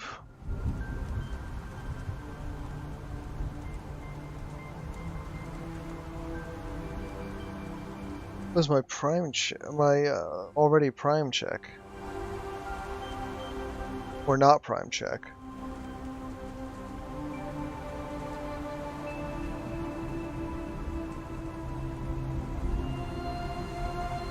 Yeah, that's what okay, that's what we're doing here. I was thinking about extracting primes. Actually, this first part of the code detects primes.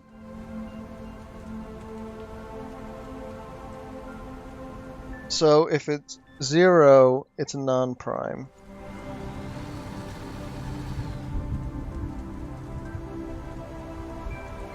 If it's negative, though...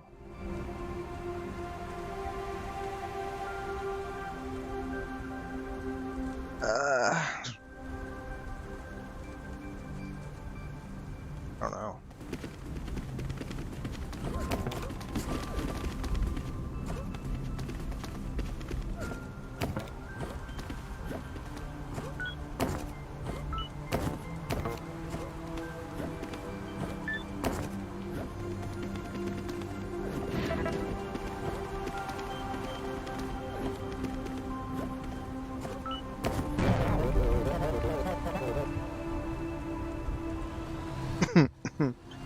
Yeah, this detects prime.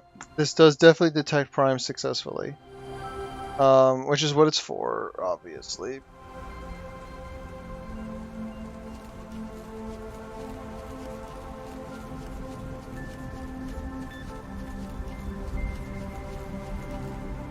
So this will either figure out that the number is prime and output it, or it will figure out what the first prime factor is and output it. But it doesn't modify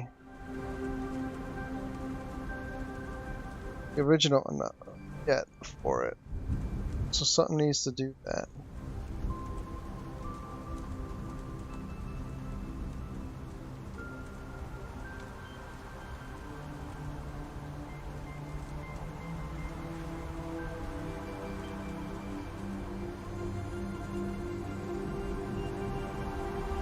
Now, if I can get something that actually goes to the second part of this code.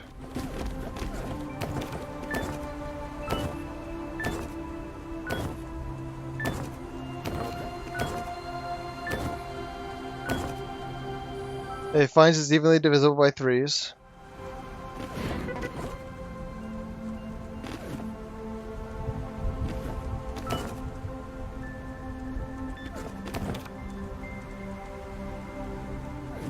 Now this is much more sensible. This is what I was hoping to do.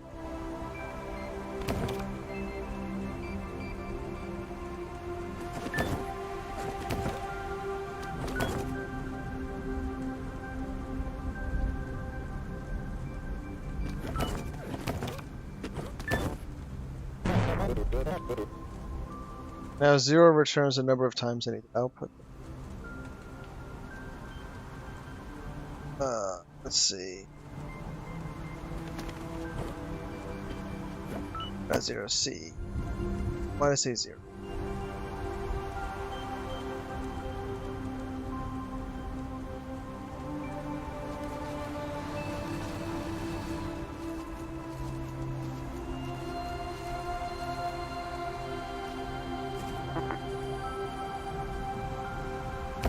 We bumped this for the extra one we already let out, I think.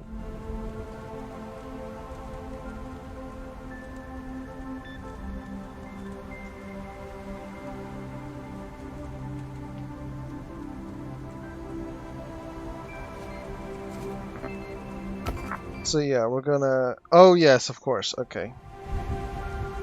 Because this is the... Essentially... We pulled the first prime factor out and put it on the thing. And then we processed it to figure out how many times that went in. And we put that here instead. As the next number. Which is what we should do.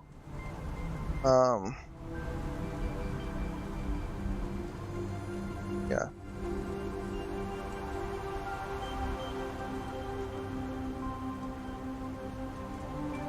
And now...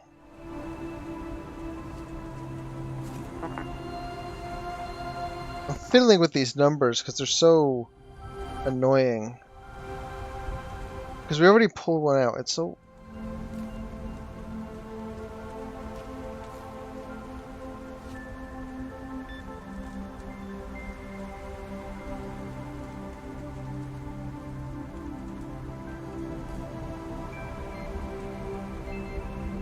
We don't want to do the inbox yet.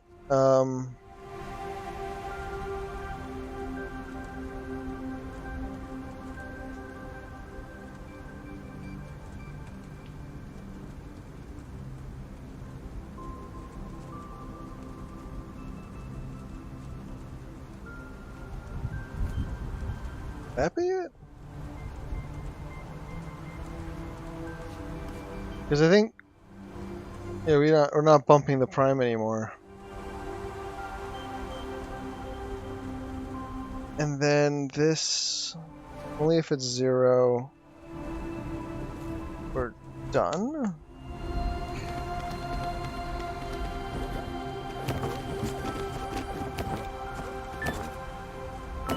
Primes are weird. I had a TI something program I made for them.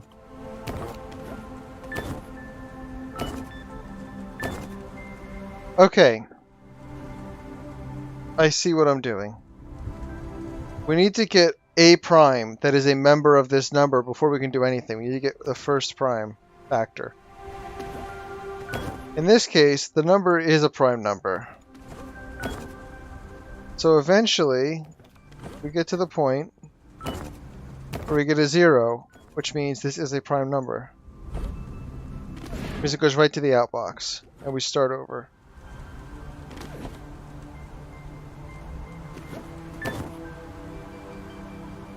Supposed to start over, actually. Well, let's see if we can make this work without starting over.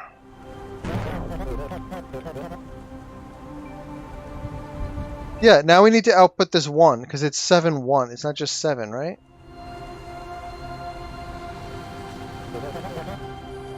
No, it is just 7.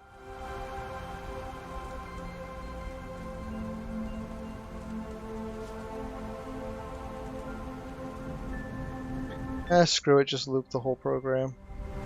Or we'll skip the setup.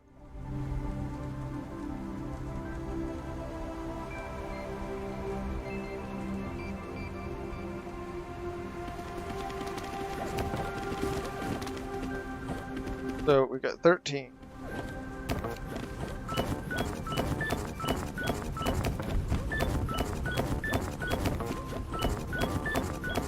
We're looking for one of these that evenly divides. None of them will evenly divide. 13.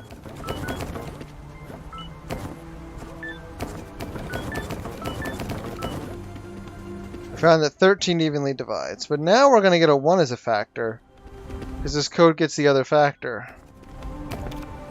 See, there's the other factor, 1.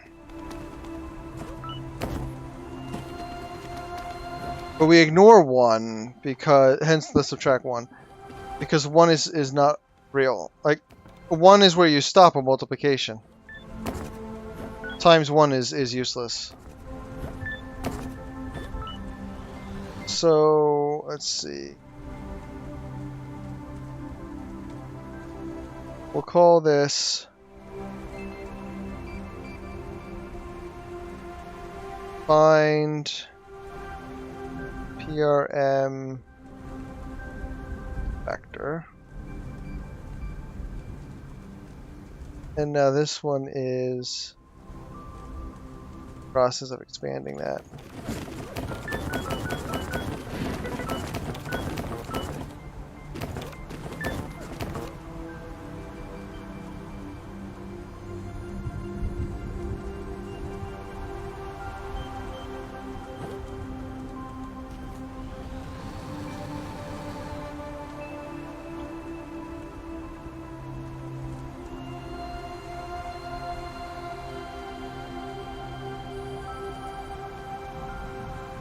Proc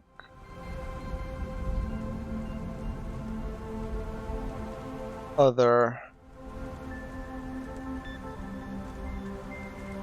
factor. Process the other factor. Okay. So we exploit the fact that if you can divide by a prime and then you increment to the next number, even if it's not a prime, you already divided them all out. So we're wasting cycles, but it's fine. We're dividing by 2 right now, which is a prime.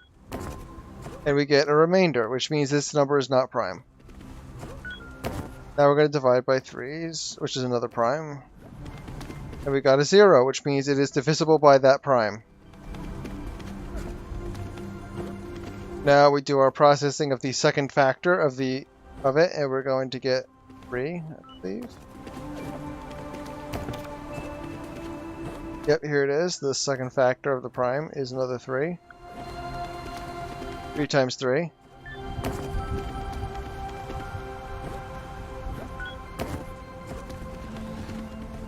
And we get the second 3. Okay, perfect. Now we reset the board. Wait, no we don't. I'm sorry, we still have to figure out the other 3. Don't we? Which is going to be a 1. So 0. Yeah, it's 3 times 3 times 1. So 16 is divisible by 2, which tells us that the prime 2 fully divides into it, which means the other factor is going to be, I believe, I'll pull 8 out. So we put the 2 down. Now we need to generate that 8. So do that. We're counting now how many times we divided. Where before we just proved that we could divide, now we're counting.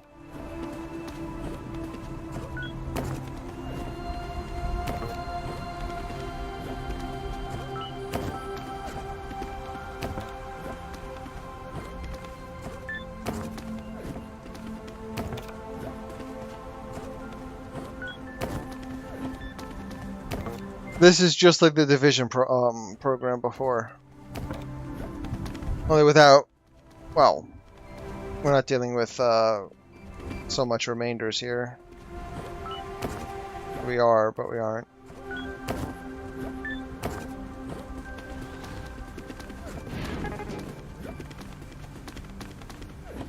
Okay, get our remainder over there.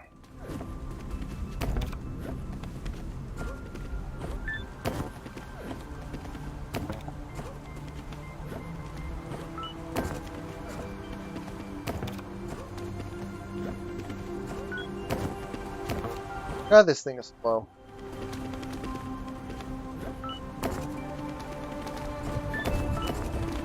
It was rather minimal, but I don't think it will meet the speed requirements. I think it will just meet the code requirements. There's a lot of wasted cycles too, like the prime calculation. You subtract 2 over and over again, so you're dividing by 2, but then it divides by 3 if there was a remainder, then it divides by 4 if there was a remainder. And 4 is pointless to divide by because you already divided by 2.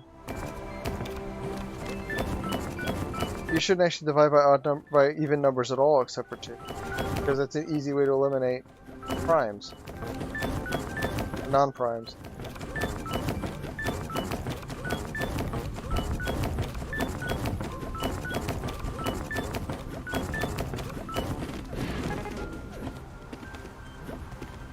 Just confirmed that 19 is prime, so now 19 times 1 is 19. But 1s are ignored. Oh dear God, I hated that.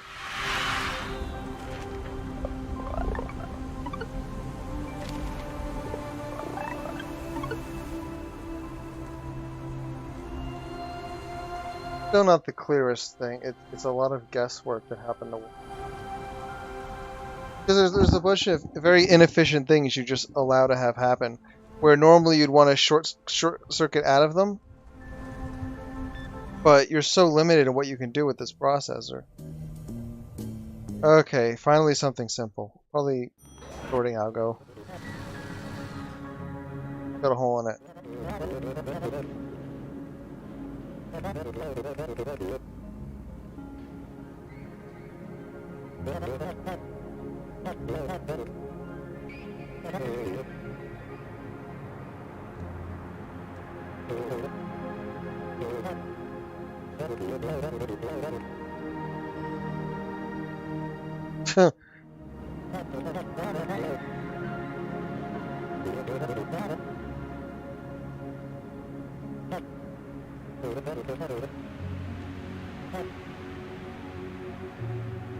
Okay, for each 0 terminated string in the inbox, sort the contents of the string, smallest first, biggest last. Put the results in the outbox. Repeat for each string. Let's see what the pre-existing code is. Probably gonna have to implement a very archaic sort here. Okay, the pre-existing code is a loader.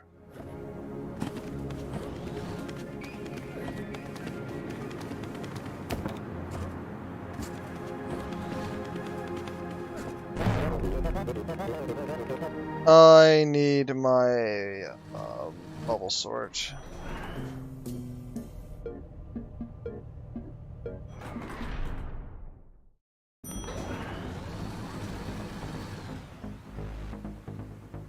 That's not a bubble sort.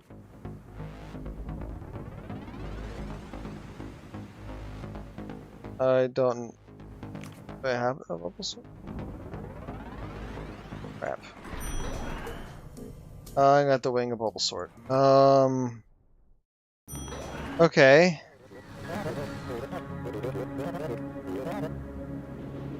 So the idea, oh, I guess I can actually implement it now, where I have these array pointers.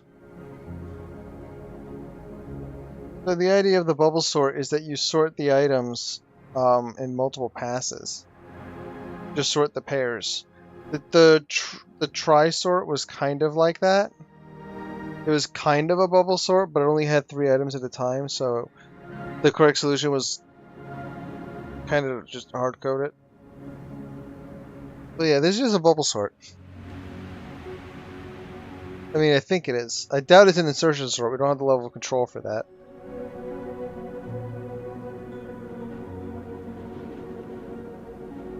Okay. So we're gonna name this for what it is. For existing code for the loader, because why not?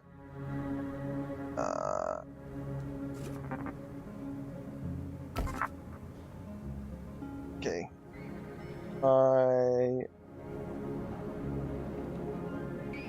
So we've got 0 in index.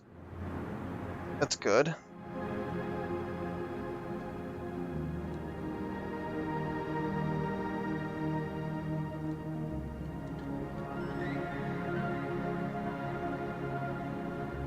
Okay. Let's just get a 0 terminated string in here. Yep, we get the whole string with the 0. That's good. That'll help. So after the initial setup, now comes the real fun.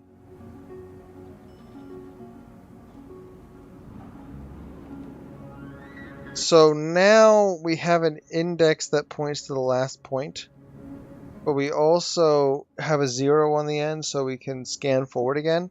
We can use the index to scan backwards, and then we can use the fact that it has a 0, I think, to scan forwards. Was that really a proper bubble sort? Because bubble sort tends to go one way over and over again, and we're probably going to zigzag? I'm not sure. Although we could also... I don't know. But yeah, let's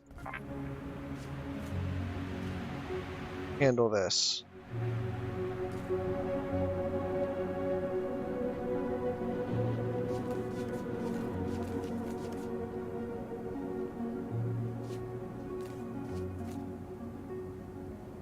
Okay.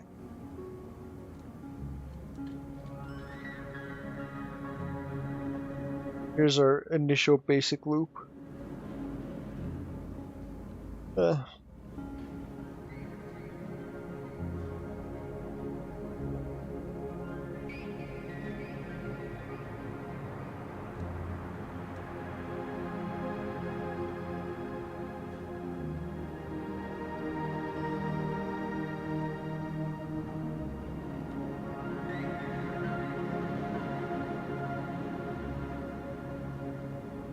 I realize that I need an IDX, most likely. It is not this one. What do I call this one?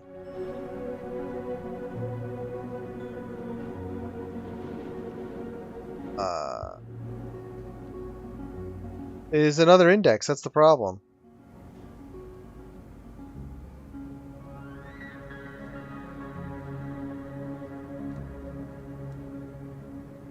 They're just both indexes, that's the problem.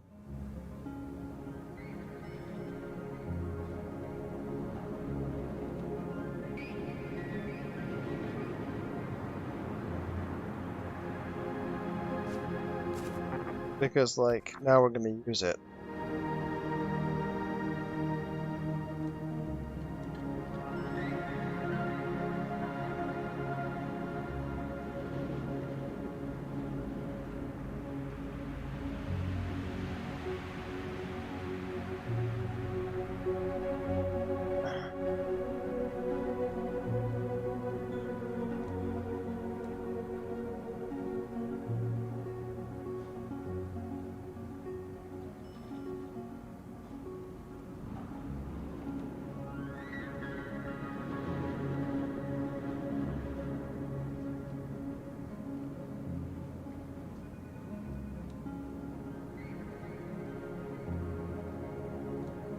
So assembly code does a lot of things backwards. That's why we're looking at moving backwards from the end, because it tends to be more efficient.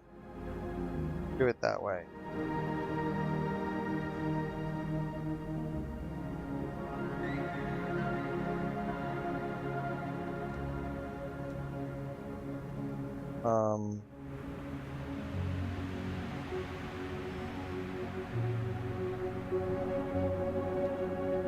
Okay. I should need.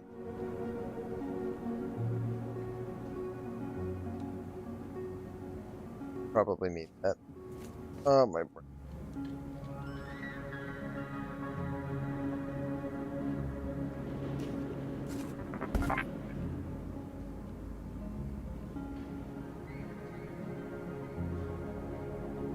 Okay, index, then we also want to get out of here. No.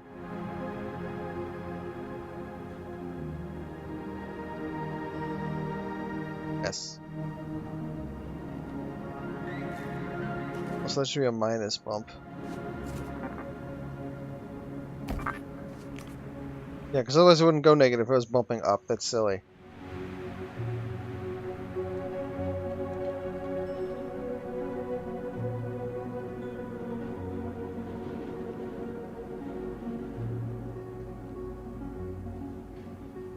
Oh, I need to look up my bubble sorts.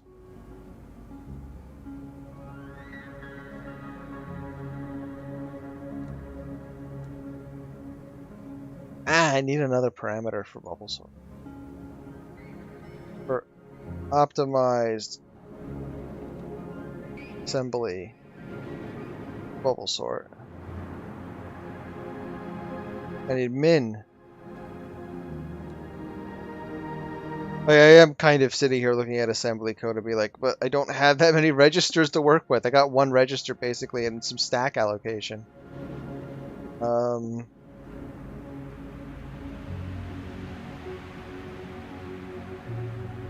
I haven't done this since frickin' high school, I feel like. Although I probably did it in college too. But not even at the machine code or assembly code level. I did it at the educational, like the Java level at that time.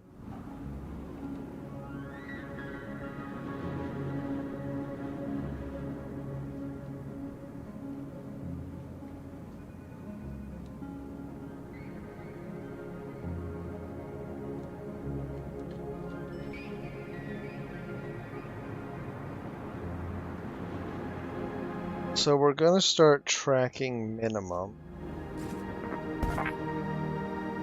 Because it's the area that we're working with in the larger set, basically. It's to help define that.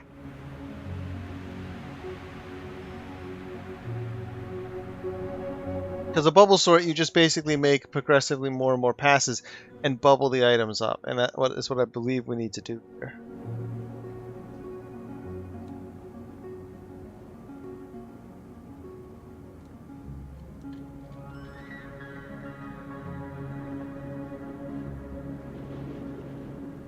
But it has been much, much too long since I have dealt with a bubble sort.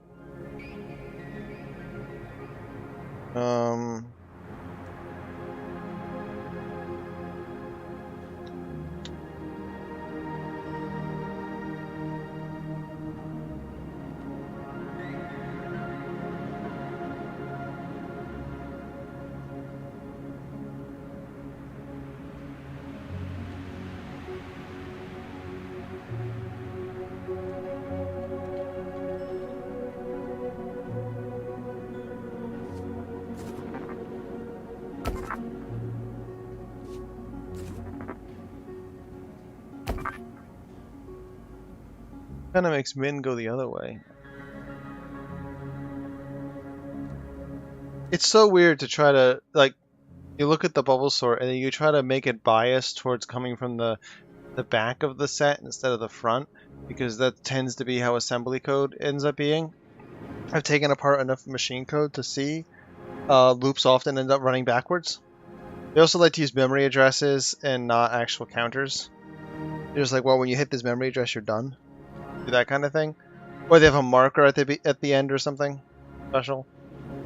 It's weird stuff. Normally, if it's a pointer list, they'll put a null in there. Like the compiler will. Weird.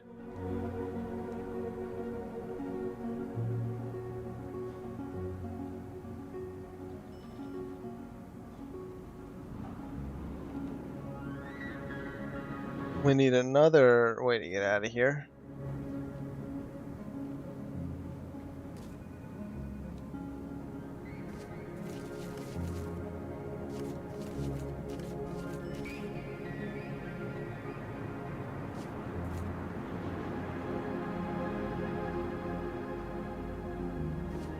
Something tells me this jump isn't needed, at least not yet.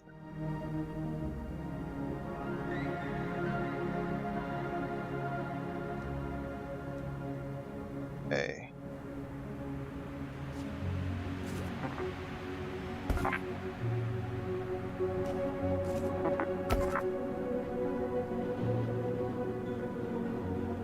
Yeah, we're checking that one is bigger than the other, or smaller than the other.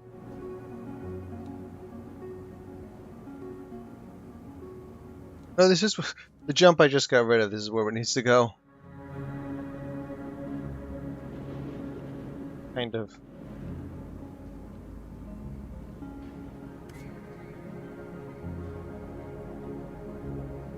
Oh, why am I so bad at these now?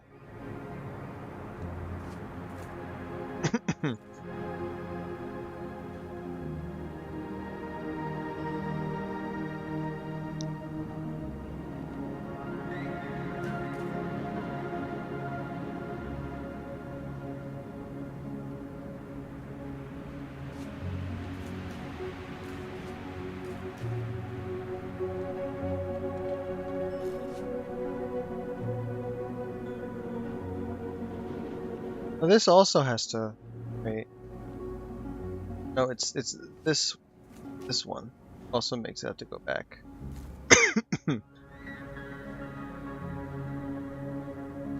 This means the index is no good. Man, one of the two. My brain is.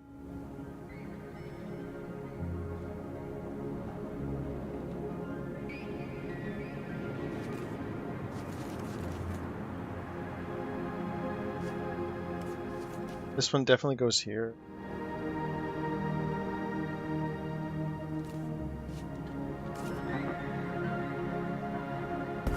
Yep. Start we're pulling the smallest guy off, I think.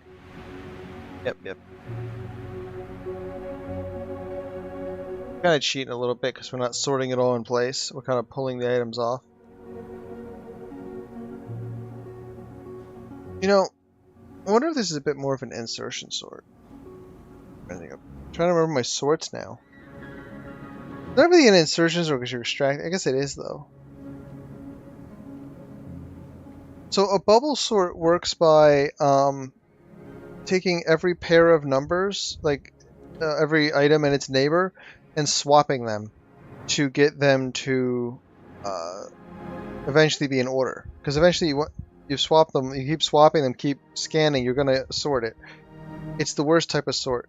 One of the better sorts is if you have the memory space, you do an insertion sort where you literally just pick through and grab the item that fits the constraint you need. Like grab the smallest item, grab the smallest item, grab the smallest item. If you're doing that, you probably want to grab the smallest and the largest at the same time and then double fill. But even then, it's not great, and it says twice the memory use. And then there's other sorts. Like a very interesting, like you can break the problem into smaller sections and then sort those sections using different algorithms in place, like a bubble sort, although try to do something less shit, and then send them back in. And I'm not really sure what type of sort I'm doing here. Because they're all kind of muddled. We're gonna...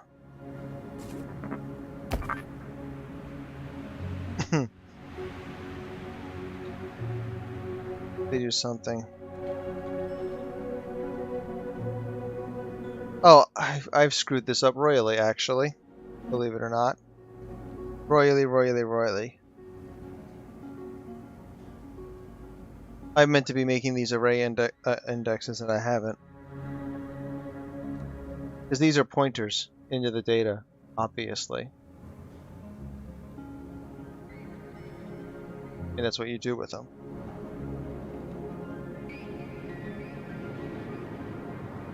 So let's fix that.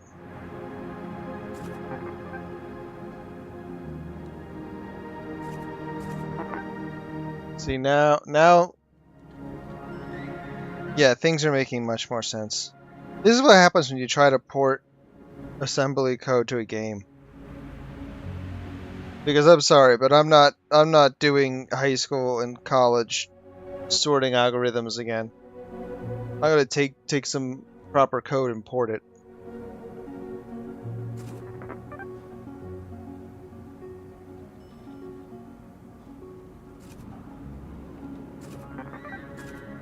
I'm not crazy.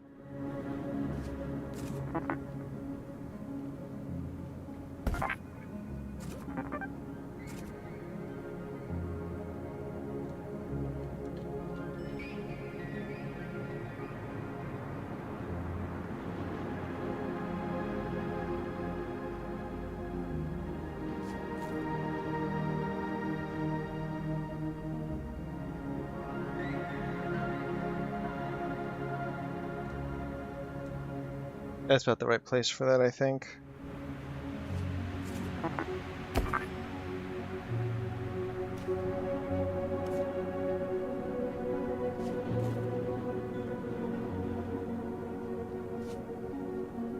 And then oh,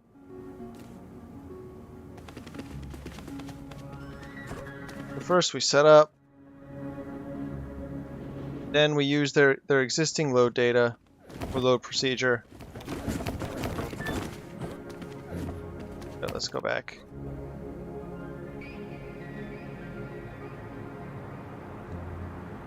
Okay, they're fully loaded.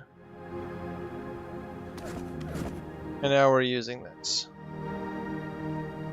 This doesn't seem right. Oh no, it is right because 0 doesn't count. So these are pointers we're going to use.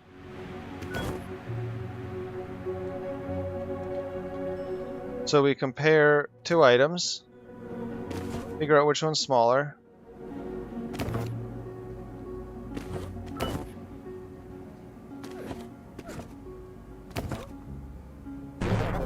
And I fucked it up big time. I was good right until I did that.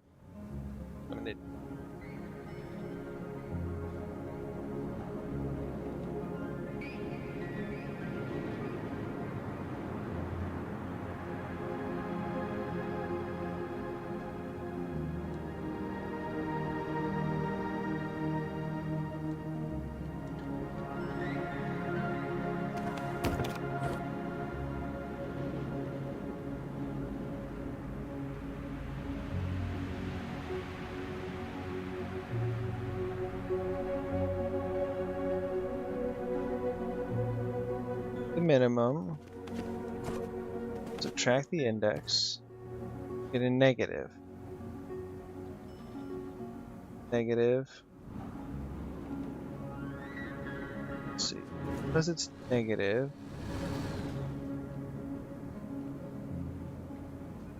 Jump to, or we bumped. Oh, that's in the wrong place. It goes here.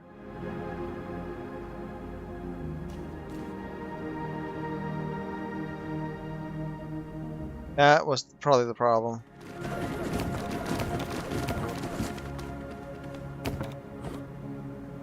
Okay, set this up. 2 is the last item. Then we're going to compare the second to last item and the last item. Compare them. Find that the min item is bigger. So we're just gonna compare these two instead. Find we're ending with a negative.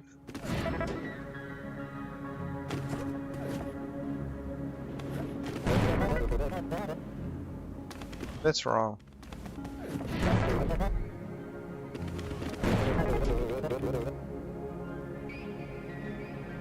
What have I done wrong? What have I fucked up?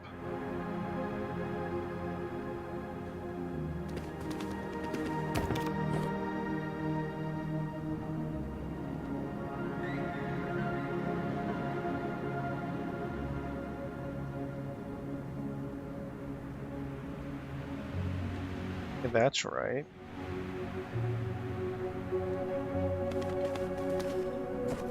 Yeah, that's our smallest number. Though I feel weird saying that because I feel like a bigger search would make.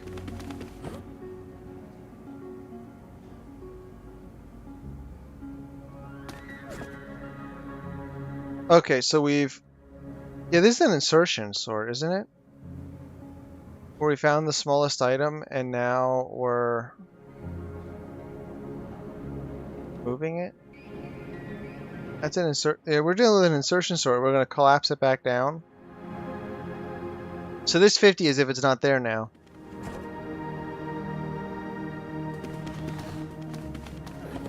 But that's wrong. Why are you doing that?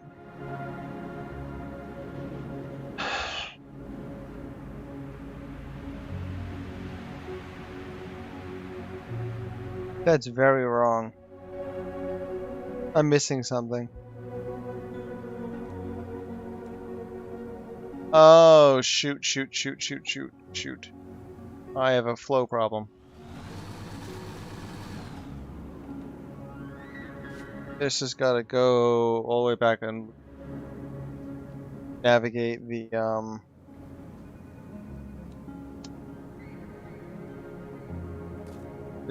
the thing backwards.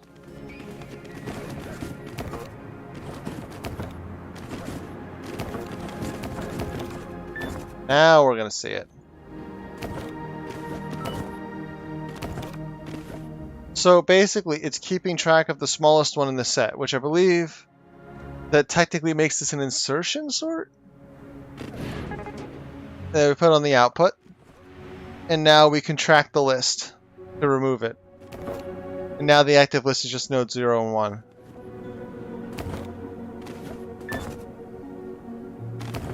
So we get that, we figure out which is. There we are. We can track the list again. Only one item in the list, and there we go. Okay, now for the more interesting one. Much better. Okay. We have a 4 long list, which is actually a 5 long list. Technical. So currently, we think the smallest item in the list is an index 4. And now we find out that it's not. Actually, it is. N is bigger, is later than K. So never mind. We find out that it is. Now we're going to compare K and I, which should be I is now the minimum. Yep. See, minimum is now pointing at 2. And now we just keep finding smaller ones. Oh, that one's bigger. So this is the smallest one on the list. So we're going to send it to the output, and then we are going to contract the list. And the way we contract the list is we just take the last item and we slip it into the gap.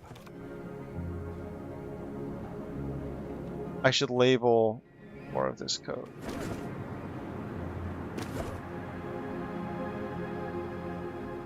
Me too.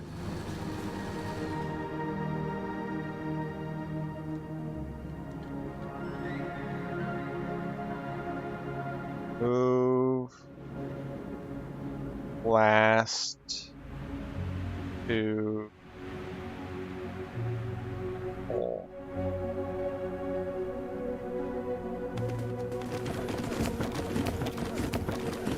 And actually, I feel more comfortable calling this smallest pointer.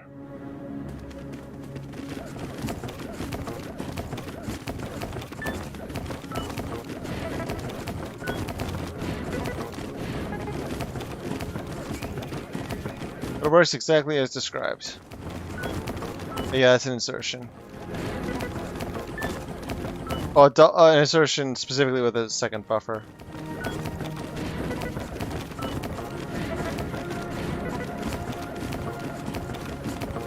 I think that's an insertion sort. I don't know why I'm so bad at remembering what sort is what.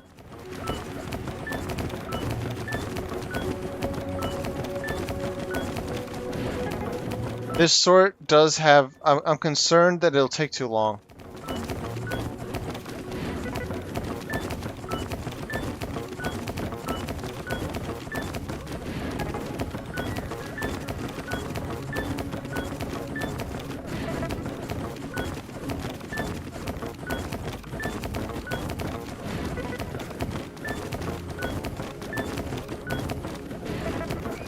Look at this thing, it's so slow sorting.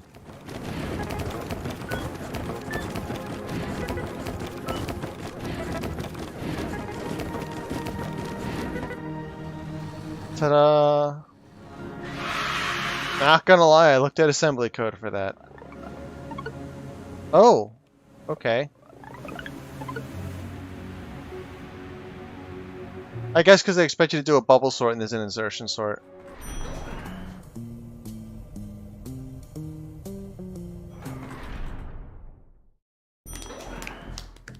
Congratulations. You've really become an invaluable instruction follower. Yes, don't worry, your job is safe. We've replaced you with this electronic box. It's called a computer. It iterates through a list of simple instructions, called a program. It has a small amount of memory to store data while processing, like tiles on the floor, It has inputs. and outputs. Its simple instructions can be used together in infinite combinations to compute just about anything you can imagine. A truly efficient worker that never sleeps. It's going to change everything. Please take your things and enjoy whatever it is you people do out there. Congratulations.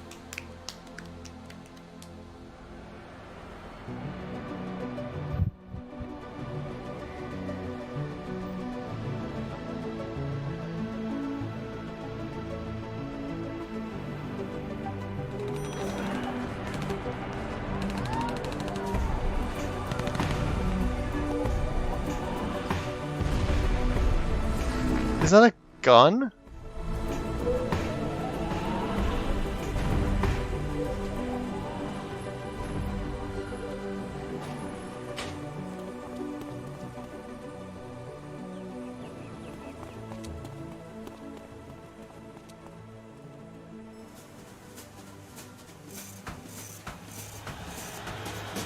What was that background story?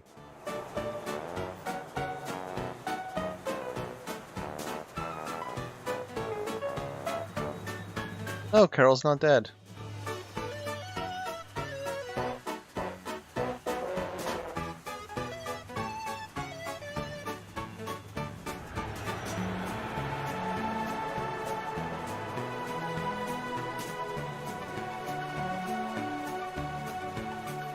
Oh, I'll leave the mouse in bad places. Oh, I had it in there for the entire cutscene.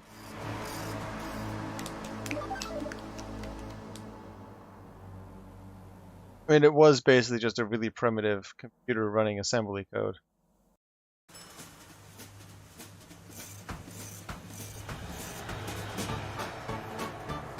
That's literally all it was.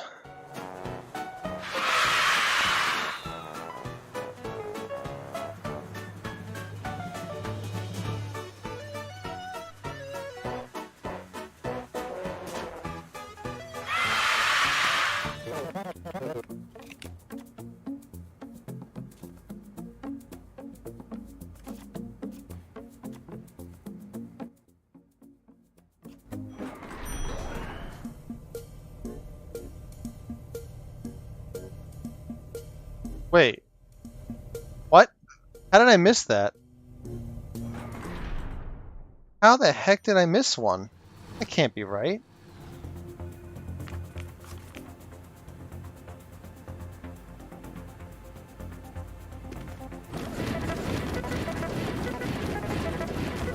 Probably just need to unroll it.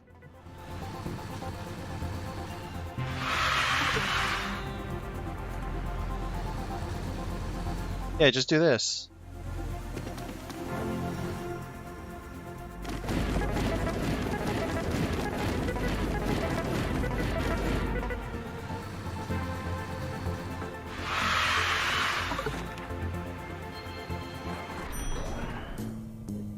There. I don't know why that wasn't lit up.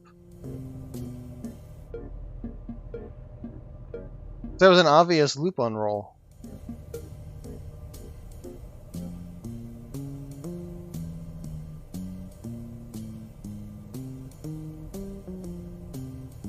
This game doesn't really have a sandbox mode, which is sad. I guess 7 billion human.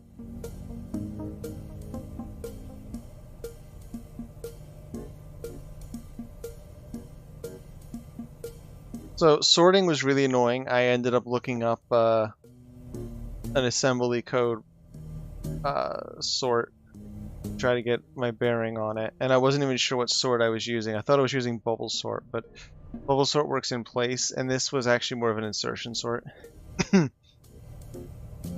It also contracted the list by taking the last item and moving it to the recently removed item, which is pretty smart way to handle that. But like, you would do things differently on a nicer machine, but when you're a guy with basic instructions.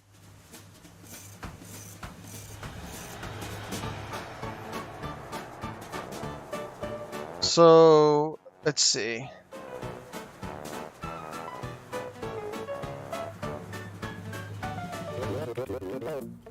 There's a few things I miss. One, apparently I could ask a lot of them to tell me more.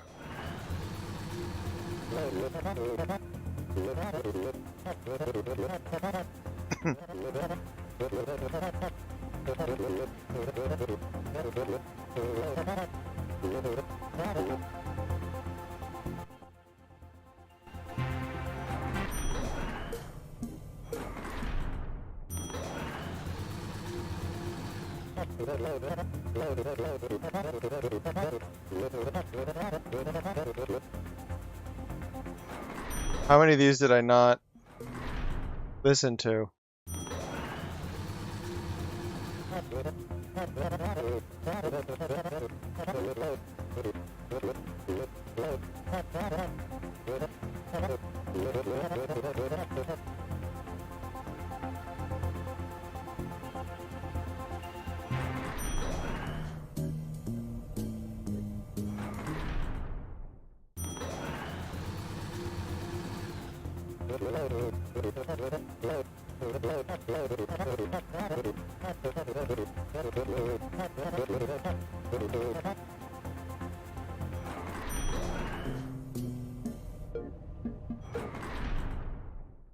All these extra infos.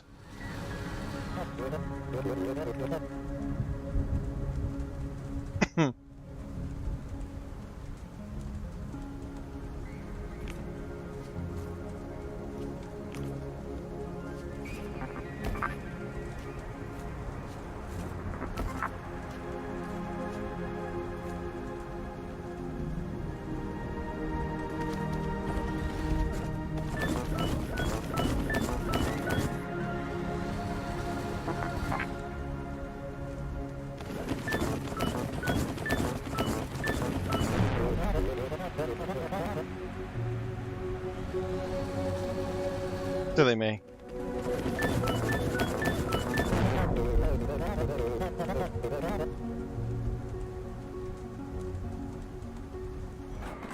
I got the overflow.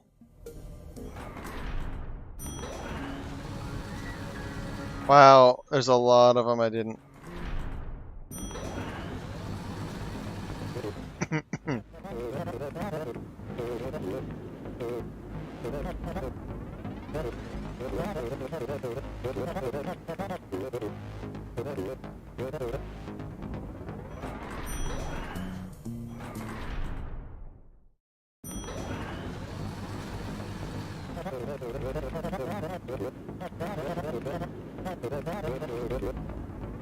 I had to figure out how to make a program that's incredibly slow.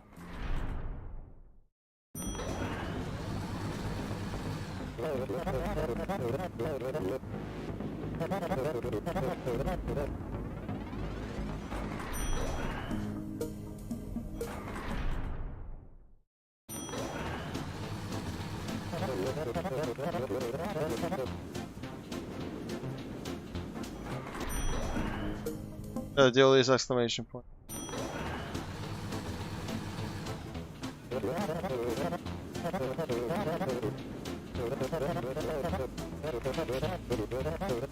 We refer to those brave numbers as the left of zero as values of oppositely signed opportunity.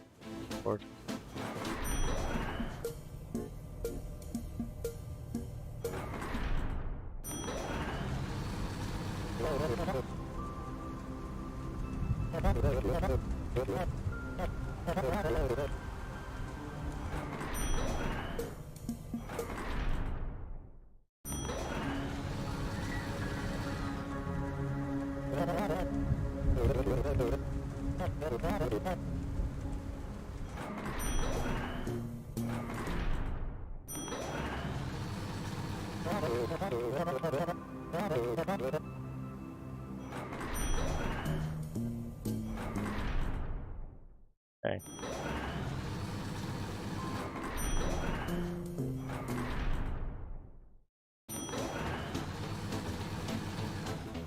Seems like the take a bit to load, he still has a thing to say. I smile, but I don't have a mouth. Okay.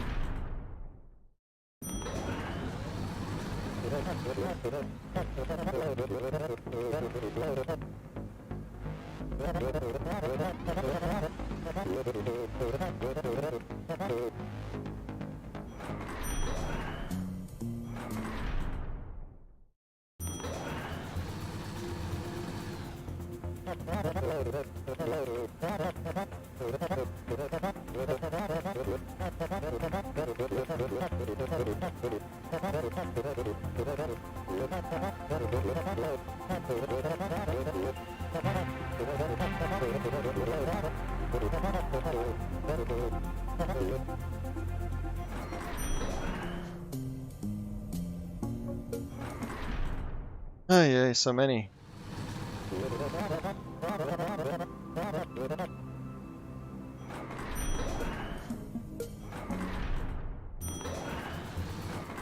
Wait.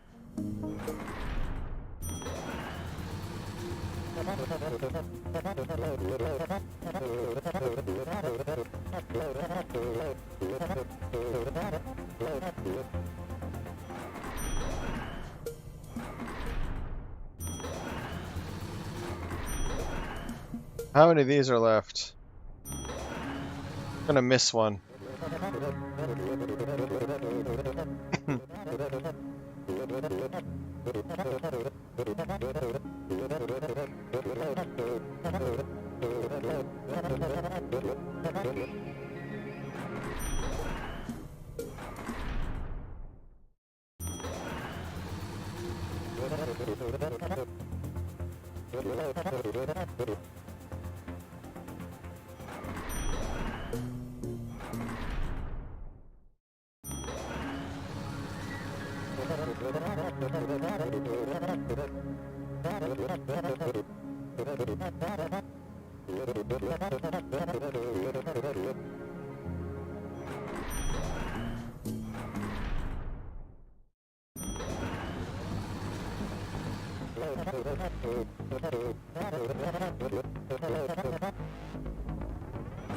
Okay, how am I doing on this? Look at how many years this is.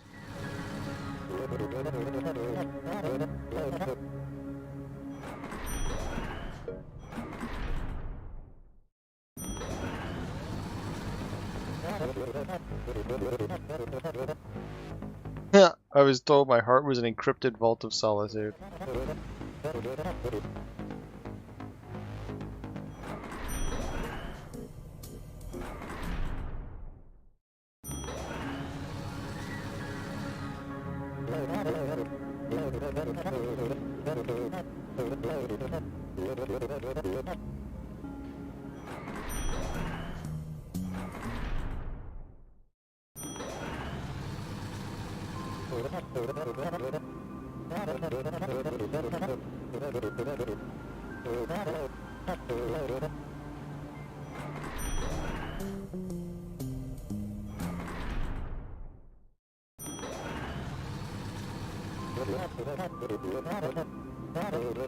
Yeah, yeah.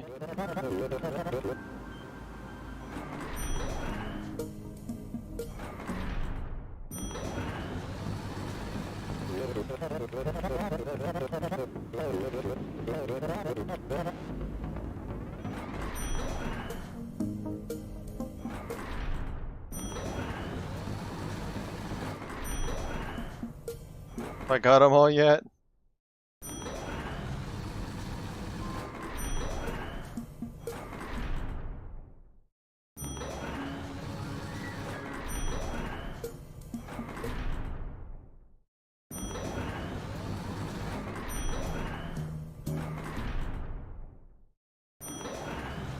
Oh.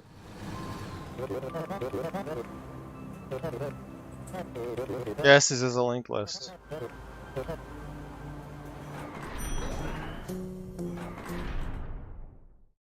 If this doesn't do it... Yeah, I'm scared of her too. Okay. Crap. Oh, no, I got it. Okay. So all that's left then, only one achievement left in the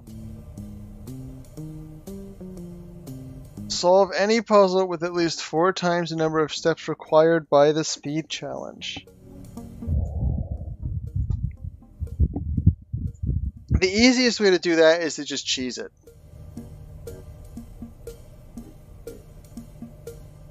So you just take something simple and you just do this. Actually, I don't want to corrupt this. Okay, we're going to use the paste tool to make something obnoxious.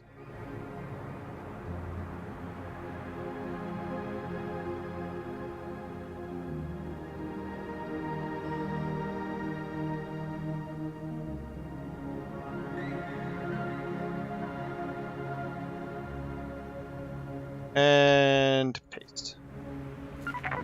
Ta-da!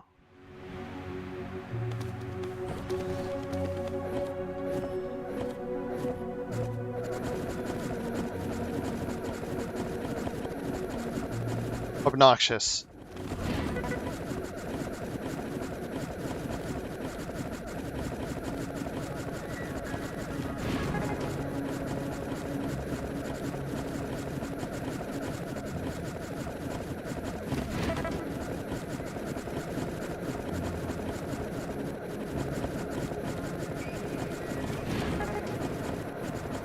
Just absolutely obnoxious.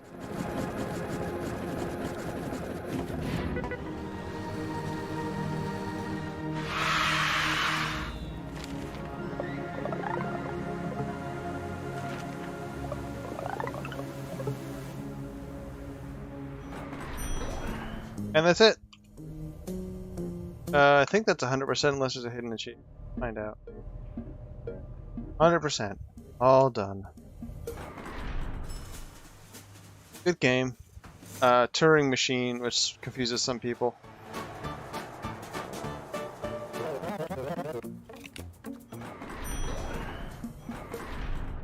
Do this again. Congratulations. You've really become an invaluable instruction follower. Yes, don't worry, your job is safe. We've replaced you with this electric box. It's called a computer. It iterates through a list of simple instructions called a program. It has a small amount of memory to store data while processing, like tiles on the floor, It has inputs. and outputs. Its simple instructions can be used together in infinite combinations to compute just about anything you can imagine. A truly efficient worker that never sleeps. It's going to change everything. Please take your things and enjoy whatever it is you people do out there. Why do they sound like robots? No one else did.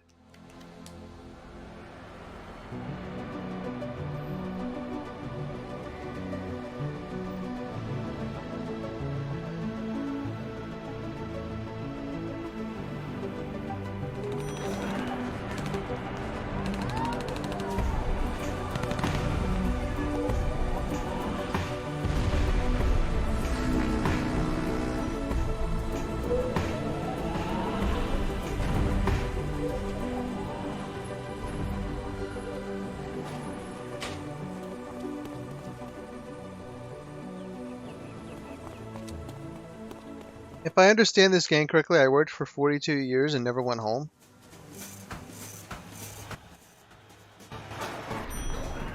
It's quite extreme.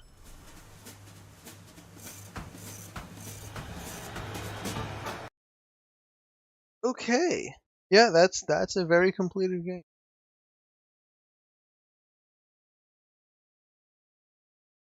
Add to. That is complete.